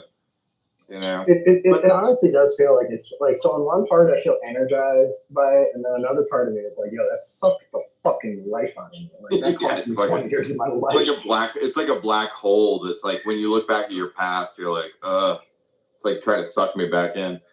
100%. Yeah, That's funny. I mean, the thing is, it's funny. This entire conversation, if you just read the transcript, sounds depressing as hell. And you and me are kind of laughing about it and chuckling. Right. Like, oh, that was so great. You know what it is? Oh, it was so wonderful. I'm so glad. Having your own kids fixes a lot of this because I look at my daughter who's 5 years old and I think about myself at 5 years old, just like engrossed in trauma, and like how many times did the cops come to my house? Like, you know what I mean? Like, and her life is perfect. Like her life is just fucking great. Everything about it is amazing. She has no issues. Honestly, that's the reason why I needed to like make the decision I made 2 years ago. Oh yeah, like I'm not gonna put them in that route. Totally. Totally. You can't have your 3-year-old daughter telling her mom to be nice to dad. You know, it's just like, So yeah, for me, it's like that's an end route. I look at her and I'm, and I'm just like, yeah, I did that. And if I didn't exist, her life, if what happened to your dad happened to me or something, like her life would be much worse, right? And so it's like I have a duty to be here and protect and provide and et cetera. And it makes it easy though too though. That makes it puts it on easy mode. Well, It's like you don't know. You know what it makes not easy? possible. It makes the meaning of my life easy. I derive all my meaning from that, and that is enough. Like I don't need anything else really. But you know what the thing I think. I'm sure this is true for other dads too, but I think it's uniquely true for me and you because of like some of the shit we've gone through. Is like we identify as dad first. Yeah, like, literally. Totally. Like there's I lived 30-something years before I had children. I feel like I accomplished quite a bit before Aria like took a deep breath. She gets to live a life that like she won't know any different because of that. And like still immediately I forgot, like I literally sometimes forget about what life was before they were born. I forget what the morning routine was like. I forget like what some of the struggle was. I literally forget the traffic. I forget the long flights. I forget like just like worrying about not making payroll, just like all this stupid shit that like consumed me. That like I just don't even like I have to like actively think about. But at the time, it was like a mountain of stress. It was what was eating you, and you were so worried about it, right? And then your kids are born, and then instantly, so many of the things that used to matter don't, right? So many of the things that used to drive you don't, and you find these new like kind of energy sources or motivational plays that are so much more meaningful than the dumb shit. Like I almost wonder what the fuck motivated me. You were so motivated. What was it? It's another. Yeah, I think this is a thing we both share also, which is I needed it to be without a doubt, undisputed, that I'm not a loser. That you know what I mean? Like I needed that to be clear. I'm still convinced that I'm a loser. I needed it to be clear to everyone. And that is what drove a lot of my success. I think if I could have like sat with myself in my own heart and been like, you're a good person, man. You're a really nice guy. People like you. Like I couldn't do that. I couldn't do that until very recently in life. And if I could have done that, I don't think I would have been successful. I needed it to be like, no, everyone said I was a fucking loser, and I'm not a fucking loser, and I'm gonna show everyone that they're the losers, like. And then you know what? I realized that was immature at some point, and then I let it go. But it's not though. It really isn't. Like the reason why it's immature now is because it's not true, right? But you were fighting for existence, and you were fighting for relevance. That's how. Like these are people, for instance, like, and the thing is, like, for instance, like, so right now, like, I talk about my family quite a bit, but like my mom's brothers, I didn't talk to these guys in years. Like my dad's family, I've met once. And then I have like extended family, like my cousins, my godbrothers, like people in my family that have done well. And those are the people that I hang out with in my family. Totally. Like I've like those people, like dude, you were an alcoholic for 20 fucking years above my head, like fighting every day, dude. What, get the fuck out of my life, dude. You're a piece of shit, dude. Like I don't want you anywhere near my children. Sorry, my guy. You were the exact. You were the person that I wanted to. Like you laid out a path that was so clear what I didn't want to do. Get the fuck away from me, guy. I don't care if you're my mom's brother. Yeah. You are not a good human. But yeah, dude. Like it's kind of crazy because like I don't think that is immature. Like I think it was immature when I was more immature, you know what I mean? Like once you realize it, like once you like, so here's the thing, like this exists. It used to come from a place of like fuck everyone, Yes. and that's an immature place to come from, and I had to like. But do you feel like these people were hurtful to you, or do you feel like these people tried to hold you back? I used to feel like I had scores to settle, in life, and then I don't know, I just outgrew it. I was just like, this shit is. So there was like two sets of characters that I was like fucking you two, if you will. Like, and one of them was like my 8th grade teacher. She taught all of my siblings, and she was just mean to me, man. Like I used to have anxiety going to school because of this lady. Like she was just, I was a good student. I was an athlete. I was helpful. I was the altar boy. I was at church every week. I was a good son. I really was hot. I was like such a good fucking kid. And my dumbass siblings were like average students. My brother would fuck around a lot. And she loved them. And there was another kid in my class, Andre Mateo. Loved Andre Mateo. Andre Mateo was smoking weed in 7th grade. She loved him. Like, what the fuck is your problem, lady? Like, you're 65 years old and you're picking on a 13-year-old. I can't do shit about it because my mom works here. Like, you know, we're a poor, starving family. We live about 25 grand a year. She's able to scrape working 12 hours a day. You know what's funny? And what happened was, but hear me out, what happened was, one of the most satisfying feelings I ever had is my mom came up to me. I bought some real estate this morning.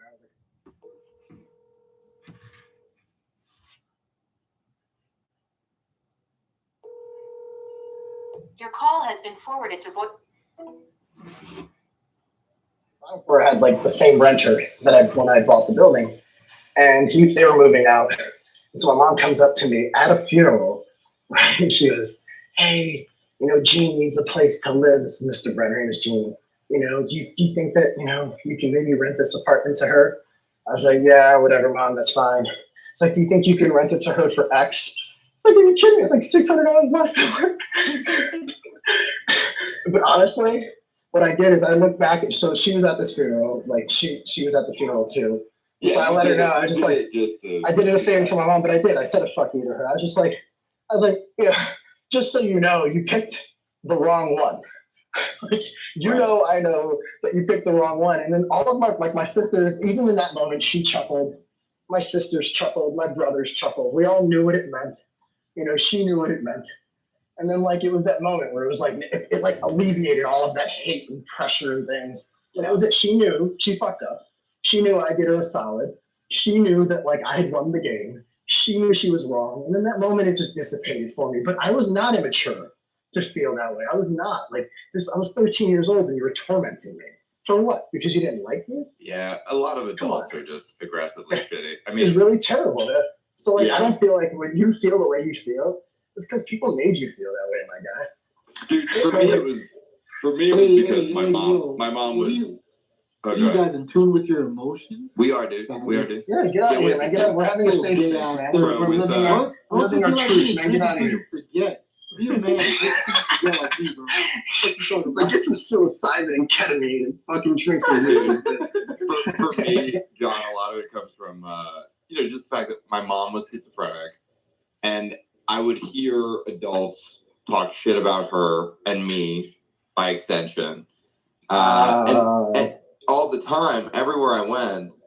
And it like was you like were that family, or you were that kid, well, or it's you like, were that kid's mom. it's like, dude, my mom is sick. You know, I mean, she has a disease. She has a mental illness, and if she had cancer, there would be sympathy, and people would give us meatloafs and like whatever, you know, bring flowers. But because my mother has an inconvenient illness, it's just heapings of shame on top of shame on top of shame. And honestly, this was earlier. Like, this was, you know, people are more understanding of that stuff now than when you were younger, for sure, too. Totally, and that's why I felt like I needed to like have power over other people, just in terms of status and shit. Just like I just need to be above you.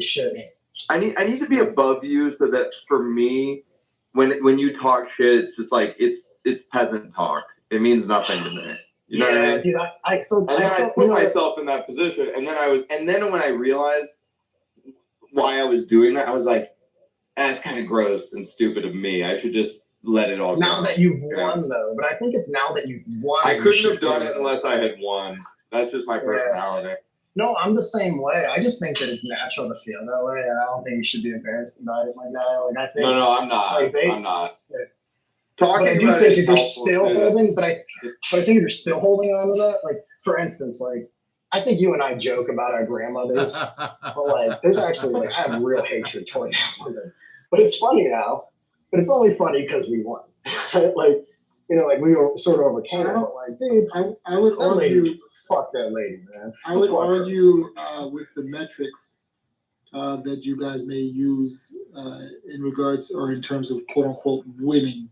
But like, I guess. Well, we were saying, before you came in, I was saying it was immature to think this way about winning. But like, when I was younger, I felt like I had to win. You know. Yes. Because like I look at like like your family. That's the win. So like Hado, I'd be like, oh, 4 healthy kids, wife. Yeah. That's a huge the win. Yeah, 100%. That's the huge win. This other shit, because like I'm on the other side of the spectrum, where like a lot of like when people say, oh, I'm gonna get wealthy. There are a lot of wealthy people in my family who I don't respect. They're fucking losers. They had all the money in the world. Yep. You know, and they fuck the family up. Have you seen that clip of Shaq talking to Jason Kelsey? And he goes, yo, don't be like me. I fucked it all up. I was alone in a 50,000 square foot mansion. I lost my whole family. Don't be like me, you know? And because he like had cheated on his wife and blown up his marriage and shit like that. And Jason Kelsey has like a happy, nice, normal marriage. And he was like giving him advice for real. He was like, just for real, don't be like me. Don't do what I did, you know? And he's right. Like you can't, you know, being alone, but you have a Lamborghini and a mansion it's even worse. It's like it's worse than if you're poor. If you're poor, you're poor. But if you're alone in a mansion, that's a bad feeling, man. Like you got all this money and still nobody loves you. That's sad. You just gotta get a cap.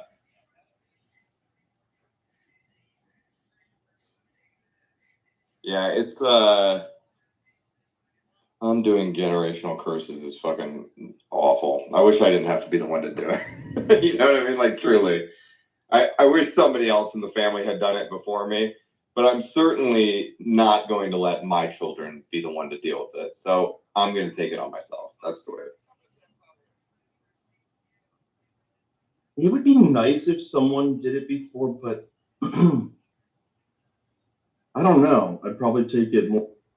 You totally, dude, this is one of the things I worry about with my kids is like, when I was growing up, I had no protection, like just none. Mm-hmm. Nobody was looking out for me. I was just on my own basically all the time. And that made me pretty damn resilient. It also probably made me overly defensive and some other things that were not less than ideal. But like, you know, it built a lot of grit, right? I don't know if my kids are gonna have the same grit, but then again, it's like they're not. But they're right. But then again, it's like, should they? You know? You guys thought you guys have it so bad. I was raised by commies. That's true. That's true. and you were sexually and he had to assaulted. watch Indian people shit on the beach. And then he later got touched by a man, and it wasn't even Catholic school. So I actually think there's a throughput like that leads us to Bitcoin adoption, like that we like adopting Bitcoin honestly even like pre 2020 is a pretty lonely experience. I mean, certainly before 2018 is a pretty lonely experience in my mind. Like you have to have everybody tell you you're wrong. You have to have everybody tell you you're a fucking idiot. You have to have everybody laugh at you. You have to have, there's like so many moments where people are like, fuck off, you told me to buy this thing and now I'm down 80%. And like, honestly, that's like most of what my life is. Like even within my family, like when I was becoming successful and taking the steps to do it, I think I resented my family because they were detracting. Like they were like, oh, why would you go away to school? Or, oh, you think you're a big shot, why do you need to do this? Or you have to miss a family wedding because you're working. You're just like, yeah, I don't give a fuck about a 4-day wedding. I'm building a business, bitch. Like you ain't paying my bills. Like, so it's like, it's and then you find out that like the people that you expect to be rooting for you, right? The people that you think have your back or naturally have your back, like they're not rooting for you in all cases. And like that becomes a really difficult pill to swallow. And I think it's impossible not to have a chip on your shoulder when you're like, wait, you're my uncle? Why are you fucking with me? You're my grandma? Why are you sending money to a cousin in jail? You never asked about your grandson that's like, the exemplary student. Like, what the fuck, right? You start to like, and I think it's natural to then fucking feel the way you feel. And just be like, fuck these people. I'm gonna go do my own thing. I'm gonna show them exactly how much better I am than them and how wrong they are. I don't know how else that someone could feel, when, people are talking about your mom and treating you like shit instead of being helpful. Yeah. Dude, families can be, I don't realistically have siblings, But I've watched just what like the sibling shit does. Like my mom's one of a whole bunch, and like they're fucking all goddamn awful to each other. And it's not just that. Like I've seen it in other families, people I've known, and like they like all this stuff you just mentioned, like the fucking your grandmother sending money to fucking whoever in jail, and like all that kind of shit. I'm like, God, these people really kind of suck. Like I've got not siblings, but I've got like more cousins than I can count, like just fuckloads, and like they all kind of suck. Um, and fortunately, I don't know, I never even put myself in a position to like get pressured into like weddings and shit like that. And I think they realized a long time ago that if they ever gave me shit about stuff like that, then I would just never show up to anything again. But that's a real thing. About It you, really but I feel like you did well probably. Like you were a good kid. Like you know what I mean. Like at least from what I gathered. And it's like what I think is troublesome for a kid, right, at the time is like when you feel like you're doing all the right things and you're watching your fucking dipshit cousins who are fucking around with gangs, doing drugs, crashing cars, and you're like nice to him, and you're like fucking you show up at Christmas and you're like nice to him and he's the one that's getting gifts and he's the one with the rich dad. And it's like, wait, what the fuck? Like, why? Hold on a second. Grandma, what the fuck? You're 100%. She's a bad human being, right? And so like Courtney and other people laugh at when me and Otto make fun of our grandmas and shit, but you're a bad grandma. Sorry. That's not a good grandma. Fuck her. Yeah, it was like it's kind of always been clear to me that my grandmother never liked my mom that much. And it's real weird, and she just always like fucking fed and paid for and got shit for like my cousins that are just and like their mom and yeah, and it's like, dude, are you fucking serious? Like what the fuck? I just still can't believe I'm gonna get I'm gonna get a major in fucking Bitcoin Clubhouse. Dude, there are so many first year dropouts. And like, I held through, man. And like Bitcoin Clubhouse is a tough major. When did Christian become Raphael? Where is he? Dude, that's like 3 jokes in a row where I'm just like, who the fuck AI Christian's voice, man? Yeah, it's so true. It's just crazy to think that like this is a 4-year degree here. Well, sorry, I got to be honest, Christian. You still have 2 years left. You spent your first year and a half skipping class in those shitcoin rooms. No, I was in a different program. Taking summer classes. You I was taking in summer a classes. program, and then I fucking transferred over. Changed your major. He was in liberal arts, and now he's an engineer. Nah, dude, he was at the University of Phoenix, and now he finally went to a real university. He got off that online bullshit. John, you have to talk about the Key West joke. Is Raphael here, or is that someone doing that was really good, Lee. That was good. Actually, honestly, it took you a second. Like, if I didn't happen to be scrolling past you, I would not have known. That was good. That makes me think we need a one-day CJ Wilson return. And just like, CJ texted me the other day too. I was like, man, I want to get this guy back on Clubhouse. I mean, it's like slower and much different than it used to be, but like I still learn a lot of shit from you guys about things that I haven't, had the opportunity or even thought about thinking about, if that makes any sense. Like, I sit, we sift through, like you guys talking about man hands on Junset's cock or whatever the fuck that was earlier, but like, there's still a lot of like really valuable discourse.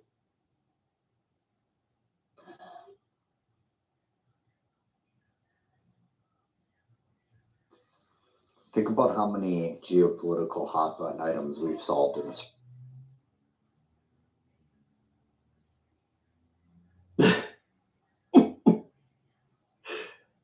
I mean, right now, I'm Johnson's kind of making me want to quit mining Bitcoin and just go become like the king of affordable rented baby stroll.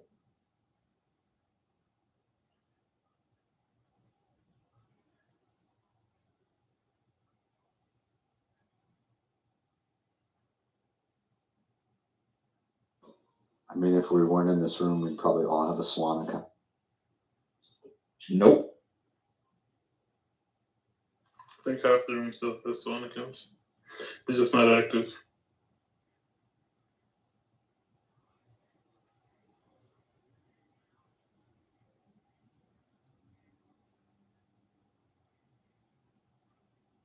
I'm really curious how many people Corey unblocked. Because like he definitely unblocked me. I think but that was right when they came out with the the unblocked too. I was able to check. Let me check again. I read a tweet of it, but it's through this app. I don't know if it means I got unblocked. I legitimately wonder if he's like medicated bipolar, but things get a little weird sometimes. Nope. Kind of still blocked. Kind of tracks. Yeah, I remember. I think 2021. I paused my DCA on Swan, and then one of their assistants or whatever messaged me like, "Hey, you should turn on your DCA again." That was that was when Bitcoin was going down, and I'm like, "No, I'm gonna wait." And they're like, "Oh, you know, it's very hard to time the market. A lot of people get wrecked and blah blah blah." I'm like, "Nah, I think I'll be alright."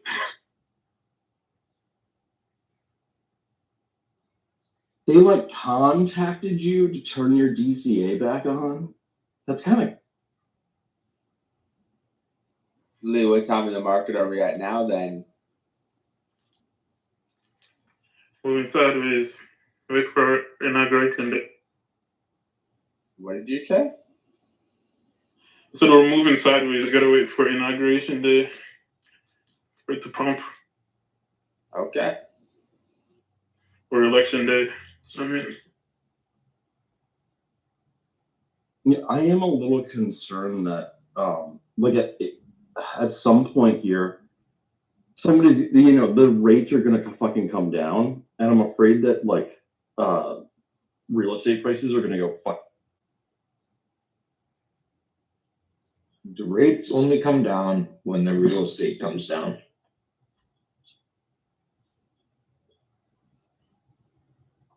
They're not going to lower rates into strength. Yeah, Dave, the prices have come down massively in Texas, but not in Florida. So I don't at like what point do you call it?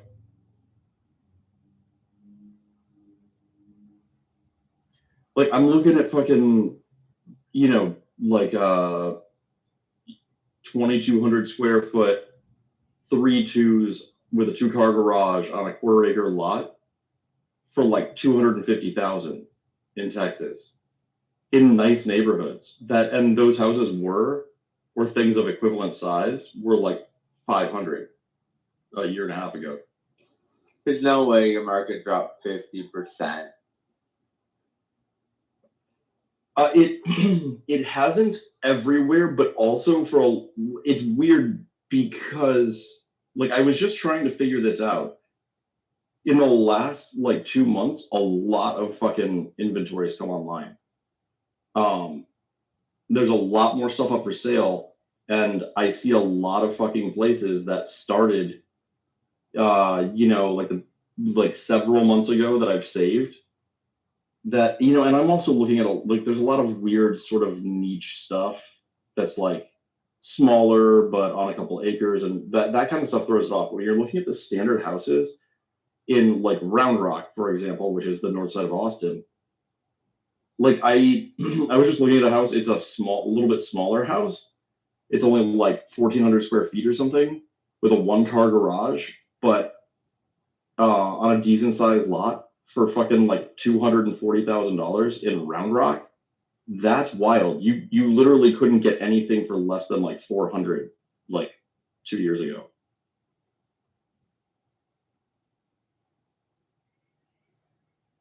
But there also was very little of like for sale 2 years ago also. So it's like the same exact house, and the houses do sell. The same exact houses have not dropped by 50%, but there are a lot of houses of similar size to what I was seeing, and a lot more of them that are now for sale. And are down, you know, at prices that are like 40% down from what.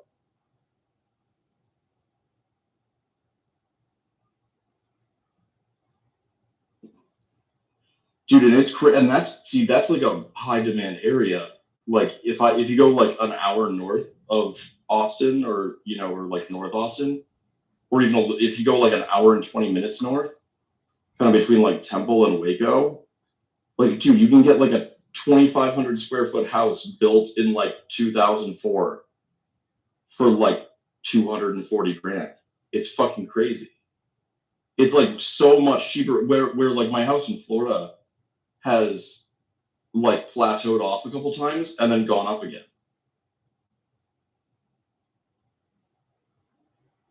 You know, and that's like a fucking 1,200 square foot house that's worth like. Yeah, I'm annoyed because I want to sell my house, and it's like, fuck, you know, I might just, I don't know. Maybe Interest rates drop tomorrow, Chris. Just hold it to the top of the market. You say interest rates are going to drop tomorrow, you think? Yeah. Yeah. What are the percentages, do you know? Is this America or Canada? Canada, yeah. I know that they're all saying it's going to drop 0.25%. Doug Ford tweeted it yesterday or today. What interest rate are you guys at? I don't even know. I just heard that they're dropping tomorrow, and that you guys do like 3-year and 5-year, right? Yeah.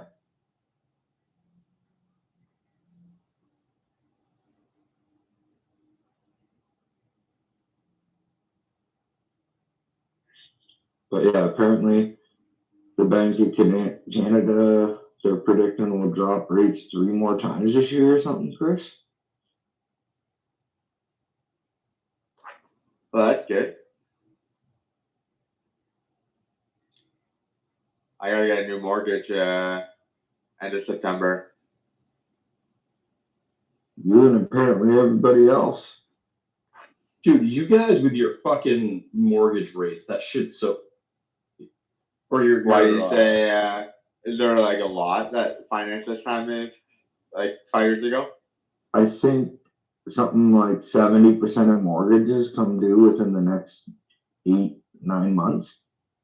Oh wow! It's like a crazy amount, not staggered at all. I don't know how any person has ever gotten a mortgage in Canada. It's fucking crazy. Well, it's such a fucking like bizarre move because you have to fucking refinance the shit every 5 years. Like that's bonkers. What we used to do that in America too. You know that, right? When? I think pre-2008, that was more common. No. I mean, yeah, you could get like variable rate mortgages, and it was more common. You can but refinance that's never. if you wanted to, but it's not like doesn't. Yeah, it's not you guys, mandatory. it's like fucking compulsory there. It's. I don't think it is compulsory. What was Sam's comment? I didn't quite hear it. Yeah, I didn't. He said something about it's crazy to get a mortgage in Canada. I just said, yeah, it's like my sister has a mortgage. I was just saying that it's fucking crazy. I don't know how anyone could like do it these days without feeling like insane. A 3-year fixed is 5.4%, and a 5-year fixed is 5.3% for you guys. But then, like having a like I don't understand what's the insane part about it. I'm getting. It just scares me. Like it just scares the shit out of me. I think how the fuck do you know? Because yeah, it's scary as fuck, Sam. You're right. Because how do you know what it's gonna be 5 years from when you get it? It depends how large of a mortgage you have too to really make it scary, right? Like my mortgage. Sure, but your mortgages start at like $1 million. Like No, they don't. No. So long, fish. Like, dude, okay, like you can have. Their rates are better than if you've had a house for a while, as a new buyer, it's scary, right? But like, I bought my first house. I don't know what, like 11, 12 years ago for like $230,000, and that same house today okay, is worth like probably $900,000, $800,000 to $900,000, and like you captured a lot of money on the way up. So like I had $150,000 mortgage on that thing. That was like, yeah, that mortgage would be gone, and you'd be sitting on a $900,000 house. Like, Did you have a lot of to people. refinance after 5 years? I did a 10-year on that one, so I never refinanced on it. I sold it before it came due. Oh, so you guys can do 10 years? Because Yeah, you can. last I was talking to you guys about this. It's not common. They're not But common, you so can- they're not competitive either because they're not common. Okay. Yeah, they are. Interesting. They're like when I was looking, Chris, it was like an extra. I think it was at the time it was like 2.95 for a 5-year and 3.05 for a 10-year. So I did the 10-year. Well, that makes sense. It was, yeah. I thought Well, it made sense looking at it, but then rates continued to go down for the next 8 years, 10 years, Right, whatever. right. Yeah, I guess you got that risk also. And a lot of people like, I don't know how much it costs you guys to refinance, but because I got my house at like 4%, and then it went down to like it was like 1%, or I could have gotten like 1.5%. Yes. And I was like, well, I should obviously refinance. But then I looked at the cost and I like amortized it, and I was like, it'll actually cost me more to refinance it. That's the benefit here, right? You're buying out of a way shorter term mortgage, or so it's way cheaper to buy out when it goes down. Mine went down. I got first at 3.5%, and then after the first year, it went down, and I bought it out, and with 4 years left on it, and got 2.5%. It made sense. So what you're saying is like Fish and I are like rug brain, financially illiterate, and like Canadian mortgages are actually better. It's actually better for inflation but it's also better for like the reason banks would never go to 30 years because when the fucking Fed raises interest rates, it's really hard to take money out of people's hands when you have 30-year mortgages. But in Canada, our inflation is dropping more because people are feeling it, like because they had to refinance their mortgage and they got to pay more. So like the interest rates affect like everyday people, and that will reduce inflation. But in America, people are locked up for 30 years, so it affects them with like job losses and stuff like that. Right. So like we have a better control over inflation with 5-year mortgages. I don't think the banks get to pick though, Chris. I think it's just like a standard practice. I don't think the government dictates that they're not allowed to do 30-year arms, right? Like, I'm not sure exactly. I just know my banker friend said that that's why they would never consider it. I don't know if it's not in the best interest of the bank. Well, it's because you can't control inflation. Also, our mortgages are backed by Canada too. Well, that's not really true. So what is the truth there? The truth is, if you have under 20%, you have to get the insurance on it. If you put under 20% down, you're required to have the government insurance, and that basically backs the banks. So the government will pay out the banks if you default. Oh, so if I default because I have over 20, I don't get, like, government's not going to bail them out? No. It's only on things under 20% that so you could get that insurance, right? Or your bank could or whatever, but you pay for it. But the banks are required to make you pay for it if you are putting under 20% down. Yeah, that's it sounds like that's exactly the same way that it works here. Like you have to pay for PMI, primary mortgage insurance, if you put less than 20% down. Which who runs PMI? When I looked at it, I ended up. That's a really good question. But because ours is run by the government, our Canadian home. I forget what it's. What is it called, Chris? CME or something. But yeah.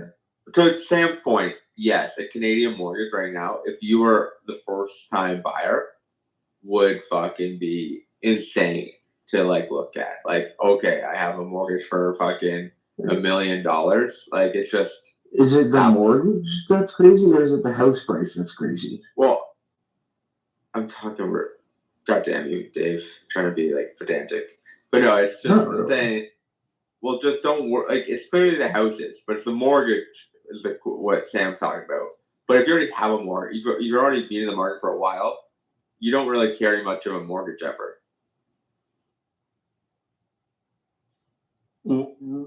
I mean, yeah, that's true here also, though. So, like. Yeah, but like people who have been holding their house for 15 and 20 years are not worried about refinancing. Like going from 3% to 5% or 6%, right? Like they're never going to be underwater. But like it's nervous for people to buy a house who have bought a house maybe in the last year or two, and if they paid $1 million for it, and the interest rates go up a lot, and they have an $800,000 mortgage or something. Yeah, that's scary. And then the house price also comes down to 800. You might be underwater, right? Like that's a lot more intimidating. But people are paying like $10,000 mortgages here quite commonly, like normal people. That's fucking great.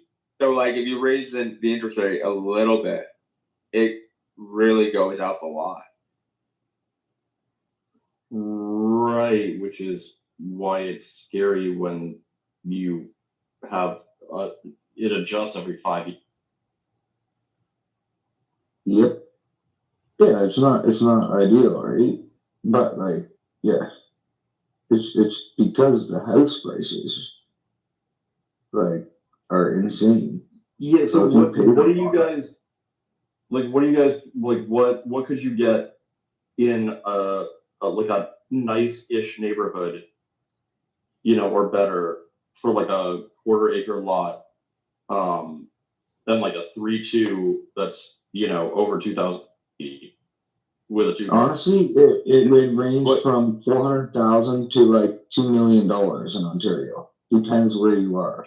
Like if you're in Toronto, probably be more than 2 million in a lot of places. Quarter acre, dude. Is there a lot in town? That's what a normal lot is, Chris. I mean, what is it in meters?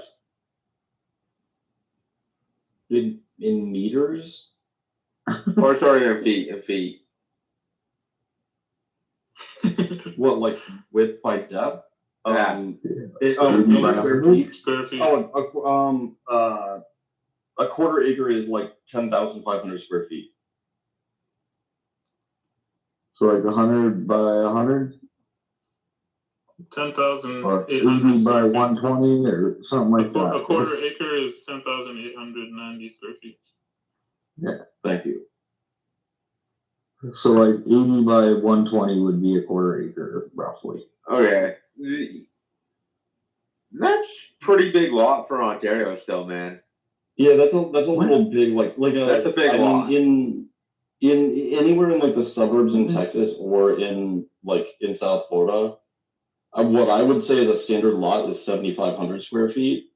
No new house would have that big of a lot. And yeah, most like new houses in Texas and Florida, which is my experience, are more like 5,500.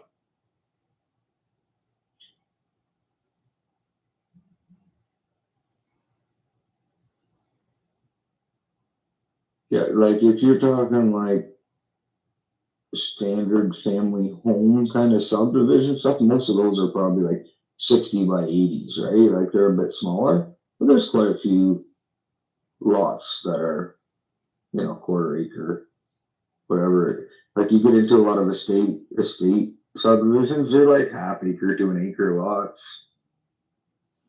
Like I feel like I have a pretty big lot. And it's 130 by 65. That's not a quarter acre. and I feel like I have a pretty big It's lot. not far off. It's not far off from a quarter acre, dude. I would just call that a quarter acre. You said what? 160 by how much? No, I said like 130 by 65.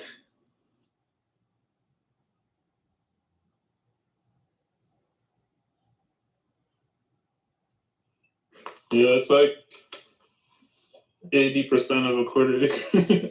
85%. Yeah, wait, how many square feet is that? Yeah, it's like probably what between 7,500 and It's 80, 10,000. It's 84.50.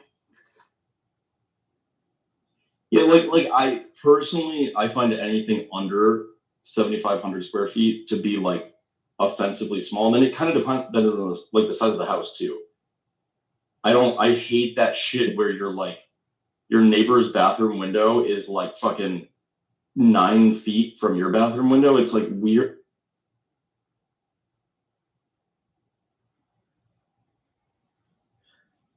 I just think that the range in Ontario, like, yeah, if you're in Toronto, you're gonna pay a couple million for that house, or in Oakville or whatever for Arlington. That's but been, if you go right. That's my. If you go to Hamilton, maybe you're 1.2 or whatever, right? And if you go to like, I'm just thinking, Chris, like London, what would that cost? You know, like maybe a million, I don't know. But then, like, if you go to Woodstock, that might be 650,000, right? Like, if you go out to like Delhi, that that might be like 550. I don't know. And Wait, especially to the London north, more right? expensive? In my head. Is London more expensive than Hamilton? No, I don't think so. Definitely What's a not. house in Sarnia? Sarnia is probably one of the cheapest spots. So, like, if you Not had to cheap. rattle off a number, what pops up in your head? 400. 500, 400, yeah, 400 or 500,000. Those houses are 200, 175 to 300, probably. Yeah, you're probably looking 500 there. I bought a house in Leamington, which is kind of near Windsor, and that house was fairly cheap. I paid, like, during COVID, I paid $300 for it, and I sold it for $470. 13 months later. That was like. So during the pandemic? Yeah, that was like a. Y'all talking about Canadian dollars? Yeah. There was parity during that time. Roughly, like how many square feet? 1,100. It was a bungalow, and it was like in a shitty. It was like on a busy street, rough neighborhood. Gotcha. Yeah. Interesting. And that's what I don't know. It's very confusing to me. Like there's, look at like I look at all of South Florida a lot because it's kind of wild. There's like the area like near where Johnson's at, where I grew up. It's like there are literally like 700, 800 square foot houses, like 2-1, that are fucking in like a bad neighborhood, not like a rough neighborhood, but like a fucking legitimately dangerous neighborhood that are selling for like 400,000, which is crazy because my house is like 1,200 square feet. I'm in Palm Beach. It's way nicer. It's super fucking safe, and my house is only worth like. Dude, I was looking at Naples. Is Naples a good place to live or not? My impression is that it is. I don't know the West Coast. Yeah, it's nice. A lot of retirees are there, high-end stuff and everything. Yeah, it's nicer, but it's also like not desirable for like, it's not. When we were looking at a property over there on here before, I think it was like overpriced. Nothing's going on. I mean, you're not gonna have any fun in terms of age appropriate. Right, but nice and safe. You fucking kid. You forget what age group Chris finds fun, Andrew. That's true. That's true. My bad. As June said, he loves Naples. That's just one of his favorite beaches is there. The house prices are so cheap though, man. When I was looking, I'm like, is there rough areas in Naples that like being like cheap houses there or what? I'm not aware of that. Yeah, I don't think so. It's cheap compared to Canada, but it's just American prices. So it's weird though, Chris. I get what you're saying because like even yeah, you compare that to like Broward County, and it's like you can get a house in the ghetto for like $400,000. You want a house with like a 3-2 in the ghetto, it's like $500,000. I'm like, what? Why? But I think a lot of it with especially Southeast Florida is that there just isn't any more land to develop. So like it's constrained between the Everglades and the ocean, and there's nothing. I don't know what it's like everywhere else, but I feel like here, like a lot of the people I know, the farmers and stuff, they had a lot of kids, and they all want to live around here. And it's like there's just not enough spots for sale, and that has been driving the prices up for years too. Like every one of these guys had like 4 or 5 kids, and if they all want to live around here, it's just impossible without like severing off tons of stuff. And they're really strict on that, so it gets really competitive. Yeah, that is a big problem, Dave. The fact that they don't let us sever land easily. Yeah, huge problem, dude. Like if you're in the green belt or whatever, and you have severed a lot off your farm, you can never do it again. Well, they're like once only? Yes, one time exemption. So can you cut into multiple lots the first? Nope, one lot, one. Oh, that's this is why the housing market is so fucked in Canada. Is that like for whatever reason, I don't know how they justify it, but like it's so hard to chop up these very, very large agricultural, because like everything in Canada is fucking agricultural property. Like the vast majority of square footage in Canada is agricultural. So like you just can't fucking develop it. It's fucking impossible. My parents tried for years and they just fucking gave up and just sold the whole thing.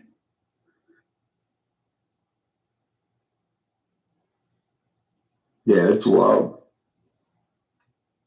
But I do know a guy, sold his Plantwood Farms, it was called. It was close to Brantford. 160 acres. He got like, I think 50 something million. They held out and held out and held out, and some developers just gave them like 50 million. They can stay on the farm for like a year while they transfer like to a new farm. They just bought a farm like 15 minutes away for like 4 million. They pocket the cash. You know where it's incredibly easy to sever is out east. My parents East bought Ontario or east? No, like coast. Nova Scotia. Yeah, like Nova Scotia, exactly. They bought a lot in. My parents bought a lot in Nova Scotia, and they severed it into 4 chunks. It was a 20-minute phone call and a $300 fee, and it happened like immediately. Just chop, chop, chop. Crazy. That's all it should be. Is that determined there by like the province or by like something small? Like I think in the U.S. it's both like state and then also. Oh right. Well, I think that is the biggest problem probably in the U.S. is the actual like city type municipality. But if it's like just county, I don't know about outside Florida and Texas, but like Florida or Texas, I think it's pretty easy if it's outside of city. Couldn't tell you.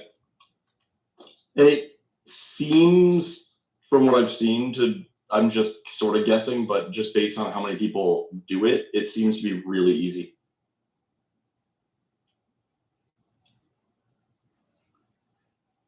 Yeah, it's really stupid. I don't know why they make it so hard.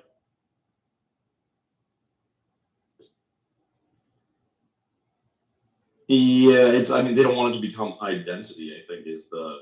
But who gives a shit? Like, if I want to fucking put up a like Soviet era brutalist apartment complex on my fucking, chinchilla farm, I should be able to.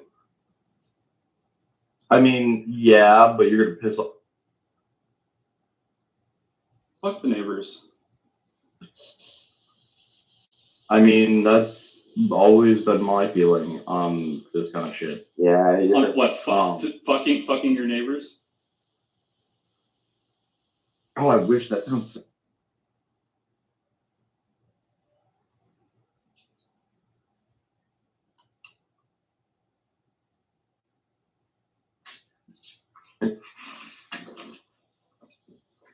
But yeah, it is interesting. Andrew, you. Yeah, what's going on? My bell soon. Yeah, the whole conversation about all the real estate and shit started because I'm watching. I've seen, especially recently, how prices come down.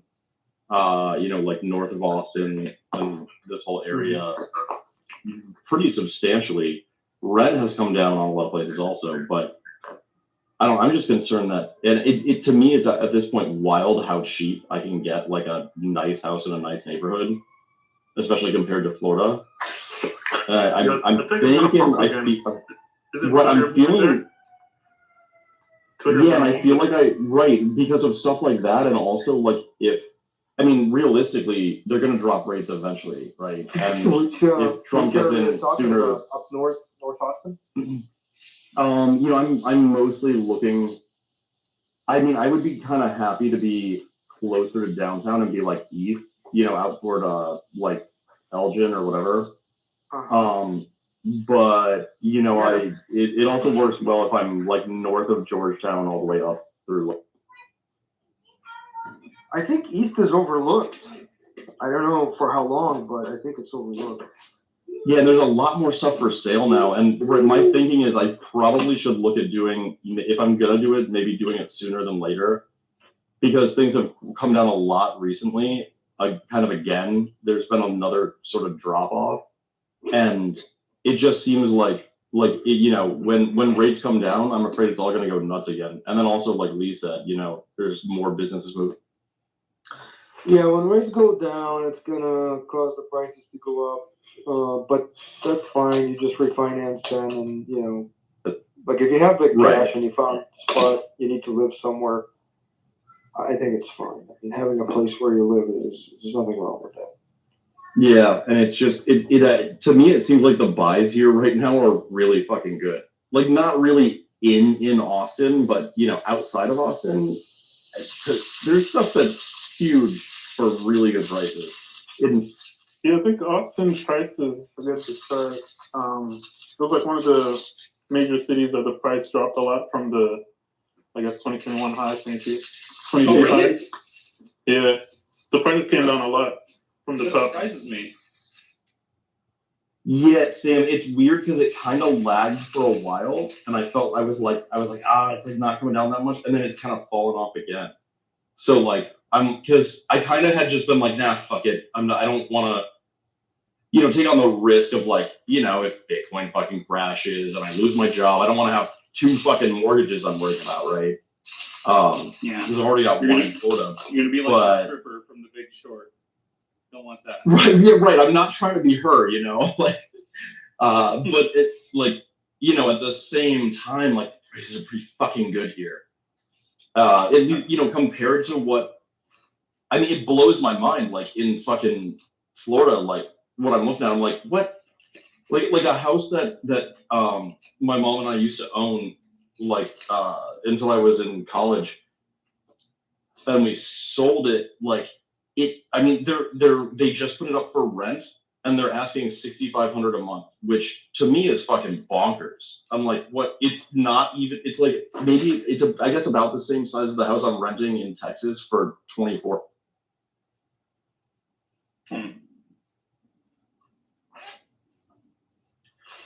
Huh. And Well, that's I about was looking proportion. at- Yeah, go. How many bedrooms is the 2400?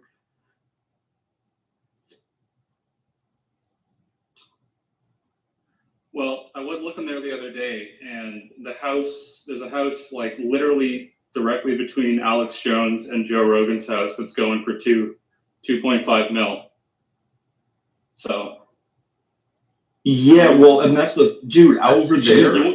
Like, Fish, you want to go halfers on it? Fucking move it. kinda. Yeah, that's what I'm saying. Especially like out in that area too. All over the place here, there's stuff that I'm like that compared to, it's like you would get like a normal newer house in fucking Florida. I don't know if I'd want to live safe by enough Alex neighborhood. Jones after he said he'd eat his neighbor's ass. I mean, I don't even think I need to say what the joke is that I'm thinking. I mean, that's a plus.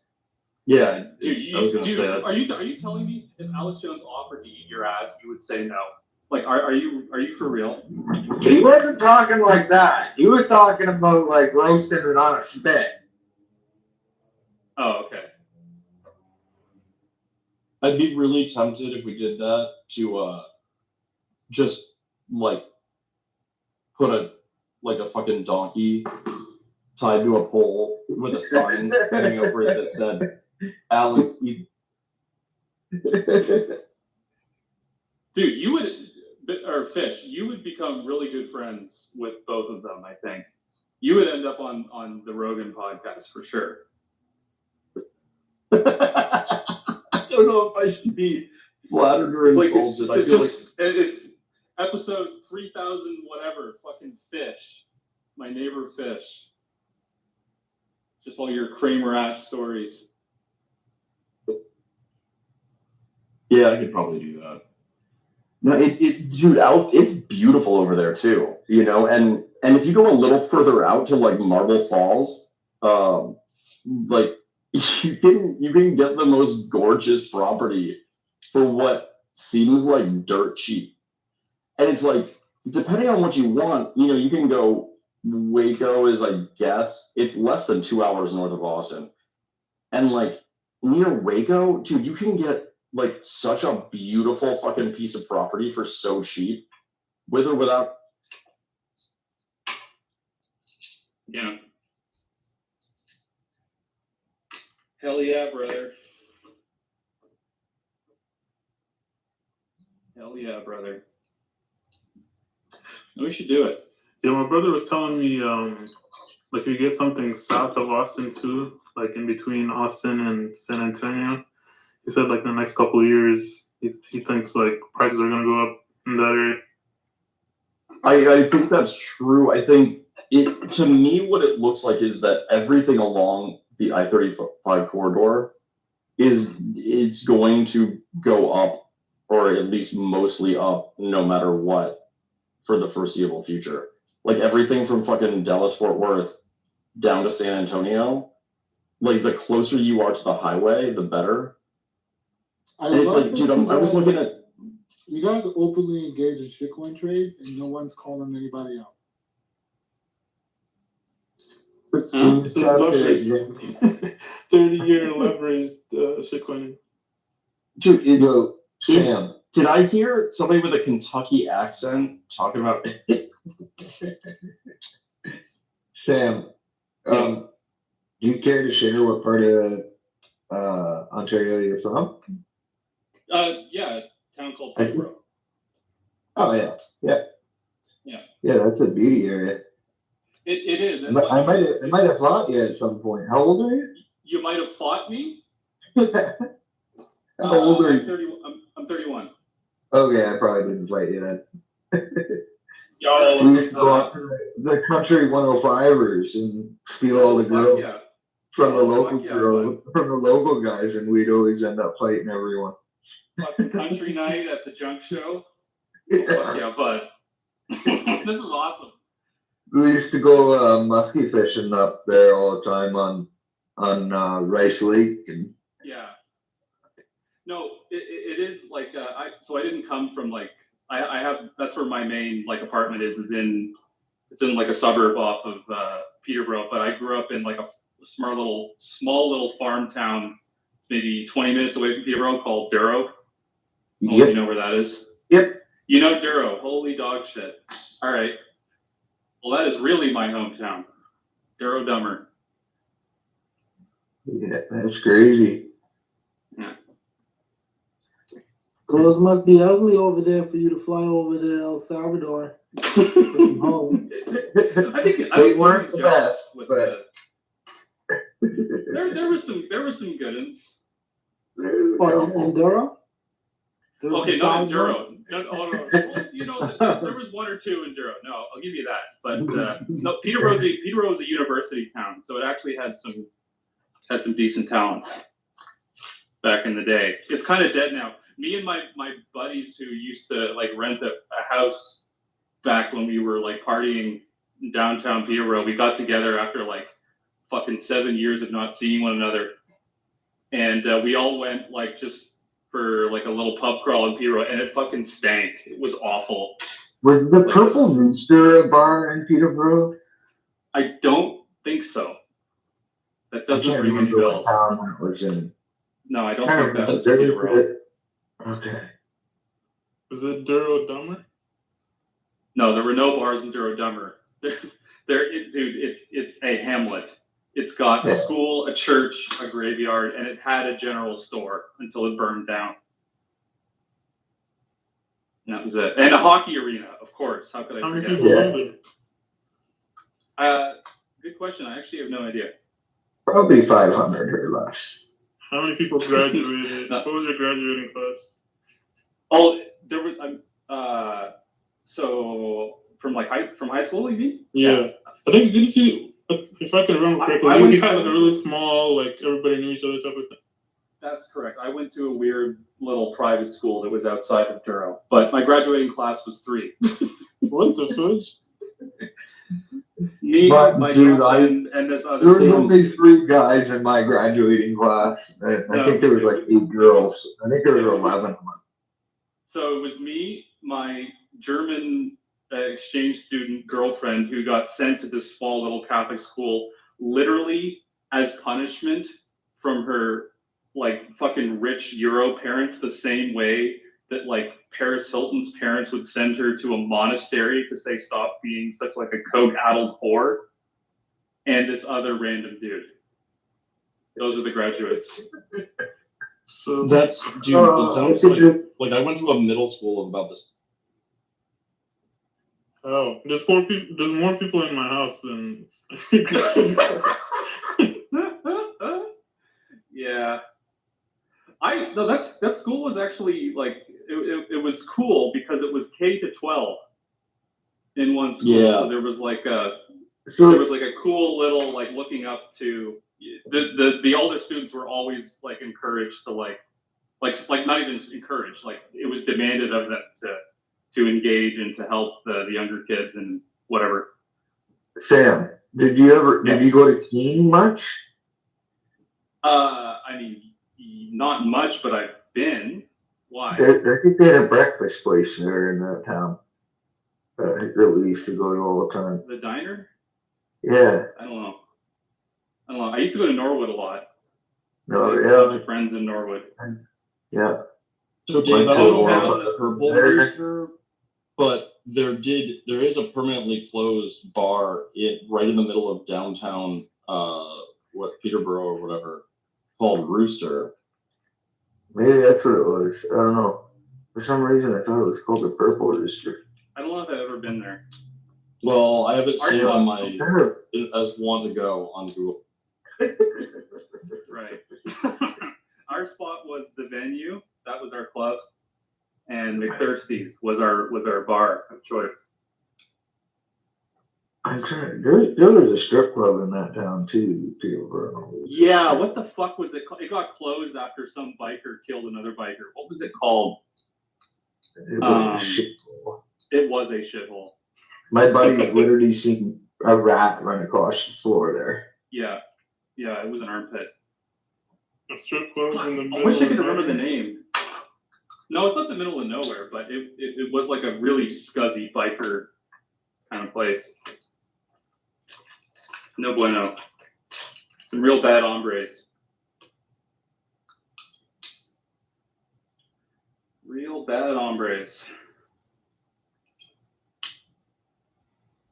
What am I doing here? I probably got kicked out of half the resorts on Race Lake there.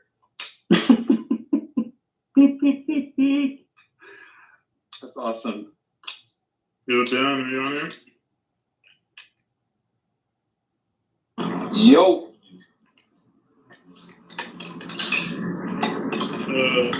Did you graduate with 3 people in the graduating class?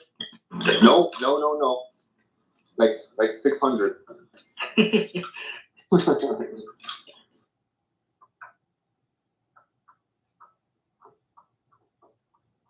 Is that considered big or small? For Canada, it's humongous.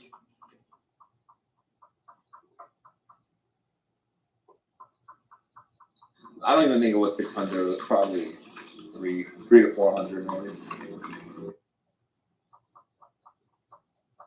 Yeah, I went to a magnet high school, and man, I think I think when I graduated, we only had like 186 or something.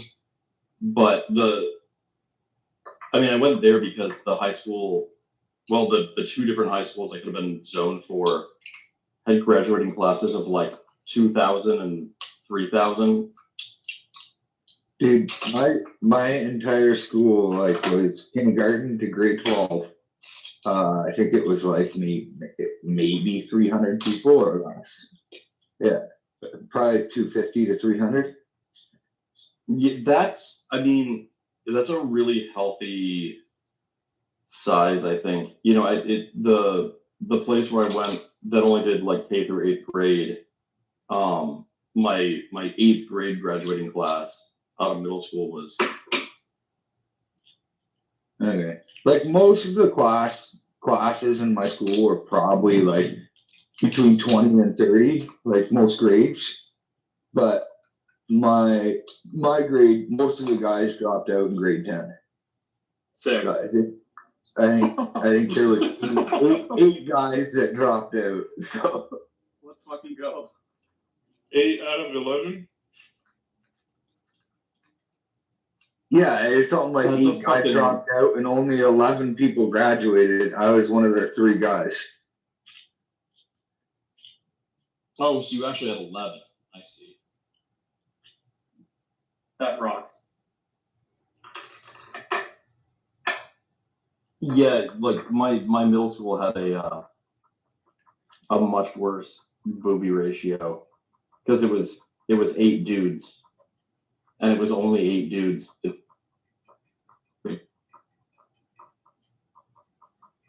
How many of them had boobs?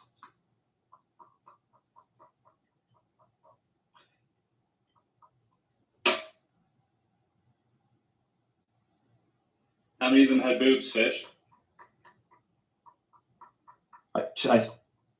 Oh. Fix your fucking El Salvadorian inner. No, I think you muted too early, Fish. That's a weird thing that happens sometimes. It's like there's a little bit of a delay, and then it, Yeah, it's weird. Was that American or Canadian? American, but it's just, anyways, probably nothing to talk about. But I messaged my cousin about it. He's like, "Yep, that looks about right." But I'm like, "That looks all right, man. Thanks." Probably not something we should even talk about though, or advertise. Yeah. That's why it was wrong. Dusty, are you here? Yo, what's up?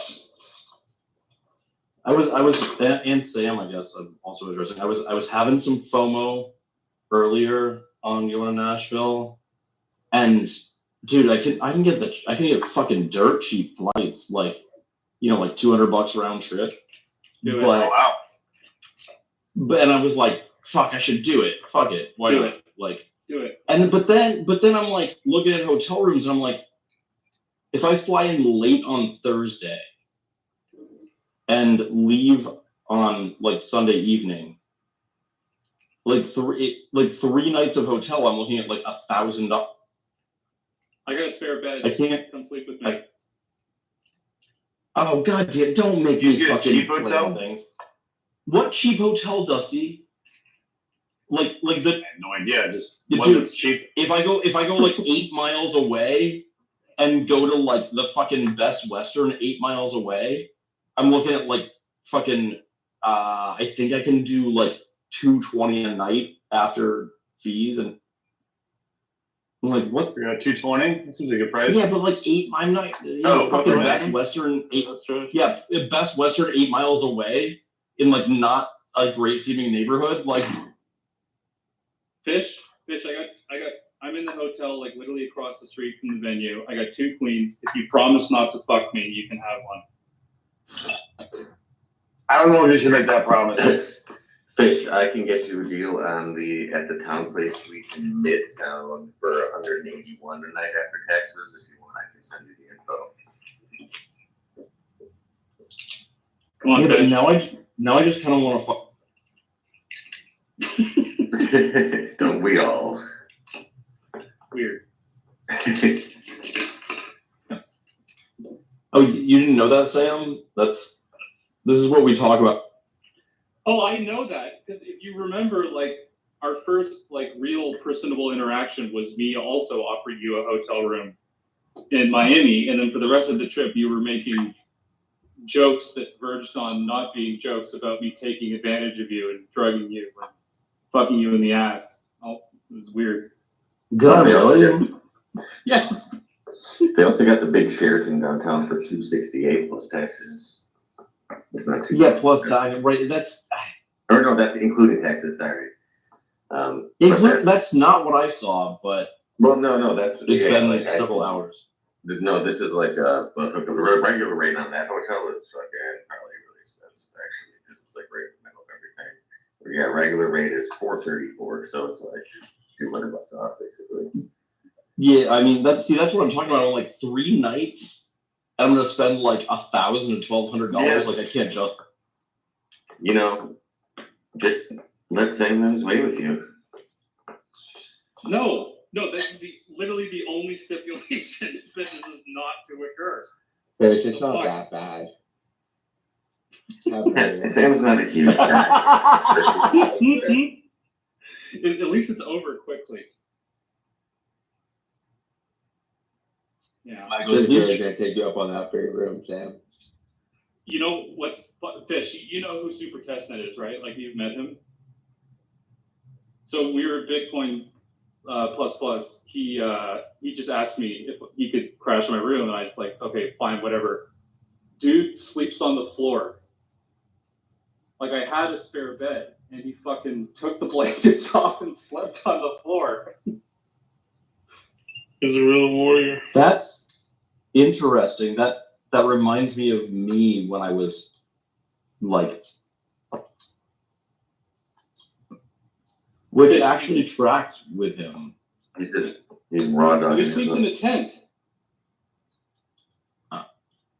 Wait, like all the time? Tent. Yeah.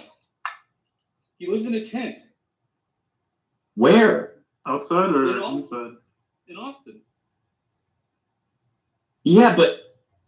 Back me up, Dustin. Down by the river. Oh, we're talking about Super?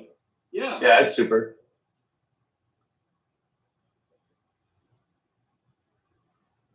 There was some promotional video that Pleb Lab made. I think it was for learning how to code on Nostr. And you had all the Pleb Lab guys like giving their little like one-shot line for why you should do it. And Super's line was he was poking his head out of his tent. Yeah, he's all in on Bitcoin. About right. Sold his bed, bought Bitcoin, sold his I house. love Super. He's one of my favorite people. Yeah, I'm supposed to do a super smash off with him, or I was supposed to it. Oh wow, yeah, he would be good at Smash. Oh yeah, it try.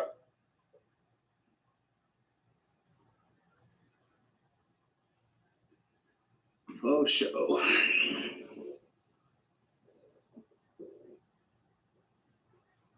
Ugh. Gotta get up at fucking 2 in the morning tomorrow. Catch my flight. It's insane. Yeah, it sucks. You're bringing a senorita with you from El Salvador? No, senor. See, this is why, like, flights like that, that's why I always just. Well, that's part of why, everybody's always like, why do you, like, show up at conferences and then you disappear and don't answer your phone for, like, 18 hours? And it's like, well, because I would miss the flight. No, I do. People say that to me. Yeah. Right. So it's really because I end up with a flight like that, and then, I would miss the flight, so I just don't go to sleep. Is it and then get the flight. Is it the flight, or is it how long it takes you to get to the airport? Both. Both.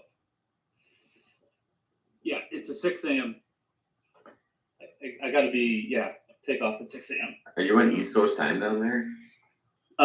It's weird. So it's technically central, but they don't do daylight savings. So I'm now like 2 hours ahead of Eastern. What time is it for you? So. Where's my watch? Where's my phone?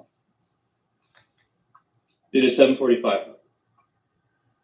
Okay, so you're 2 hours behind Eastern. Yeah, so you're like Mountain Time, Denver time, basically. Yeah. Well, it's Central Time, and it will be the same as Central Time. It's that they don't do daylight savings time. Trust me, I live in Arizona. I get how that works. I'm that makes sense.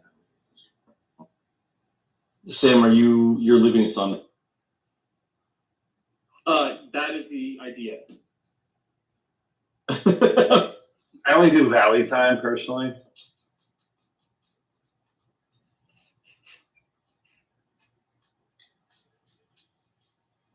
Valley time. Oh, fucking asshole.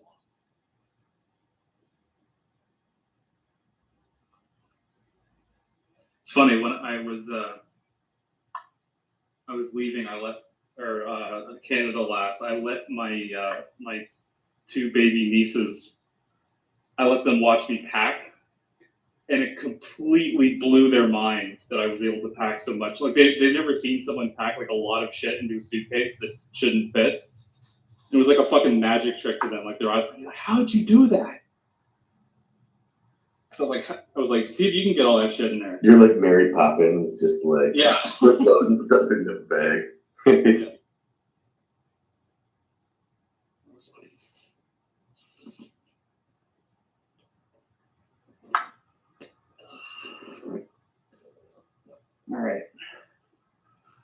All right, folks. I'm gonna go to bed. Talk to you later. Fish, you should come. Later, bro. Yeah, answer your text. All right, okay, bye.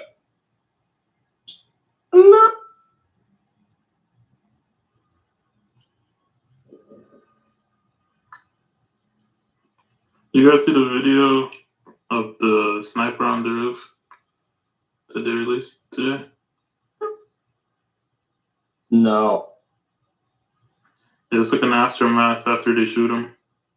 It's like Secret Service plus some other security services, like talking next to his body. I'll put it at the top.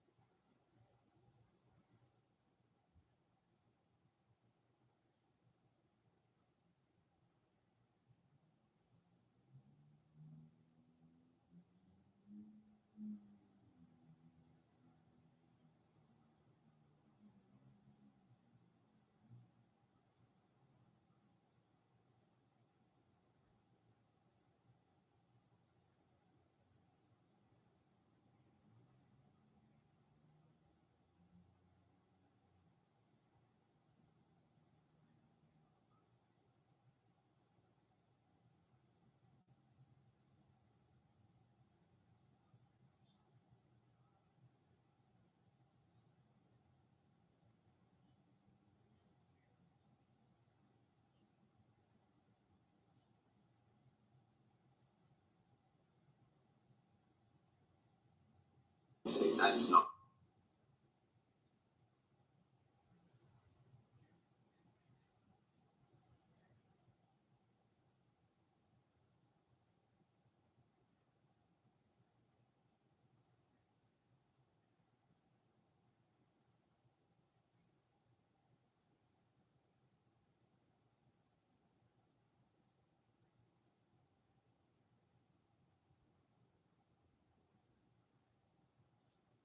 I don't know, man. That sloped roof there looks pretty dangerous. I'm glad nobody, slipped or fell.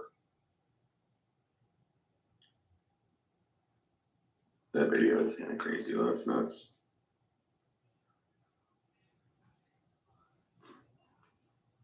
What if they didn't shoot him and he just slipped and banged his head on the ground? What video we talking about? The one that's up in the nest, it's like a body cam video from a cop when, like, after they killed the guy there up on that roof that he was shooting from. And, like, the Secret Service is asking him questions and stuff.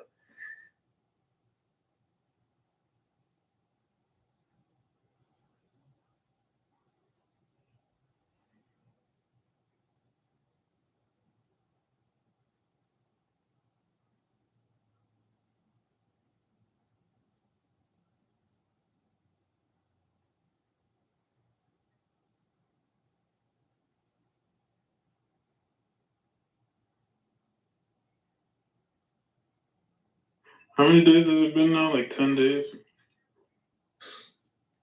Yeah, probably.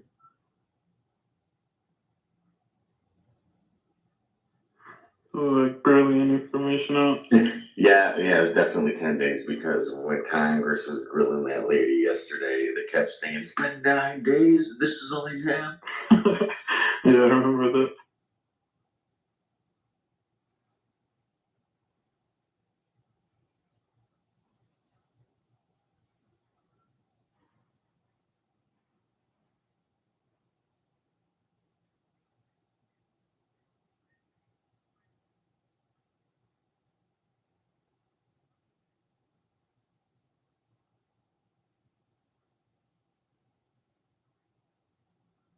Yo, that's wild, eh? Yeah. Like, I literally feel like I could assassinate a president easily. Like, watching that shit go down. It's like, Jesus Christ, you Canadians have do not have the censorship of words that we do here. It's My name is Dave Rooster. Don't give any ideas, Dave. I want to go on the I'm just record saying, saying I'm that against might Dave be- assassinating anybody. I've never to the NSA. I've never met Dave in person. Okay, I don't want to shoot any presidents. But if you had to, I think they could have done it too, Dave. That 20-year-old kid did it easily, dude. And like, I would consider myself probably more talented than him at a lot of things. I would just, if you were trying to assassinate me from that distance in that situation, I'd just keep turning my head so you just hit one of my ears. Dave would have even prepared that roof while he was up there, too. what kind of shoes would you wear to get on the roof, dude? I actually was thinking about that. Like, I wonder if the snipers took more than one shot, or if I wonder if the roof got damaged. No, it was only one shot. You can hear it in the video. Did it go through his head, into their steel there? You know, like what happened to the roof? I actually wondered that a lot. Oh, you just gotta put some tar. You just gotta put some tar up there, bud. You're gonna be fine. Yeah, the guy's gonna be like, oh fuck, finally it's all over. He's gonna get back to normal, whoever owns that building, and there's gonna be like a drip, and he's gonna be trying to figure out where the bullet hole is. I'll have you know that there was more than one shot after their being on comm saying that the shooter's down. There's one more bullet that's fired. Yeah, it's like almost 10 seconds later, I think.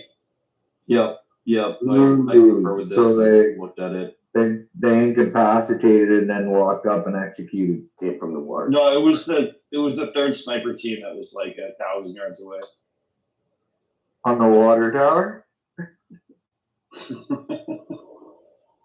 Are we talking about this new footage? No, the body cam footage. 20 seconds late. Yeah. No, they were on a building. They were on a building to the like the. Were they actually It was behind like the first West snipers that you see. Yo, Yeah, you gotta listen to what they're.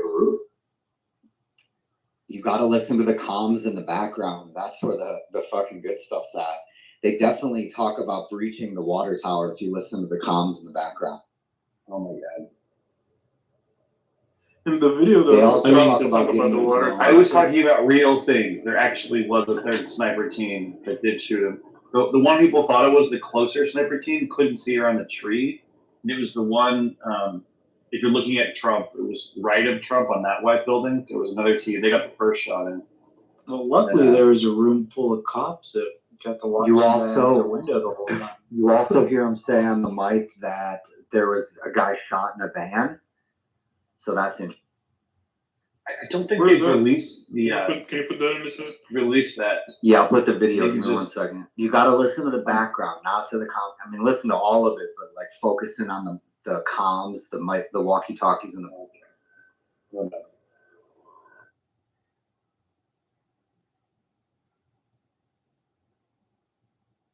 Some weird shit, man.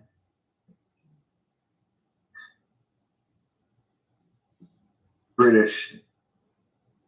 Would you rather live in a country that's captured or a country that's like getting captured? Yeah, I think it's in the process of. The eternal optimist in me would say a country that is in the process of getting captured.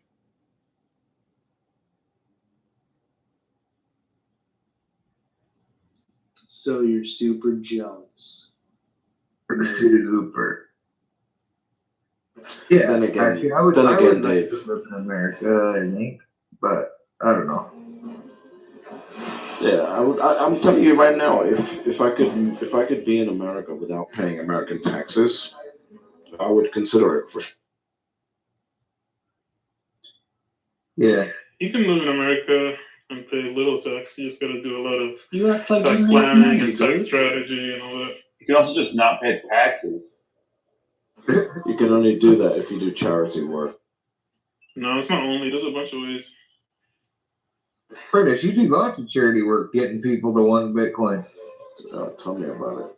Yo, British, one of the ways you can do it is you can have a foreign entity, and as a U.S. citizen, if you own 49% of it, and whoever else owns more than 50%, you don't have to pay taxes on that. Oh, interesting. That's an interesting one. But then you're still going to pay taxes on any money you bring in, right? So if you buy a house or whatever, that's going to be classed as income. If you buy a house in America? Yeah, I mean, I'm not planning on living on the streets like Americans are doing nowadays in San Francisco. I thought you were the one that said that renting was up. No, but the money that you... Okay, so in order to buy a house, you need money, right? And if you're claiming that you don't have any taxable income, because 51% is owned by someone else, they're going to ask you, how did you make enough money to pay for that house? No, you can that would still... be taxable. No. You basically, you can get profits, right? So let's say you have a company and they can pay you profits of whatever, $1 million a year. And that would be considered, your profits, and you wouldn't have to pay for that. They would go by the jurisdiction of where that company is, and if it's like, for example, in Dubai and tax-free zone, they would go by that jurisdiction. So hold on a second, just so I understand this. Are you saying that if a Dubai company pays me $1 million in income, that I have zero tax liability on that in the United States if I'm an American green card? Not income, capital gain, not income, profits. So basically, like dividends. Yeah. Right. Yeah. I mean, that's the brief of it, but you can talk to. Yeah. Do you have a tax attorney who would agree with what you just? This is like, the tax code is humongous, but there was somebody that was a tax attorney that told me this, and I trust. I mean, Dave, does that sound? 5 to 10 years, you know. Yeah, I mean, there's a bunch of stuff in the tax code. There's thousands of stuff in there that a lot of people don't know. But yeah, this is one of the things where they charge people like $50,000 just to act like they're looking for it, but they already know the answer. It all depends on what's worth it to you. Like there are. The only problem with wealthy British, if I was in your shoes, British, and I'm like, okay, I'm kind of, retired-ish, right? Like you're investing, but you're not like, you can go to other places and get such better quality of service than you can in America. Like 100%, 100%. the amount of money it would take to live that lifestyle in America would be so taxing. Yeah, even for a house, you can buy the house. You can buy the house under a business, and then just live in there. Put the house under the business name. There's like a bunch of loopholes you can do. Yeah, no, Dave, I think you're absolutely correct. I was just curious about what was being said. It sounds cool. Yeah, it sounds like you can. Yeah, look up the tax code. I wrote it in my notes. Let me find it.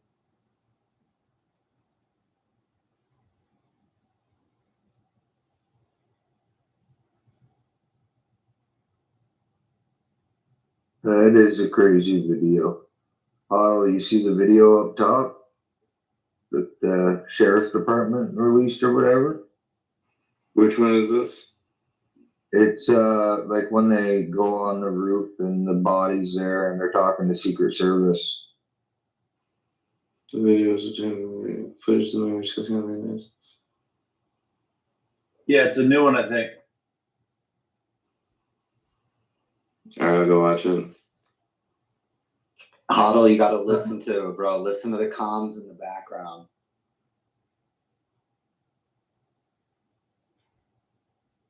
It's kind of wild how they're saying this is him after they've shot him in the face. What's more American? In the UK, they'd want to make sure it was him before they shot him in the face. They wouldn't get up there and be, oh, no, this is the guy, by the way. And they're talking about how they saw him come in and they were passing his photos around, and then they lost sight of him.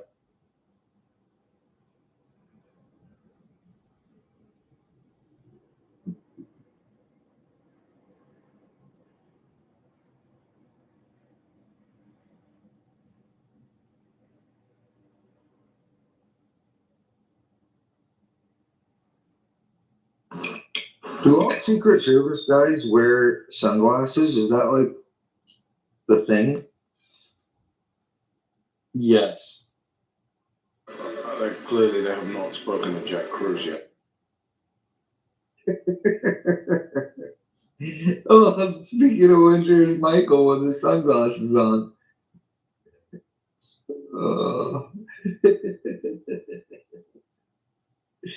Michael, you could be part of the Secret Service with those sunglasses. I am. Given the recent performance. Michael's so secret he's in Canada. Yeah, given the recent performance, I could probably keep up with them. Hey, so I put Dave, I put like 40 grand into Meta Planet when they announced that they started putting Bitcoin on the treasury, and it's already a $55,000 profit. Nice. It's in Japanese yen, so it looks like 8.8 million on my portfolio. That's even nicer. Yeah. Is Sam Parker still here? Doesn't look like it. No. Did you take him up on his offer? British, look up IRS section 1202. Alright, I'm looking at that. Fish, are you taking him up on his offer? Which one? I think so, but he's not. Oh, I didn't hear you, Fish. What was it?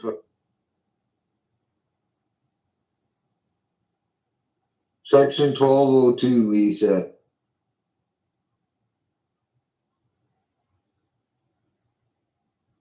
Okay, Lee. So basically, you don't understand what this section is saying. I would say not tax attorney, but I'm not saying this is the only conclusion. one. Let me That's one read of this the. to you. Let me read this to you, right?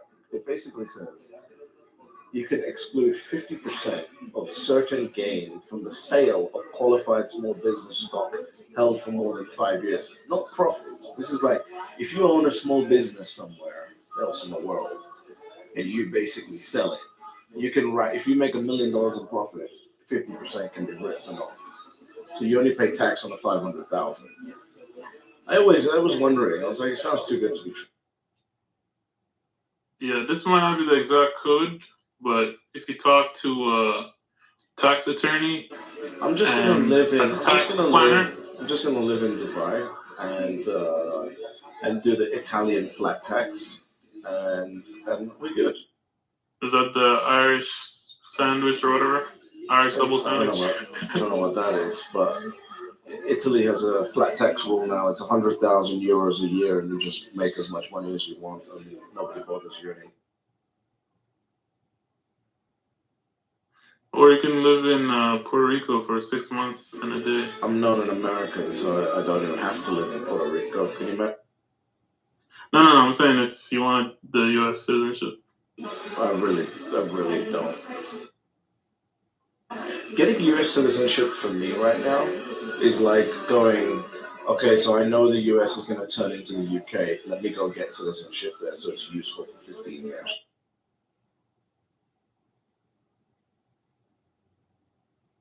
Yeah, the disadvantage of U.S. citizenship, the IRS is going to run after you forever.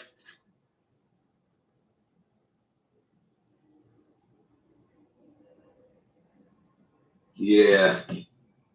But it's worth it for all the, reasons. For all the benefits? Yeah, the benefits. Yeah, the benefits.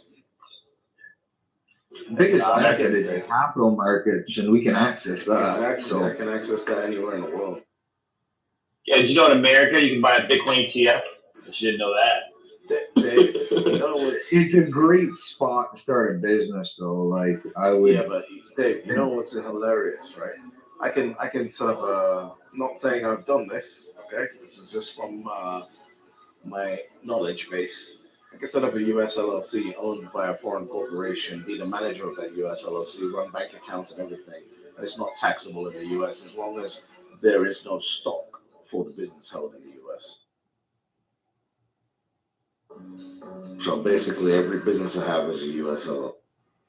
Stocks, America, fuck yeah. We got stocks. We also got like a cool statue the French gave us. There's some things. Yeah, all of your statues come from my part of the world. Do you guys say this Mount Rushmore? I didn't think so. Oh, you guys carved It's not a statue. Couple faces. It's not a statue. That's not. But, But Dave, we just have to swim past that because we're dealing with a fucking map. what about that the one of General Lee that got tore down in where was that? Carolina? Was that the racist general you're talking about? Yeah. I doubt that one was made in Europe. So what happened with Elon? What happened with Elon Musk? Elon Musk basically backtracked on his 45 million a month support for Trump. If he saw other billionaires jump on board, so he's like, shit, let me save my money.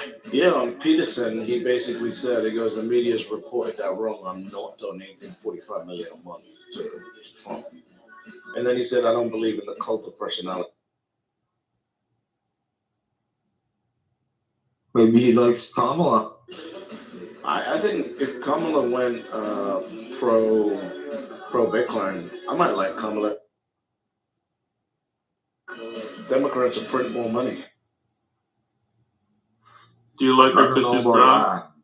Do you know what's kind of insane, right? Is that everyone seems to think that I give a fuck what happens inside the borders of America. I care about capital markets. I think the Democrats actually are more fiscally responsible.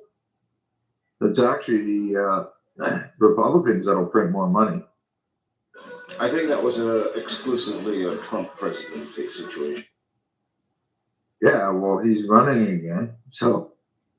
No, but you can't say that they are more, because generally speaking, the Democrats are less fiscally responsible. Yeah, but I think the tables may have turned.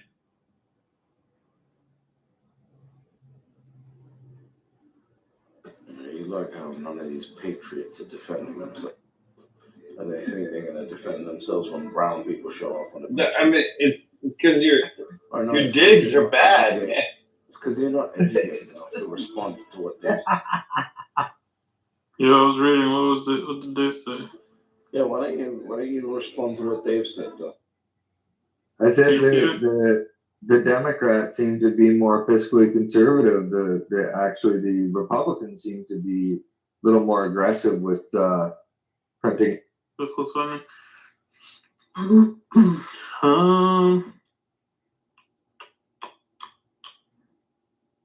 No, I think it's the other way. It wasn't with Trump, was it? It depends what time period you're talking about. His 4-year term? Only during Trump, or are you talking like last 10 years, last 20, last 30? Last 10.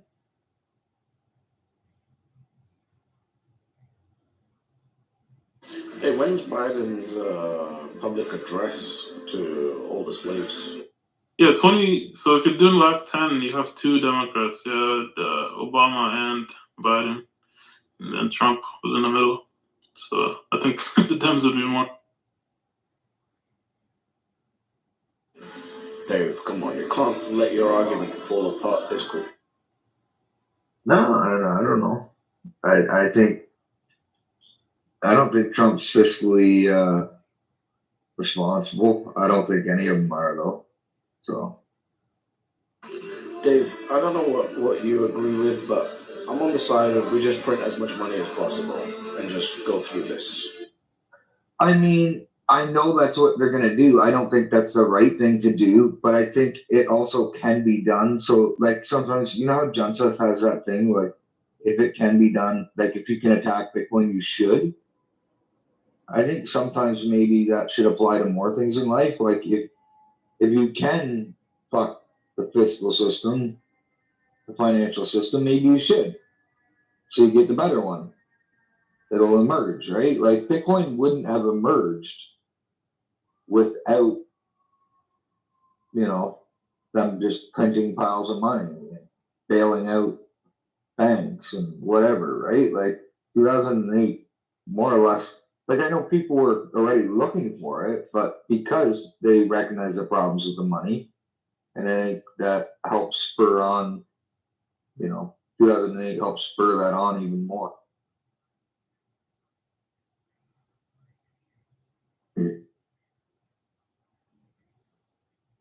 Yeah, I think we should just print through it, and whoever's going to print the most money, we should get them elected as non-American.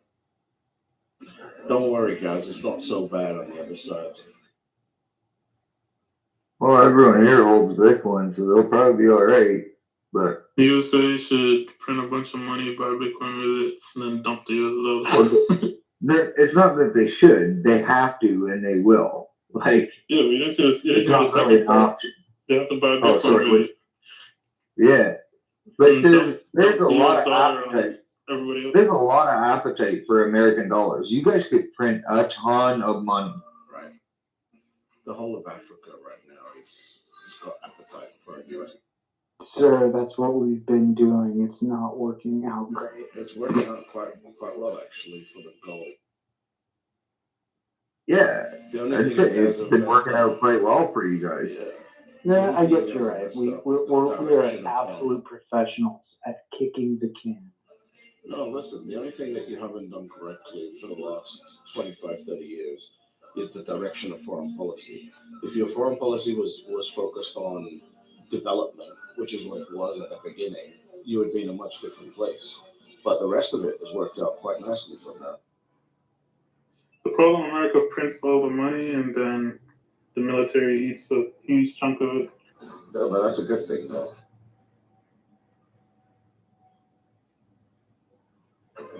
The US military is like the first export of US dollars. Imagine it was a country, right? It gets like foreign aid, gets sent over there. Then all these other little shitty countries that you guys have to prop up. I think it would be fantastic if the US just went to Africa and said, right, in every country here is now on the US dollar.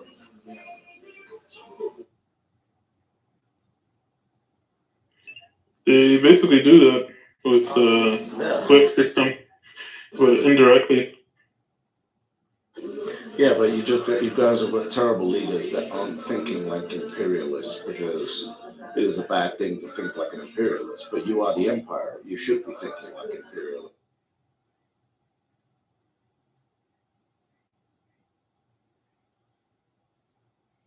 The problem with imperialism is you have to defend all the different tentacles of the empire, and it's costly.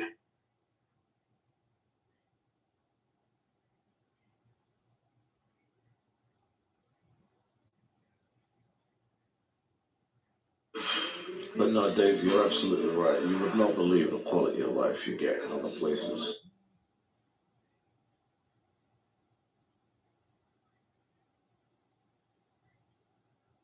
No, yeah, I know it.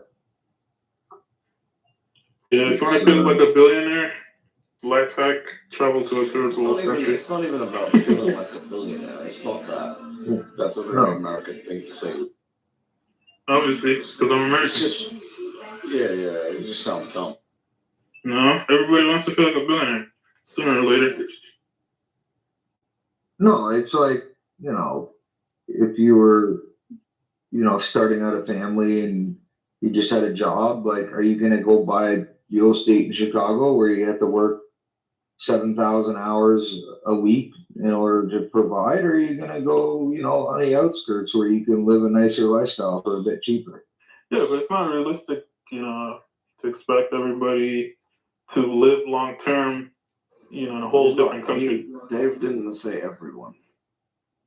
I know, that's why I said to feel like a billionaire. Like, you're not gonna try to do it for the rest of your life. You're not trying to feel like a billionaire. You're just trying to get the most for your money. You're trying to capitalize off your money. Yeah. Like, you're trying to get the best service for your dollars. Yeah, what I'm saying is you can only do that for so long, right? Unless, like, you basically relocate your whole family. Sounds stupid right now. Bro, we're talking about two different things.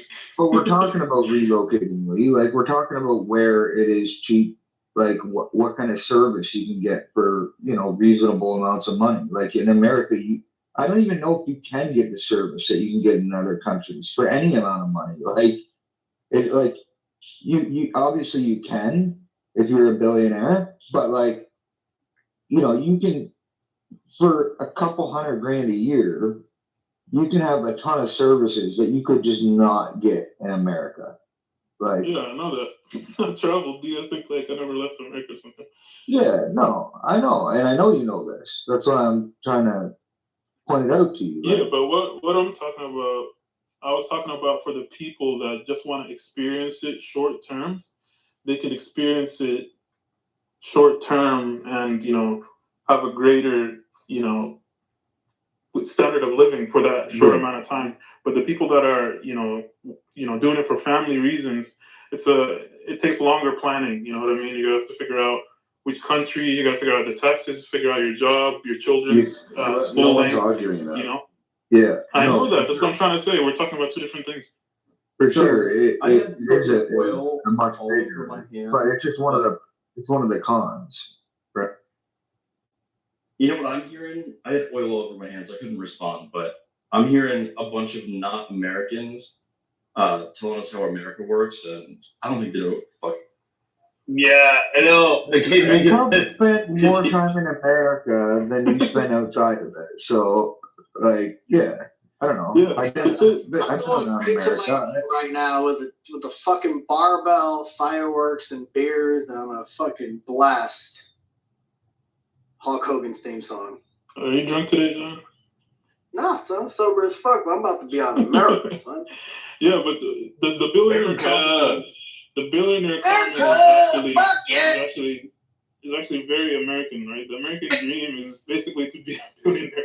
If you actually look at the nitty gritty. No, I don't think. I mean, I think that is a dream. I don't think that is the American dream to be a. The American dream was to be a middle class person with a house that you own and a car and 2 cars, right, and a bunch of kids, and just a husband working to provide for that. Yeah, 2024, everybody has that. And if you don't, No, they don't. What are you talking about? Half of Americans don't own a house. Listen, bro.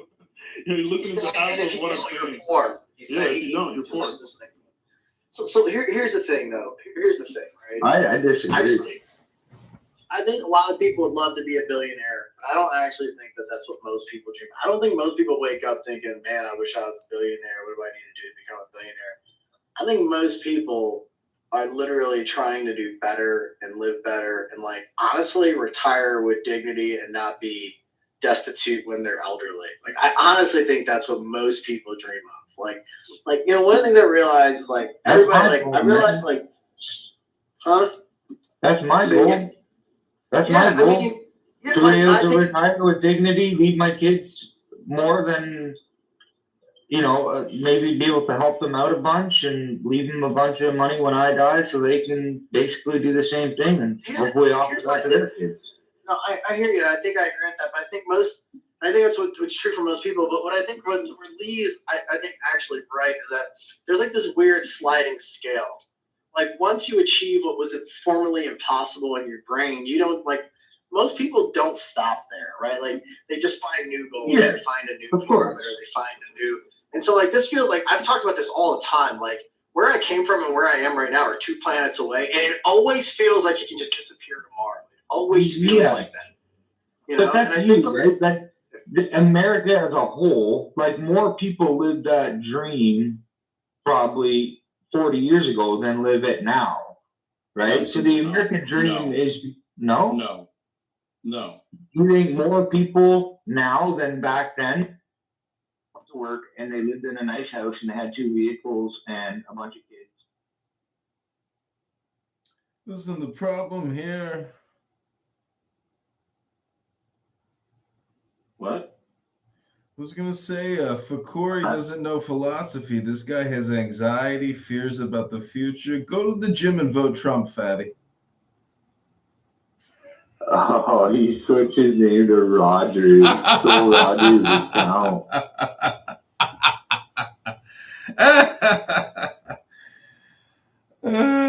Go vote Trump and go to the gym, fatty.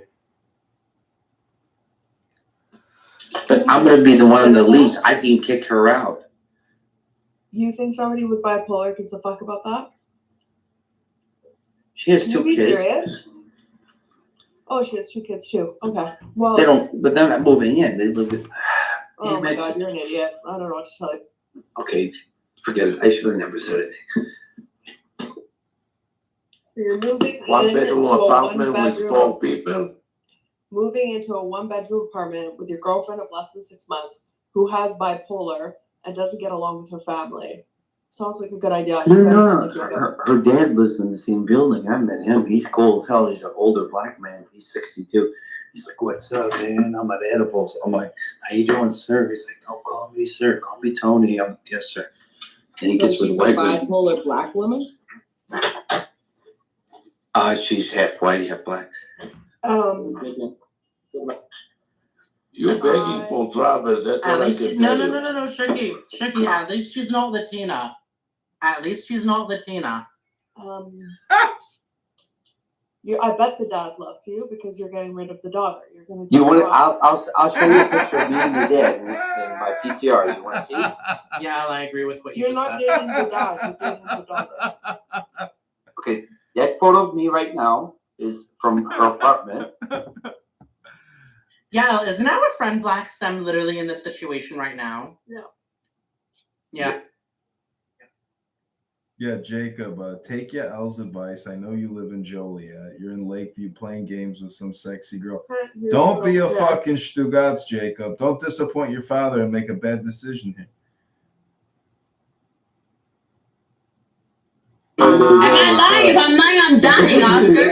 If I'm lying, I'm dying. What's up? Hey, yo, Oscar. I don't care. Not today, right? Not today. Not today, right? Not right now, right? Not right now, right? They come at late nights, right? It's only 10 o'clock. It's only 10:30. It's only 10:30. It's late. It's not even late yet. You know, wait for them. They be up. Yo, Oscar knows. Oscar knows. That's why you're laughing. You're not gonna steal my friends, Oscar. Fuck you, yeah. Well, hey, yo, Trap, make a room again. Fuck these niggas. I swear to God. I swear to God. Ain't no motherfucker. I'm gonna let them know. I'm gonna let you know everything. I'm telling Trap everything. I ain't playing with you. I'm not telling the I'm not telling Trap the truth. He was my friend first. He was my friend first. He was my friend first. Who the fuck? Yeah, what's up? What's up? What's good, Bayla? What's good? What's up? You tell me. What's Andy? What's up? Who are you? What's up? What's Andy? You know me. You know Shut me. up, dog, you bitch. You know Duck, me. pussy. You better duck, dog. You better duck. Hey, Trap, follow me back. Trap, follow me back. Hold on, Bobby. I don't know you. I don't know you, Bobby. I don't know. Yeah, watch this. Hey, yo, Bobby, I don't really know what to say. You're gonna have to. I had you. I had you on your order come to that shit. What do you mean? My 2.5K, that the one that I got in the pack? My real account, my 2.5K, that one? Big love, big love. The one and only? Yeah, big love, yeah. Come on now, big love. What's wrong with that? What's wrong with it? What's wrong with it? I'm not crashing out. I run shit like Cardi B. Huh? You run shit like Cardi B, huh? Yes, sir. Yes, sir. Y'all be saying Cardi been crashing out too. Nah, she be keeping it real. Just like how I'm finna keep it real. Fuck your swisher, bitch. Fuck your swisher. Fuck your swisher. You ain't get no fucking swisher. Fuck you, bitch. Go find your swisher, bitch. Shut up, pussy. Little boy. Shut up. Give me a fuck you, bitch, and your swisher. Damn, crybaby. Crybaby. Suck on my titty, crybaby, bitch. Having the conversation though, Gina. I don't give a flying fuck. Hey, yo, Trap, no offense, Trap. Hold on a second, Trap. I'm gonna let them on. Hey, yo, you know what? Trap did say, I'm gonna fuck about y'all conversation. Y'all love to fuck with me all day, right? Y'all don't give a fuck when I'm doing my thing, right? You say you give a fuck about your conversation. Today Trap, no, Trap, you haven't been there, Trap. That's what I'm saying. You're new. My nigga, you're new. No, oh hell no, but a clean slate. That's crazy. That's insane, bro. My life. Nah, I searched your whole block, pussy ass nigga. Fuck off. Okay, bro. You wish I did. You wish I did. Hey, try. Wish I did. Bitch ass nigga. Hey, try, follow me back. Honestly, you put drugs on my ass all day. Kick me. Big love. Fuck you. Hey, big love. Hey, big love. What's up? Follow me back. Who the fuck are you? I had you on your other account. Big love. Bobby? Yeah. Follow me back. Yeah. Hey, bro, what the hell? Quick, fucking. Who are you? Bobby. Nah, but who are you though? Who the fuck are you, Bobby? Big ass Fuck you. I'm just. I used to have you on the other account. I used to come to your room all the time. I don't know you, but I'm gonna follow you back, but I don't know you. Yeah, I used to come to your room all the time. I don't know you. Okay. Shout out to you. Yeah, shout out to you too. You know what I'm saying? Good luck, gang. Good luck, gang. Enjoy your birthday, gang. Enjoy it. Yeah. 3 minutes to story, 3 top 5 people. Hey, yo, Trap. I told you to make a room, right? You don't want to make a room, right, Trap? I'm washing dishes, gang. Yeah, what the fuck, man? The water running. I already washed my dishes. My bad. Okay. I hear it. I know what it's like. Okay, wash this shit. Nick, yo, Trap. Wash the dishes thing. I swear to God, I got to tell you. Yo, he's washing his dishes. Don't worry, Oscar. Next fucking try. That's my friend. Bitch ass nigga. That's my friend. Hey, Oscar. Hey, what's going on? Wow. These women faces ever match their accent. Yo, Trap already knows I'm married. You know that, right? Trap knows I'm married. He knows I'm married. Like the way, like some of these hoes on the app, they be sounding sexy as fuck, but then when you see their face, they be fucked.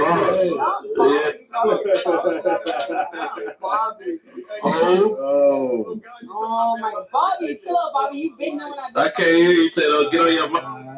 Not Tato. Oh yeah. You said Tato? Where's Tato at? Remember when I packed him? Where's Tato at? She ain't a thing. That bitch dumb as fuck. She still don't know where I'm at, bro. She's stupid as fuck. Dumb ass bitch. That bitch is slow as fuck. I got my lighter, man.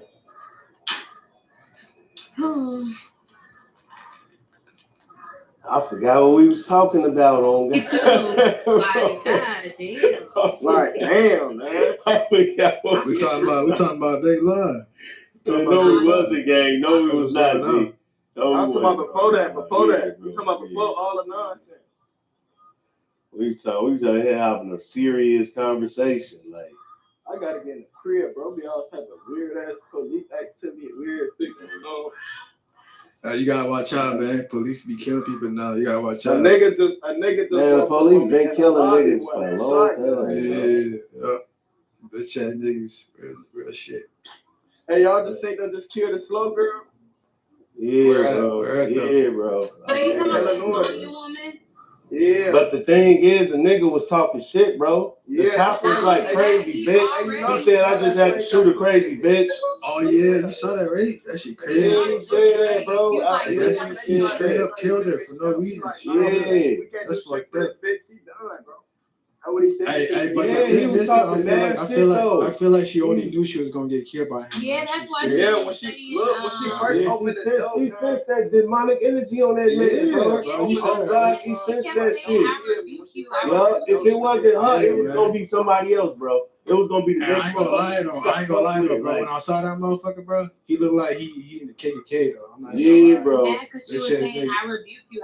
Yeah, he just shot that bitch for no reason, guys. He shot that bitch dead in the face. He did. Like no body shot or nothing. He straight went for the face, bro. They said he been killing people and doing low down shit. I believe it, G. Wait, you say he been killing people? So he just got caught up right now? Yeah, they said he just got caught at the bar doing some racist shit at the bar. Yeah, they said he been doing racist shit. Yeah, bro. So this motherfucker already got bodies and shit. Yeah, bro, yeah. He was trying to let motherfuckers know, like, nigga, I'll catch you and kill you. Yeah, that motherfucker, bro. They gotta kill that motherfucker in prison, bro. Hey, look, bro, I'm gonna show y'all this video, gang. We all got time. We all got like 40 minutes tonight. We all going to bed and shit. Fuck that this nigga, video, bro. This the whole footage, man. He was talking hella shit. She was better off going outside shooting than to call the police. You got the video though? You gonna share that shit? Right there. The comments right there, bro. All right, I'm rolling up right now, my hand. But it's all good though. She's gonna go to heaven. You're lucky my phone died. That motherfucker did her. Yeah, you can lie. Nick that room. Should be free. And she even talked about the Bible. She was like, let me get the Bible. Hold on. Like she knew she was gonna die, bro. Yeah. That's what made him mad. He was like, "I'll shoot you." You know how like sometimes God's gonna show you like if What do you you're mean gonna die, he's gonna show you. What do you mean Hey, listen, bro, y'all don't even know, bro. When she like first opened the door, bro, she told them, she was like, hey, y'all, please don't kill me. I don't mean no harm. That's when she first opened the door, bro.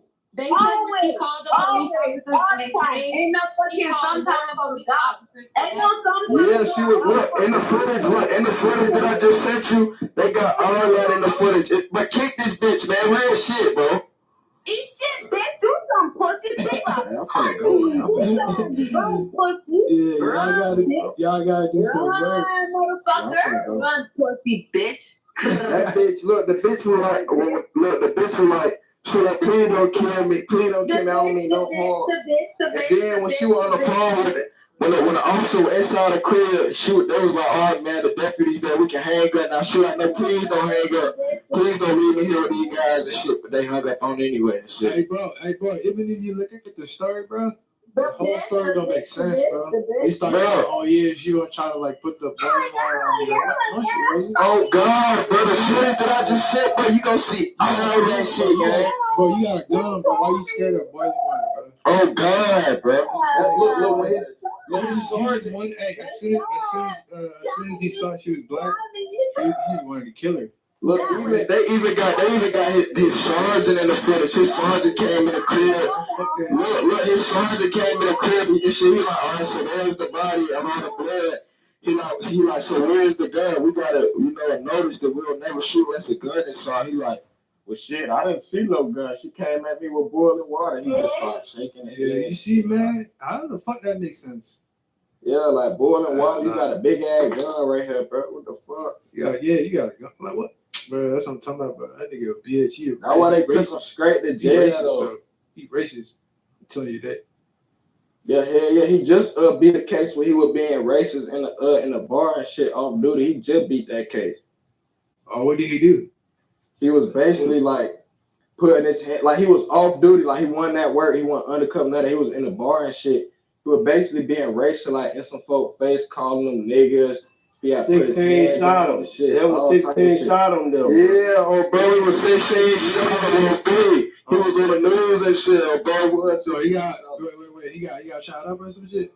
No, that's just a dude name who we did it to. He a music recorder and shit in the trenches and shit. He just happened to really be somebody in the hood. So when he did that shit, he put him out there, bro. Like he was somebody who really could. What's up, Tato? How you doing, Tato? What's up, brody?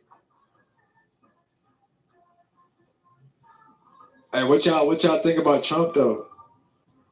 Shit, he about to be what the other president. What other choice do we got? To be cool with it. You want Kamala Harris? Because she gonna have us all in the fucking concentration camp. For real? No. For real though? Why you say that? Come on, bro. You don't know her? Why you say that? Miss Montel, So Tato, who you voting for, way to the Tato? top. Like, come on, bro. I voted for Trump, bro. Yeah, I'm voting for Trump too. You cool people now. You cool. We gonna squash this beef. We gonna squash this beef. Yeah, I don't got no more beef with you, man. Yeah, we good. Yeah, we good, man. We good. Hey, Oscar, you hear that? Me and Adams made a peace treaty, gang. That nigga Oscar ain't even paying attention. Yeah.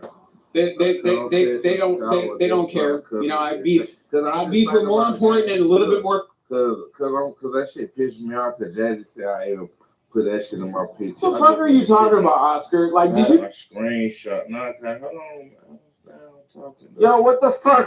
We just made peace. Like, are you okay? The fuck you put up in your blunt?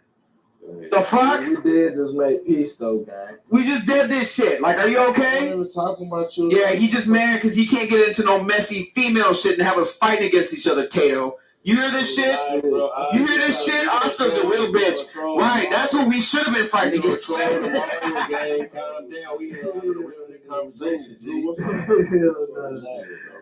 Hey, this nigga came out of nowhere talking like this. That's crazy. Hell no. This kind of control, man. Yeah, we trolling, man. Y'all be trying and shit, huh? You don't see the title? Welcome to the clown house. Shit, okay, now I see that shit. Okay. We just have That to shit be funny, having a though. real nigga conversation right now. That's all. Yeah. Oh, now y'all want to have a real nigga conversation, right? You hear that, Tato? Now they want to have a real nigga conversation after everybody's done fighting. Right, exactly. They just want to say, no, y'all some ops. No, Oscar, you an op. No, you op. You a whole white man sitting up in there furthering white supremacy, trying to get black men to fight against each other. Like, y'all heard the threats that Tato and I were making against each other? That shit ain't cool. Oscar, you didn't start that pot. That's some bullshit. I done had niggas pull up to niggas' houses, G.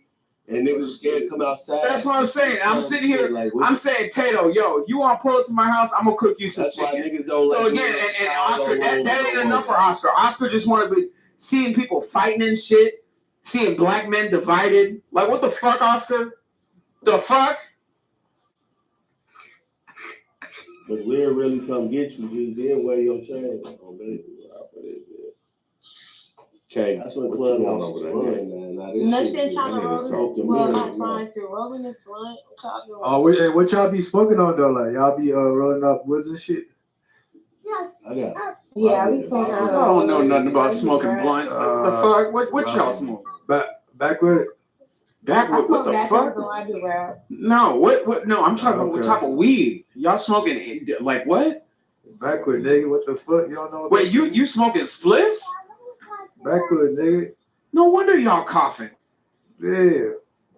No, you need to get yourself some blunt wraps.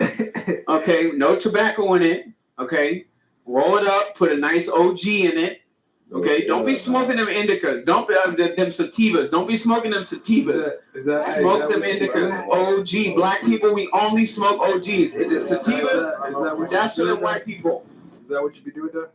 Who, me? I only smoke OGs. Are you kidding me? You smoke OGs? Yeah, you can't afford to smoke what I smoke. So again, I smoke wax. I smoke hash. You know, you're trying to be funny. You pay $90 a gram for wax? You pay $90 a gram for wax? Oh yeah, exactly. I ain't gonna lie though. Like you don't even know me like that, so. No, I'm just messing with you. But honestly, at the end of the day, smoking wax. You probably trolling right now, huh? I ain't trolling. Are you kidding me? Okay. Sounds like. Excuse me, Dr. Adam Smokey. Like, what are you talking about?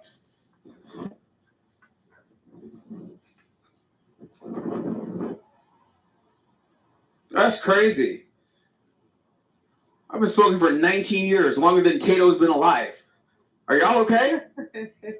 Are y'all okay? Who's Tato? Who's Tato? Doc over there. It's his birthday. I just had to think about that too. Oh, what's up? Happy birthday, Doc. Happy birthday. Yeah, exactly. I've been smoking weed longer than Tato been alive. Like that's fucking crazy. How many years? That's crazy. How many years is that? What you mean? 19? Hello? Yo. This is fucking crazy. Yo, you want to tell me about smoking weed? I've been smoking for 2 decades. Are you kidding me? In California and all. So again, have you ever smoked Mexican brickweed? No. Right. Where do you get that shit from? Mexico? You gotta go to Mexico? What do you mean Mexican brick? San Diego.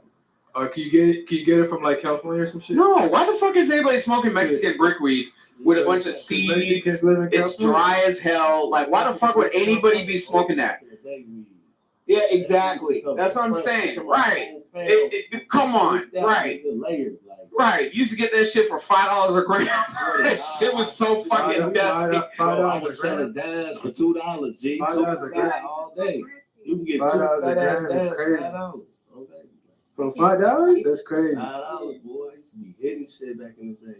That shit really used to get us high though, no lie. Mm-hmm. Oh, y'all motherfuckers used to get high off of that, huh? That's crazy. Off of Mexican brickweed? Yo, why are there 2 Rogers up in here? This is crazy.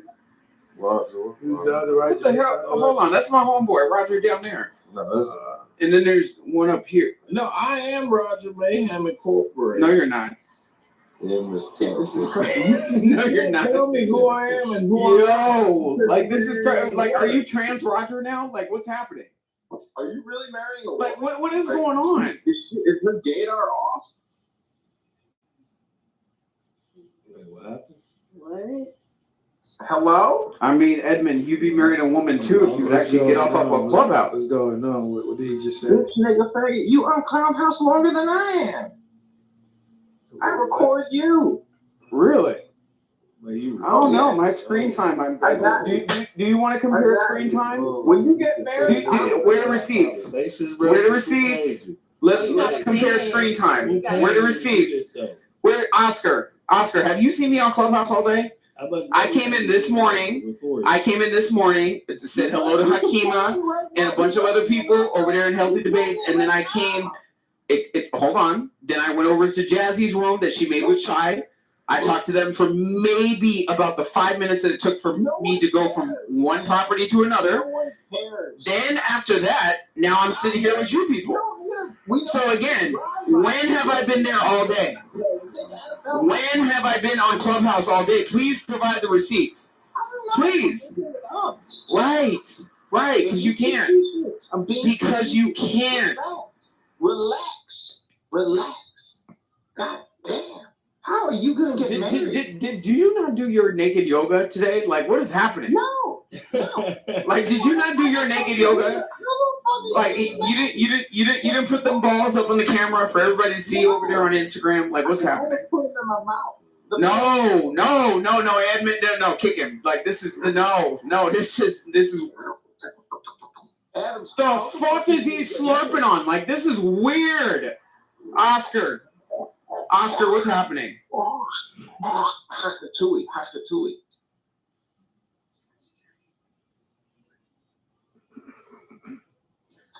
Some people don't like Tecate. I think it's a fantastic. What's going on?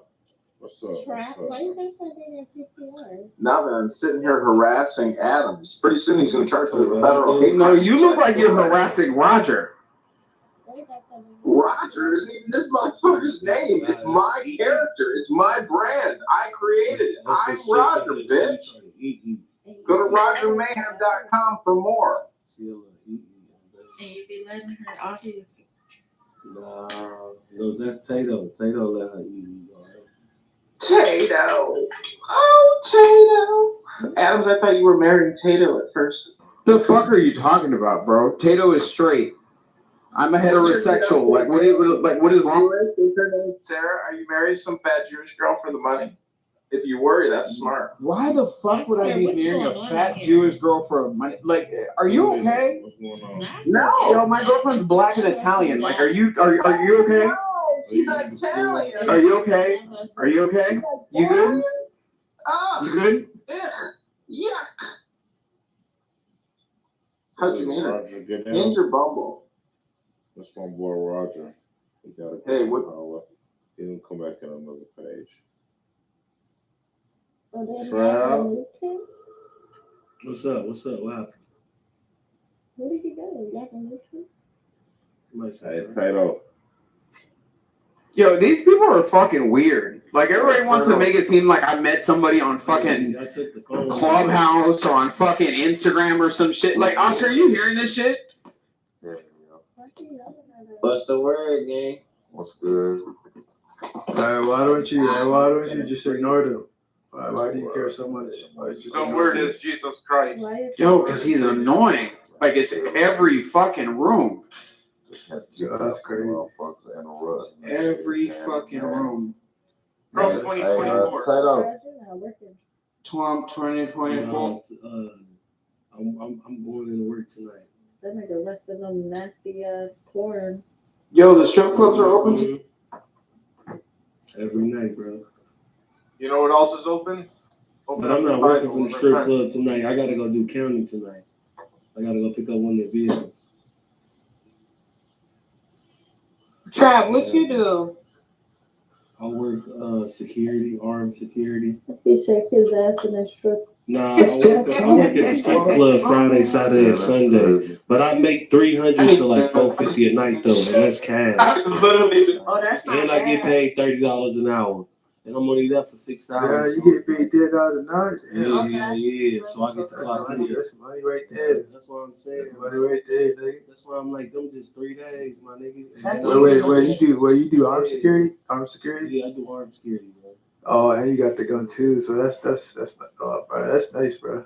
I be chilling, bro. Where like you doing 34 right now or like 30? You said, am I doing what? Man, with that in armed security and subway, what are you wasting all your time for? No, 30. Oh, 30, okay, Yeah, but I get paid cash, like tip out. Tip out? That motherfucker An armed security guard. So, yeah, gang. So look, bro, I'm supposed to charge $5 at the door. I charge 10, but I take 5. I made $400 more pocket too. Damn, that's a big cut. That's a big cut. And you don't think I'm gonna get my money here? I'm gonna deal with people, all kind of shit, more crazy. You get into the money, yep.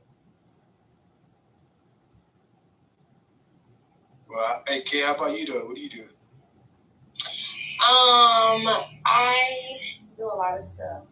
I go to school. I'm a mom. I do CNA. I got a couple hustles on the side. I do a lot. Okay. What's your OnlyFans link?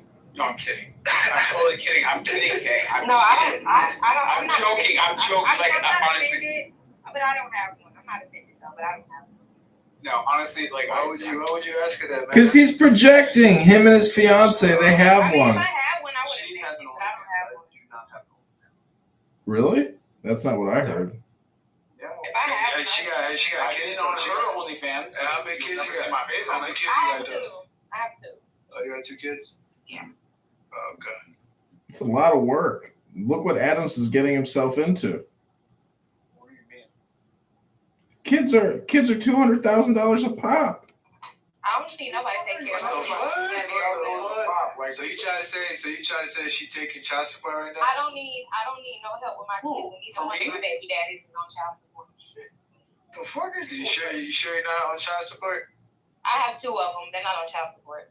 No, child support. They're not. You must be nice, huh? Must be nice. It's not about being There's nice. no reason to be. Like, how much? It's not about being nice. It's about getting my kids taken care of. I don't care about nothing else. Thank you. So if the man is being locked up for child support and being put through it, like, how is he going to focus on making bread to actually take care of the kids?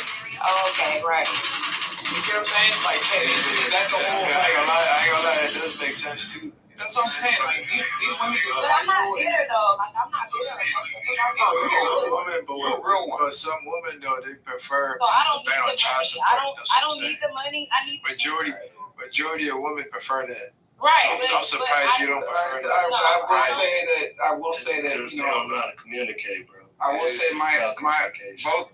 both of my girlfriend's baby daddies are both on child support, but it's not necessarily. Your girlfriend's baby's daddies. You're marrying a woman with a baby daddy. Put this shit into college. What the fuck are you thinking? Bro, listen, I was on that shit. You're marrying a woman with children? That I still do outside, like them taking money on my check, I still give my kids. Can you give Adam some advice? He's marrying a woman with children. I ain't gonna lie, they just took me off because they just figured like this nigga. Yeah, with no freedom. Shit, nigga. Guess you ain't got shit to worry about then. Right. Yeah.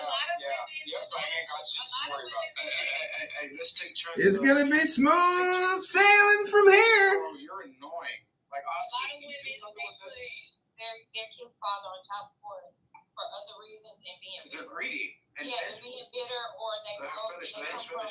So what? Right, or they're broke and they come from a poor family. I don't judge, but I don't come from a poor family and I'm broke and That does make sense. I need them to get them and spend time. I need them to help me raise them and show them how a woman's supposed to be treated. That shit money can't buy. I don't need the money. Yeah, it's called books. Well spoken. So do you wait? You work 2 jobs or what? You work 2 jobs? Yeah, I work 2 jobs. Oh shit, damn. Mama. I work 2 jobs because I like to buy my. That's a lot of stress. I'm not gonna lie, 2 jobs. No, it's really not. No, it's not. It's not. You want me to tell you why it's not? I'm gonna tell you why it's not. Because I have a village. It's not like I can do it by myself. So 2,000. Got a village? I have a lot of help. Yeah, it takes a village. What you mean you got a lot of help? What you mean you got? I mean, like I don't have to call and beg for a babysitter. I don't have to call and beg for someone to help with my kids. Like I have people. You blessed. Exactly. I'm blessed. I have people that actually call and ask for my kids. I don't have to run around and. But listen though, who's like when you go to work, like for example, like what time do you go to work? I go to work at 7 in the morning. 7 in the morning, okay. Yeah. So who be taking care of your kids when you go to work? Well, that's what you have like summer programs. Most daycares don't even let you drop off until like 6:45. Right, but that's why you have daycares and then you have summer programs. The summer kids are about to go back to school. But see, a lot of people, and I just did this because So your kids go to daycare? Is that what you're saying? Well, I have a 4-year-old. She goes to daycare, and then my oldest, that is 12, she goes to like a Boys and Girls Club. No, like you know what I mean. Now, like when it comes to your kids and stuff, you don't like. Do you prefer them just like going to daycares and stuff? Is that what you like? Well, no, I actually work around my kids' schedule, so I'm the type like. Because you're not gonna spend no time with your kids though. Bobby, that's what I'm saying. I get what you like coming you're from. not gonna spend no time with your kids. Bobby, I get where you're coming from, but here's the thing. A lot of these women can't look at this shit the same way because, again, the way this shit is planning out, this shit is expensive, bro. Fucking to buy a starter home, 3-bay garage, a nice little 3 to 4 bedroom in some places, New York, New Jersey, that's just gonna cost you $5,000, $6,000, $7,000 a month. The jobs just simply aren't there. You need a 2-income household. You just do. So, at the end of the day, I get where you're coming from. I grew up in a very high earning household. I grew up in Newport Coast, Laguna Beach, California. Okay? My mom stayed home up until a point where she was just like, yo, I'm fucking bored. Like these blonde white bitches aren't doing anything all day. I don't want to go to lunch with them. I'd rather be making money to take my family on vacation. Right. You see what I'm saying? So at the end of the day, my mom was never, not home. That woman flew out on a private jet of Donway Airport over to San Francisco, okay, and came home and made sure that she was picking me up from school, private school. So at the end of the day, I'm telling you right now, understanding many different segments of ecosystems in America, and especially our communities, women cannot afford to sit back at home and just not work, and not have our children have access to certain neighborhoods that are safe, neighborhoods that have educational resources, neighborhoods that have healthcare resources. Like, come on. Like, we can't be doing this shit. Like, this is not our grandparents' generation. And for me, as a black conservative Republican, listening to, what you're trying to get at with her, I get where you're coming from, and I fucking agree with you. But we not in that time. That's what we fight for right now. You see what I'm saying? I know you do, because women don't want to have to do this shit. Because my mom did it. Like growing up, my mom was never home, but my mom's also a registered nurse. You know what I'm saying? Like she's retired. She got, she's put up. So it's just like. So were you raised by a single mother? Or? Yeah. No, okay. Are you talking to her? Yeah, I was raised by. He's talking to the woman. I was raised by a financial executive, and my mom was. Wait, how about you? How about you too, Adam? How about you? I was raised by a financial executive. My dad worked for. You mean your parents? My dad worked for various aerospace and aeronautics companies and worked himself up to an executive level. Got 3 master's degrees from Pepperdine. My mom went to law school and Pepperdine. Corporate banking. Pepperdine sucks. Yeah, so I just feel like, I mean, even throughout the week working and stuff, I still make time for my kids. Like, to answer your question, Bobby, so my parents were married for over 35 years. Okay, wait, bro. So you do make time for your kids? I do. Let's hear from the ladies. So, like, when I pick my kids up, whether it's going to run and get ice cream, whether it's a Happy Meal, whether it's whatever, my kids are they're happy with that. And I try to do that with them at least twice a week. You know what I'm saying? Because like you say, kids, and I feel like kids deserve a life. Like my kids, we travel. Like I live in a state where I'm not from, so we travel back home a lot. We go to places. I'm not just a mom where we just don't do shit. Like I make money. Like I'll hustle for a month straight and we might not do something, but after that month, we going on a big ass trip. You know what I'm saying? So like, I mean, a lot of people they don't. And a lot of women, they're different. Like, and I don't judge, but you know, that's just not me. And I don't know my dad, so like, I don't have a dad. I've never knew a dad. Don't know my dad, so like, I'm not big on child support. And you turned out to be this way. Yeah, I'm big That's on wonderful. spending That's time wonderful. because I have 2 daughters. I don't want my kids missing out on a dad. I missed out. You got a grandma? You got a grandma? Yeah, I got grandmas. I got at least you got aunties and Grammys, though. Yeah. Uncles. Yeah, I got all that. That's what's up. Yeah. Good, because I want to hear that these young black women actually have, you know, male influence in their life as well, because, you know, they need to tell them where the threats are coming from, you know, how to maintain. Bro, what does that have to do with anything, bro?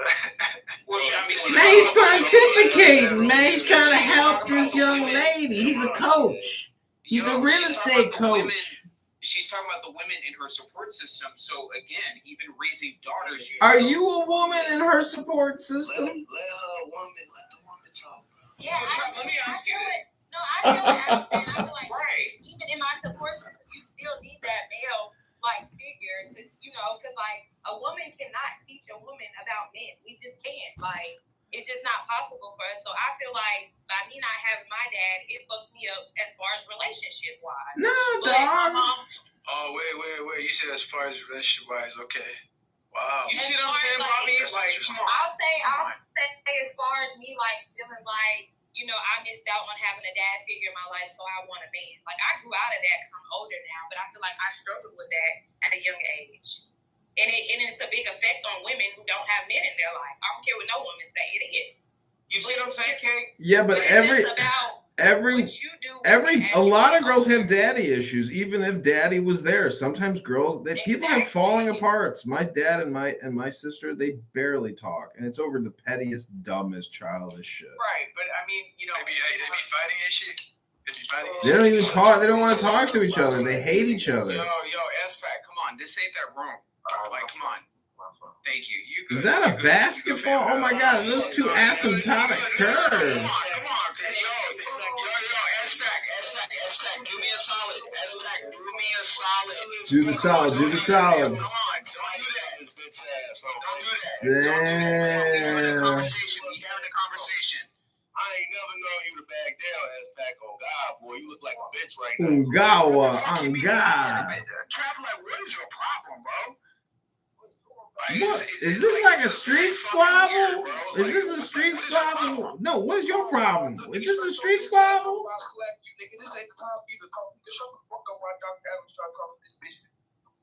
What the fuck?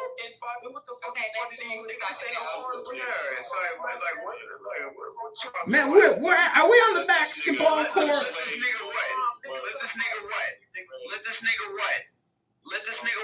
What, Trap?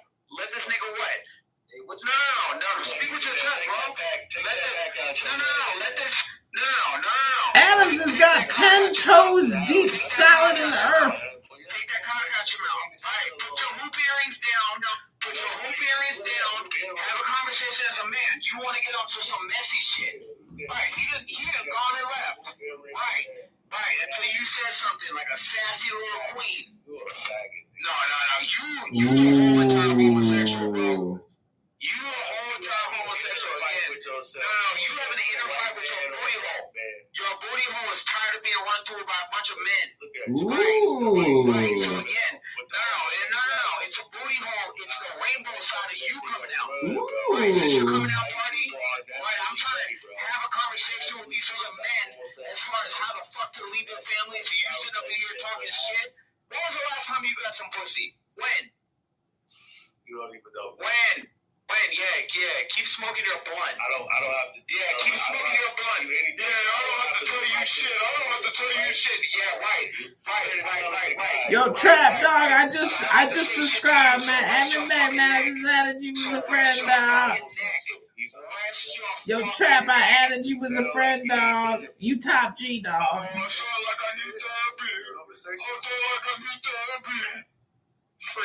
Are you doing Adams? I got a question for Adams.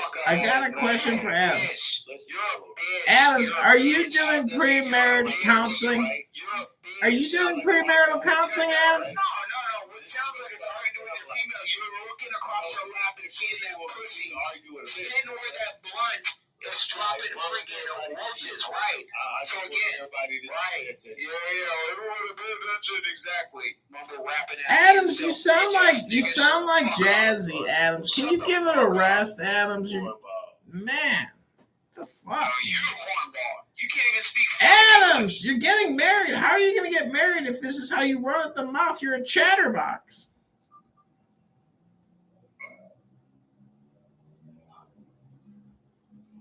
Yeah, 100. That's right. You're a chatterbox, Adams. You're screwed. Yeah, a chatterbox. Exactly. The bald-headed white dude sitting there doing naked yoga, posting fucking clubhouse rooms that you're recording, doing naked yoga. Very weird. Oh wait. Hold on. I'm talking to Trap. I'm talking to Roger. And here it is. You're getting ready to suck this white man's dick. No, you're getting ready to suck this white man's dick and show up and be a blonde little white defender for this white man. You're fucking weird, bro. You're weird. How do you know what he does in his room? You follow him. You're a fan. You're a fan of other people. Just excuse me. No, he's a fan in real life. He's a fan. Information. He is a fan. So let me tell you. No. So let me tell you what I'm doing in my world. Not the fan. I'm known as a principal, bitch. I'm on a burner. Do you know who the fuck you're talking to? Do you know who the fuck you're talking to? Yeah, exactly. You don't know who the fuck you're talking to. Right. Because sensitive ass. Man, Trap, don't you know this guy's a Disney star? He's on Netflix, dog. He's got 60,000 Instagram followers. You don't know who the fuck you're talking to. Thank you. Yo, Trap, man, please, Trap. Listen to this man. He's got no humility. They don't accept EBT. Thank you. Jesus Christ, Adams. We know your celebrity status and we know you're on Netflix and Disney, but I mean, honestly, you're like a C celebrity, a B celebrity. What celebrity? Adams, yo, he's an actor. He's getting married to a woman with a couple baby daddies. Can you believe that? You guys are making fun of a man who's under a lot of stress. Have some compassion for your fellow black man. Have some compassion for your fellow black man. Doctor's here. What's up? How you doing, Tato? He didn't get a chance to pick a woman without kids. You know what I'm saying? Can you believe this fool gonna marry a woman with kids? I have many different options. Thank you very much. Many different options, right? Have some compassion. He's about to nail himself to the cross. This is Black Jesus. This is Black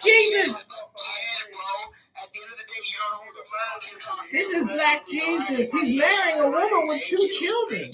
He's a good man. You're a good man, Adams. Congratulations. Mazel tov. Mazel tov.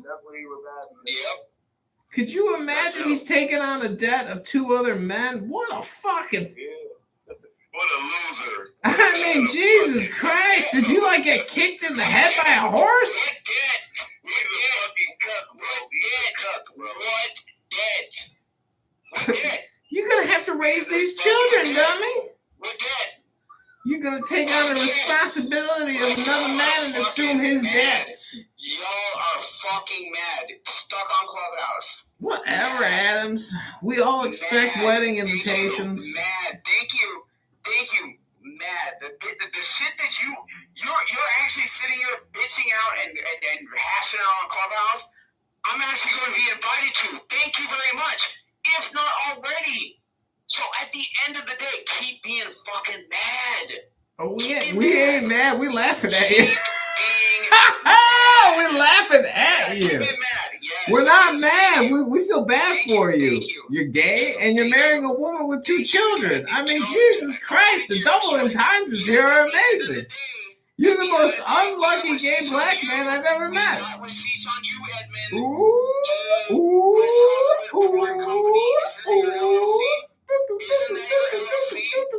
Bing bong, bing bong, bing bong. Line on your mama, line on your mama, line on your mama, line on your mama. Can I get it? Can I get it? Can I get it? Oh yeah, oh yeah. So y'all sitting up in here cackling and laughing and shit like that. I'm gonna have to fucking laugh. Yeah, what at your divorce or your wedding? Mad. Trying to break up a nuclear family. Shame on you. Nuclear? What's nuclear about it? You marrying a woman with 2 children from 2 baby daddies. You must be the dumbest motherfucker I've ever heard. I mean, for Christ's sake, talk about nuclear intervention, false flag, for Christ's sake. Russia and Ukraine blowing up nuclear bombs in their lives. And again, sitting up here gossiping about another man's wallet makes all of y'all a bunch of feminine ass, bitch ass, sissy ass queens. You projecting. You projecting. You're projecting. Y'all should literally come up off a clubhouse and y'all should literally audition to be on The View. You're projecting. Y'all literally are a bunch of middle-aged, bitter-ass, domineering women listening to this shit. Thank you very much. All right, I'm going to the gym. I'm going to the gym. Vote Trump. Yeah, exactly. You're going to the gym because you're getting called out. No, I'm tired. Yeah, exactly. I gotta get my work done. Gossiping, bitch ass, a feminine gossiping ass queen. Projecting. Projecting. Like, I would like to ask a black man sitting up in here discussing my personal relationship. Did y'all sit at the cheerleading table in high school? Nope. Did y'all get your nails painted with the cheerleaders? Nope. Y'all running content. Projecting. Were you a cheerleader? You were a cheerleader. Oh my God, you were on cheer. It all makes sense. Yenta. Okay. You were a cheerleader. You were. Queens. You were a cheerleader. It makes sense. That's okay, Spirit. No. I play football, basketball, track, and soccer. Really? Keep running that narrative. Yes. Keep running that narrative. Why would you marry a woman with 2 children? Because that's my fucking business. I worry about what the fuck my dick is doing and not what another man's dick is doing. Like, are you okay? Why the fuck are you worried about what my dick is doing? Why are you worried about what my dick is doing? I'm not worried about what your dick is doing. I'm not. I'm just saying, if I was in, I go out on a lot of dates, and if I meet a woman with 2 kids from 2 different baby daddies, even 1 kid, I'm already. You're bald-headed and you're not even fucking 30. Exactly. Like, what the fuck are you talking Why would I marry a woman with 2 children? Listen. You and I don't have the same options because, again, I'm elite. You're not. You're elite because your daddy went to Pepperdine? Yes, I'm elite. Yes, I'm elite. Thank you. Congratulations. If you're so elite, why would you marry a woman with 2 children? Mr. Elite, why would an elite man marry a piece of trash with 2 baby daddies? Love of your life. Incels can't find shit. Love of your life? Even if I don't. Even if you don't what? Not get married now? So go through my Rolodex and find 55 billionaire women. Okay? Go again. Billionaire women? Oh, wow. Billionaire women? That means you don't even need to save for retirement. So again, all y'all dusty ass bald-headed. Dusty ass bald-headed. Incels are fucking mad. Incels? You don't have the balls. Balls? You don't have the balls to go to work. Work? You're getting married to a woman with 2 children. Disgusting. Your balls stink. Talk about, how do you know how my balls smell? Oh, maybe you're right. But the point is, Right. And the point is, you're gonna be dusty, old as fuck, having your shit cleaned up after you at 80 fucking years old. And guess what? I'm gonna be surrounded by my fucking grandkids. So guess wow. Guess what? What? I win. Fuck you. Wow. You're winning in the future. Amazing. It's, you know, it takes courage to admit that you can only win in the future, because right now you're marrying a woman with 2 children, and for such an elite man, that's not a power move. That's a cuck move. That's a basic bitch move. Fucking cuck. Fucking cuck. Exactly. Dr. Adams, Dr. Phil, go call Dr. Cosby, you fucking Stugats. Get some advice from a black man who knows common sense, you fucking Stugats. See, Adams, you don't marry them. Yeah, you don't marry them. You find them, you feed them, you fuck them, and you forget them. You don't marry them, Adams. Thank you. Exactly. The love of your life shouldn't have 2 children from other baby daddies. That's just a fact. Mad.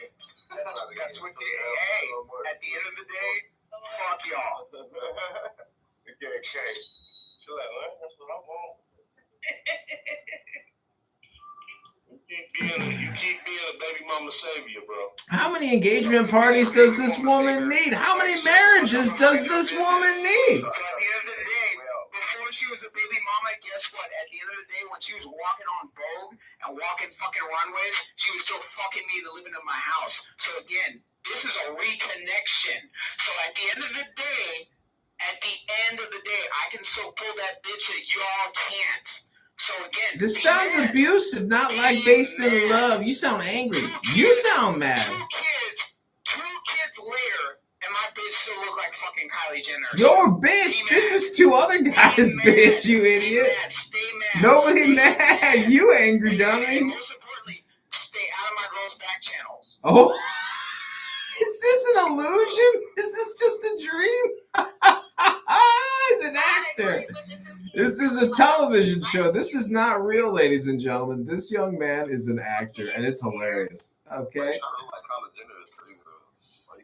You are so funny, Alex. Kylie Jenner paid money to look like that. My bitch looks like that in fucking Your Angel. bitch? Your bitch? You're about to get married to this woman. You call her your bitch? Wow. Thank you. Wow. Sad. Very sad state of affairs we're living in. Yeah, very sad. Oh my God, when accusing him of being gay didn't work, when they go for the misogyny, when they go, he called her his bitch. Yeah, exactly.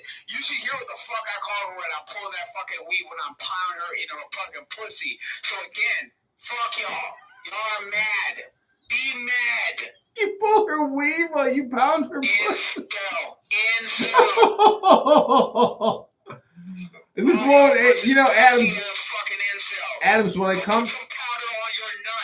Stop sweating out my bitch's fucking OnlyFans. Thank you. Damn, she got OnlyFans. My point is, my bro, when I come to the wedding and I do the playback of this room, it's not gonna age well.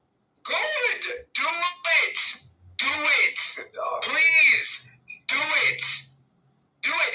Edmund, I honestly, I said, listen, you're like a little creepy stalker that I've had to deal with my whole, like, you know, pseudo celebrity life. Again, if I offered you a wedding invitation in the press box with everybody else, if you don't want to be there, then that's fine.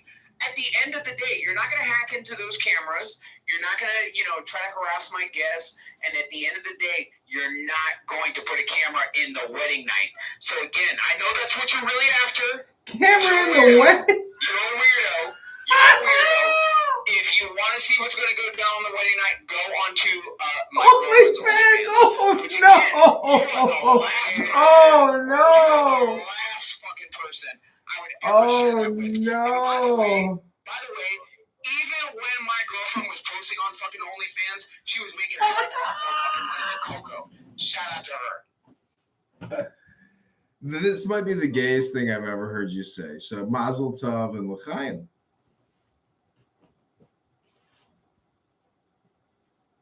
I mean, honestly, this is like beyond funny. I you know, Adams, I just gotta say, whether you're joking or not, it doesn't matter because it's very funny. Was that what was it? Murder? Oh shit! Man, you sound like Lil Haiti after a stroke. Oh, that's murder. That dude who was talking to Naughty, the transgender. Oh shit. Oh God. Yeah, that was Roger. That was Roger. Hey, you know, it was Roger.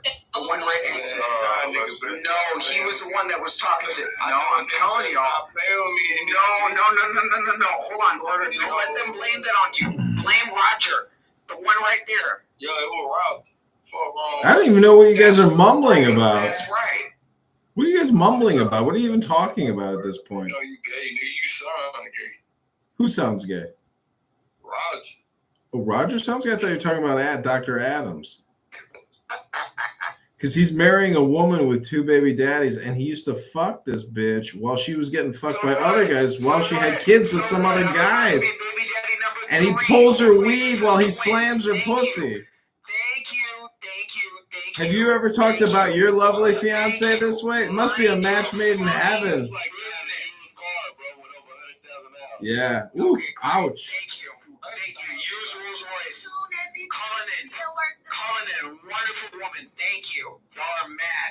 Y'all are mad because at the end of the day, even if you wanted to keep your body count down on these females that are willing to actually get on all fours and to have you dusty ass niggas fuck them like dogs, okay, at the end of the day, none of y'all can afford to support these women. Stop hating on me. Mind your fucking business. I don't know how much deeper your hole can be dug, but I assure you, it sounds to me like you're just gonna keep digging it, Adams. What is wrong with you? Digging what? Y'all are the only ones that are digging like freaking like y'all sound gay as fuck. Like this is so fucking weird. Y'all sound gay as fuck. Like mind your fucking business. Am I asking you for money? Am I going on government support? No, I'm not. I'm taking care of my own fucking household. My own household. Thank you very much. I'm minding my own business. Thank you. Then shut the fuck up and stay the fuck up out of my business. We're trying to offer you some free consulting services. I need to be and where the fuck I don't need to be. Shut the fuck up. Shut the fuck. What's wrong with you? What's wrong with you? What's wrong with you, incel? What's wrong with you, incel? Are you chimping out because you had no pussy, bitch? So again, at the end of the day, fuck you, yeah, bitch, you wish you were fucking my baby mama. So at the end of the day, you not get no pussy because you're sitting up on Clubhouse worried about what the fuck another man's doing. Wait, correction. She's actually not your baby mama. She's 2 other guys' baby mama.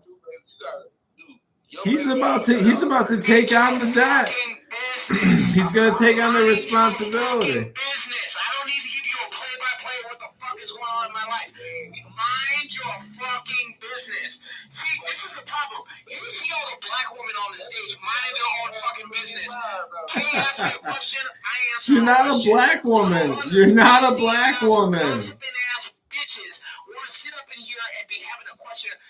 We have Gail King #1. Gail King #2 and Gail King #3. Like, what the fuck? Y'all black men on the stage sound like fucking Whoopi Goldberg on The View. Y'all gossip too fucking much. It's embarrassing. This is so funny. You're resting in your femininity. It's embarrassing. It is resting in your femininity. How do the brothers in this room respond to a young man like this? Do you guys see this all the time in your community? What the fuck am I doing?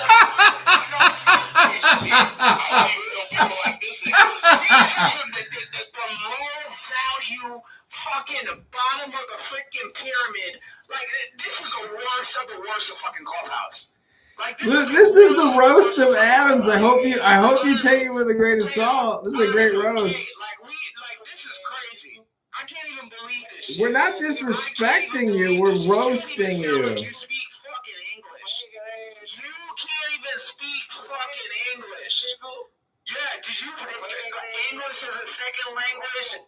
Like, that's embarrassing. You were born here to two black parents, and you sound like you could have benefited from English as a Adams, not everybody's as elite as you. Not everybody's elite. Not everybody's daddy's an executive that went to Pepperdine. He's so elite, you know. You should go to school. You should go to school instead of worrying what the fuck I got going on in my bedroom. You guys should be going to Bedroom? School. Go to school. Go to fucking school. Stop acting like a bunch of irreverent chimps and go to fucking school. We ain't shit, you know what I mean? They no smoke. Man.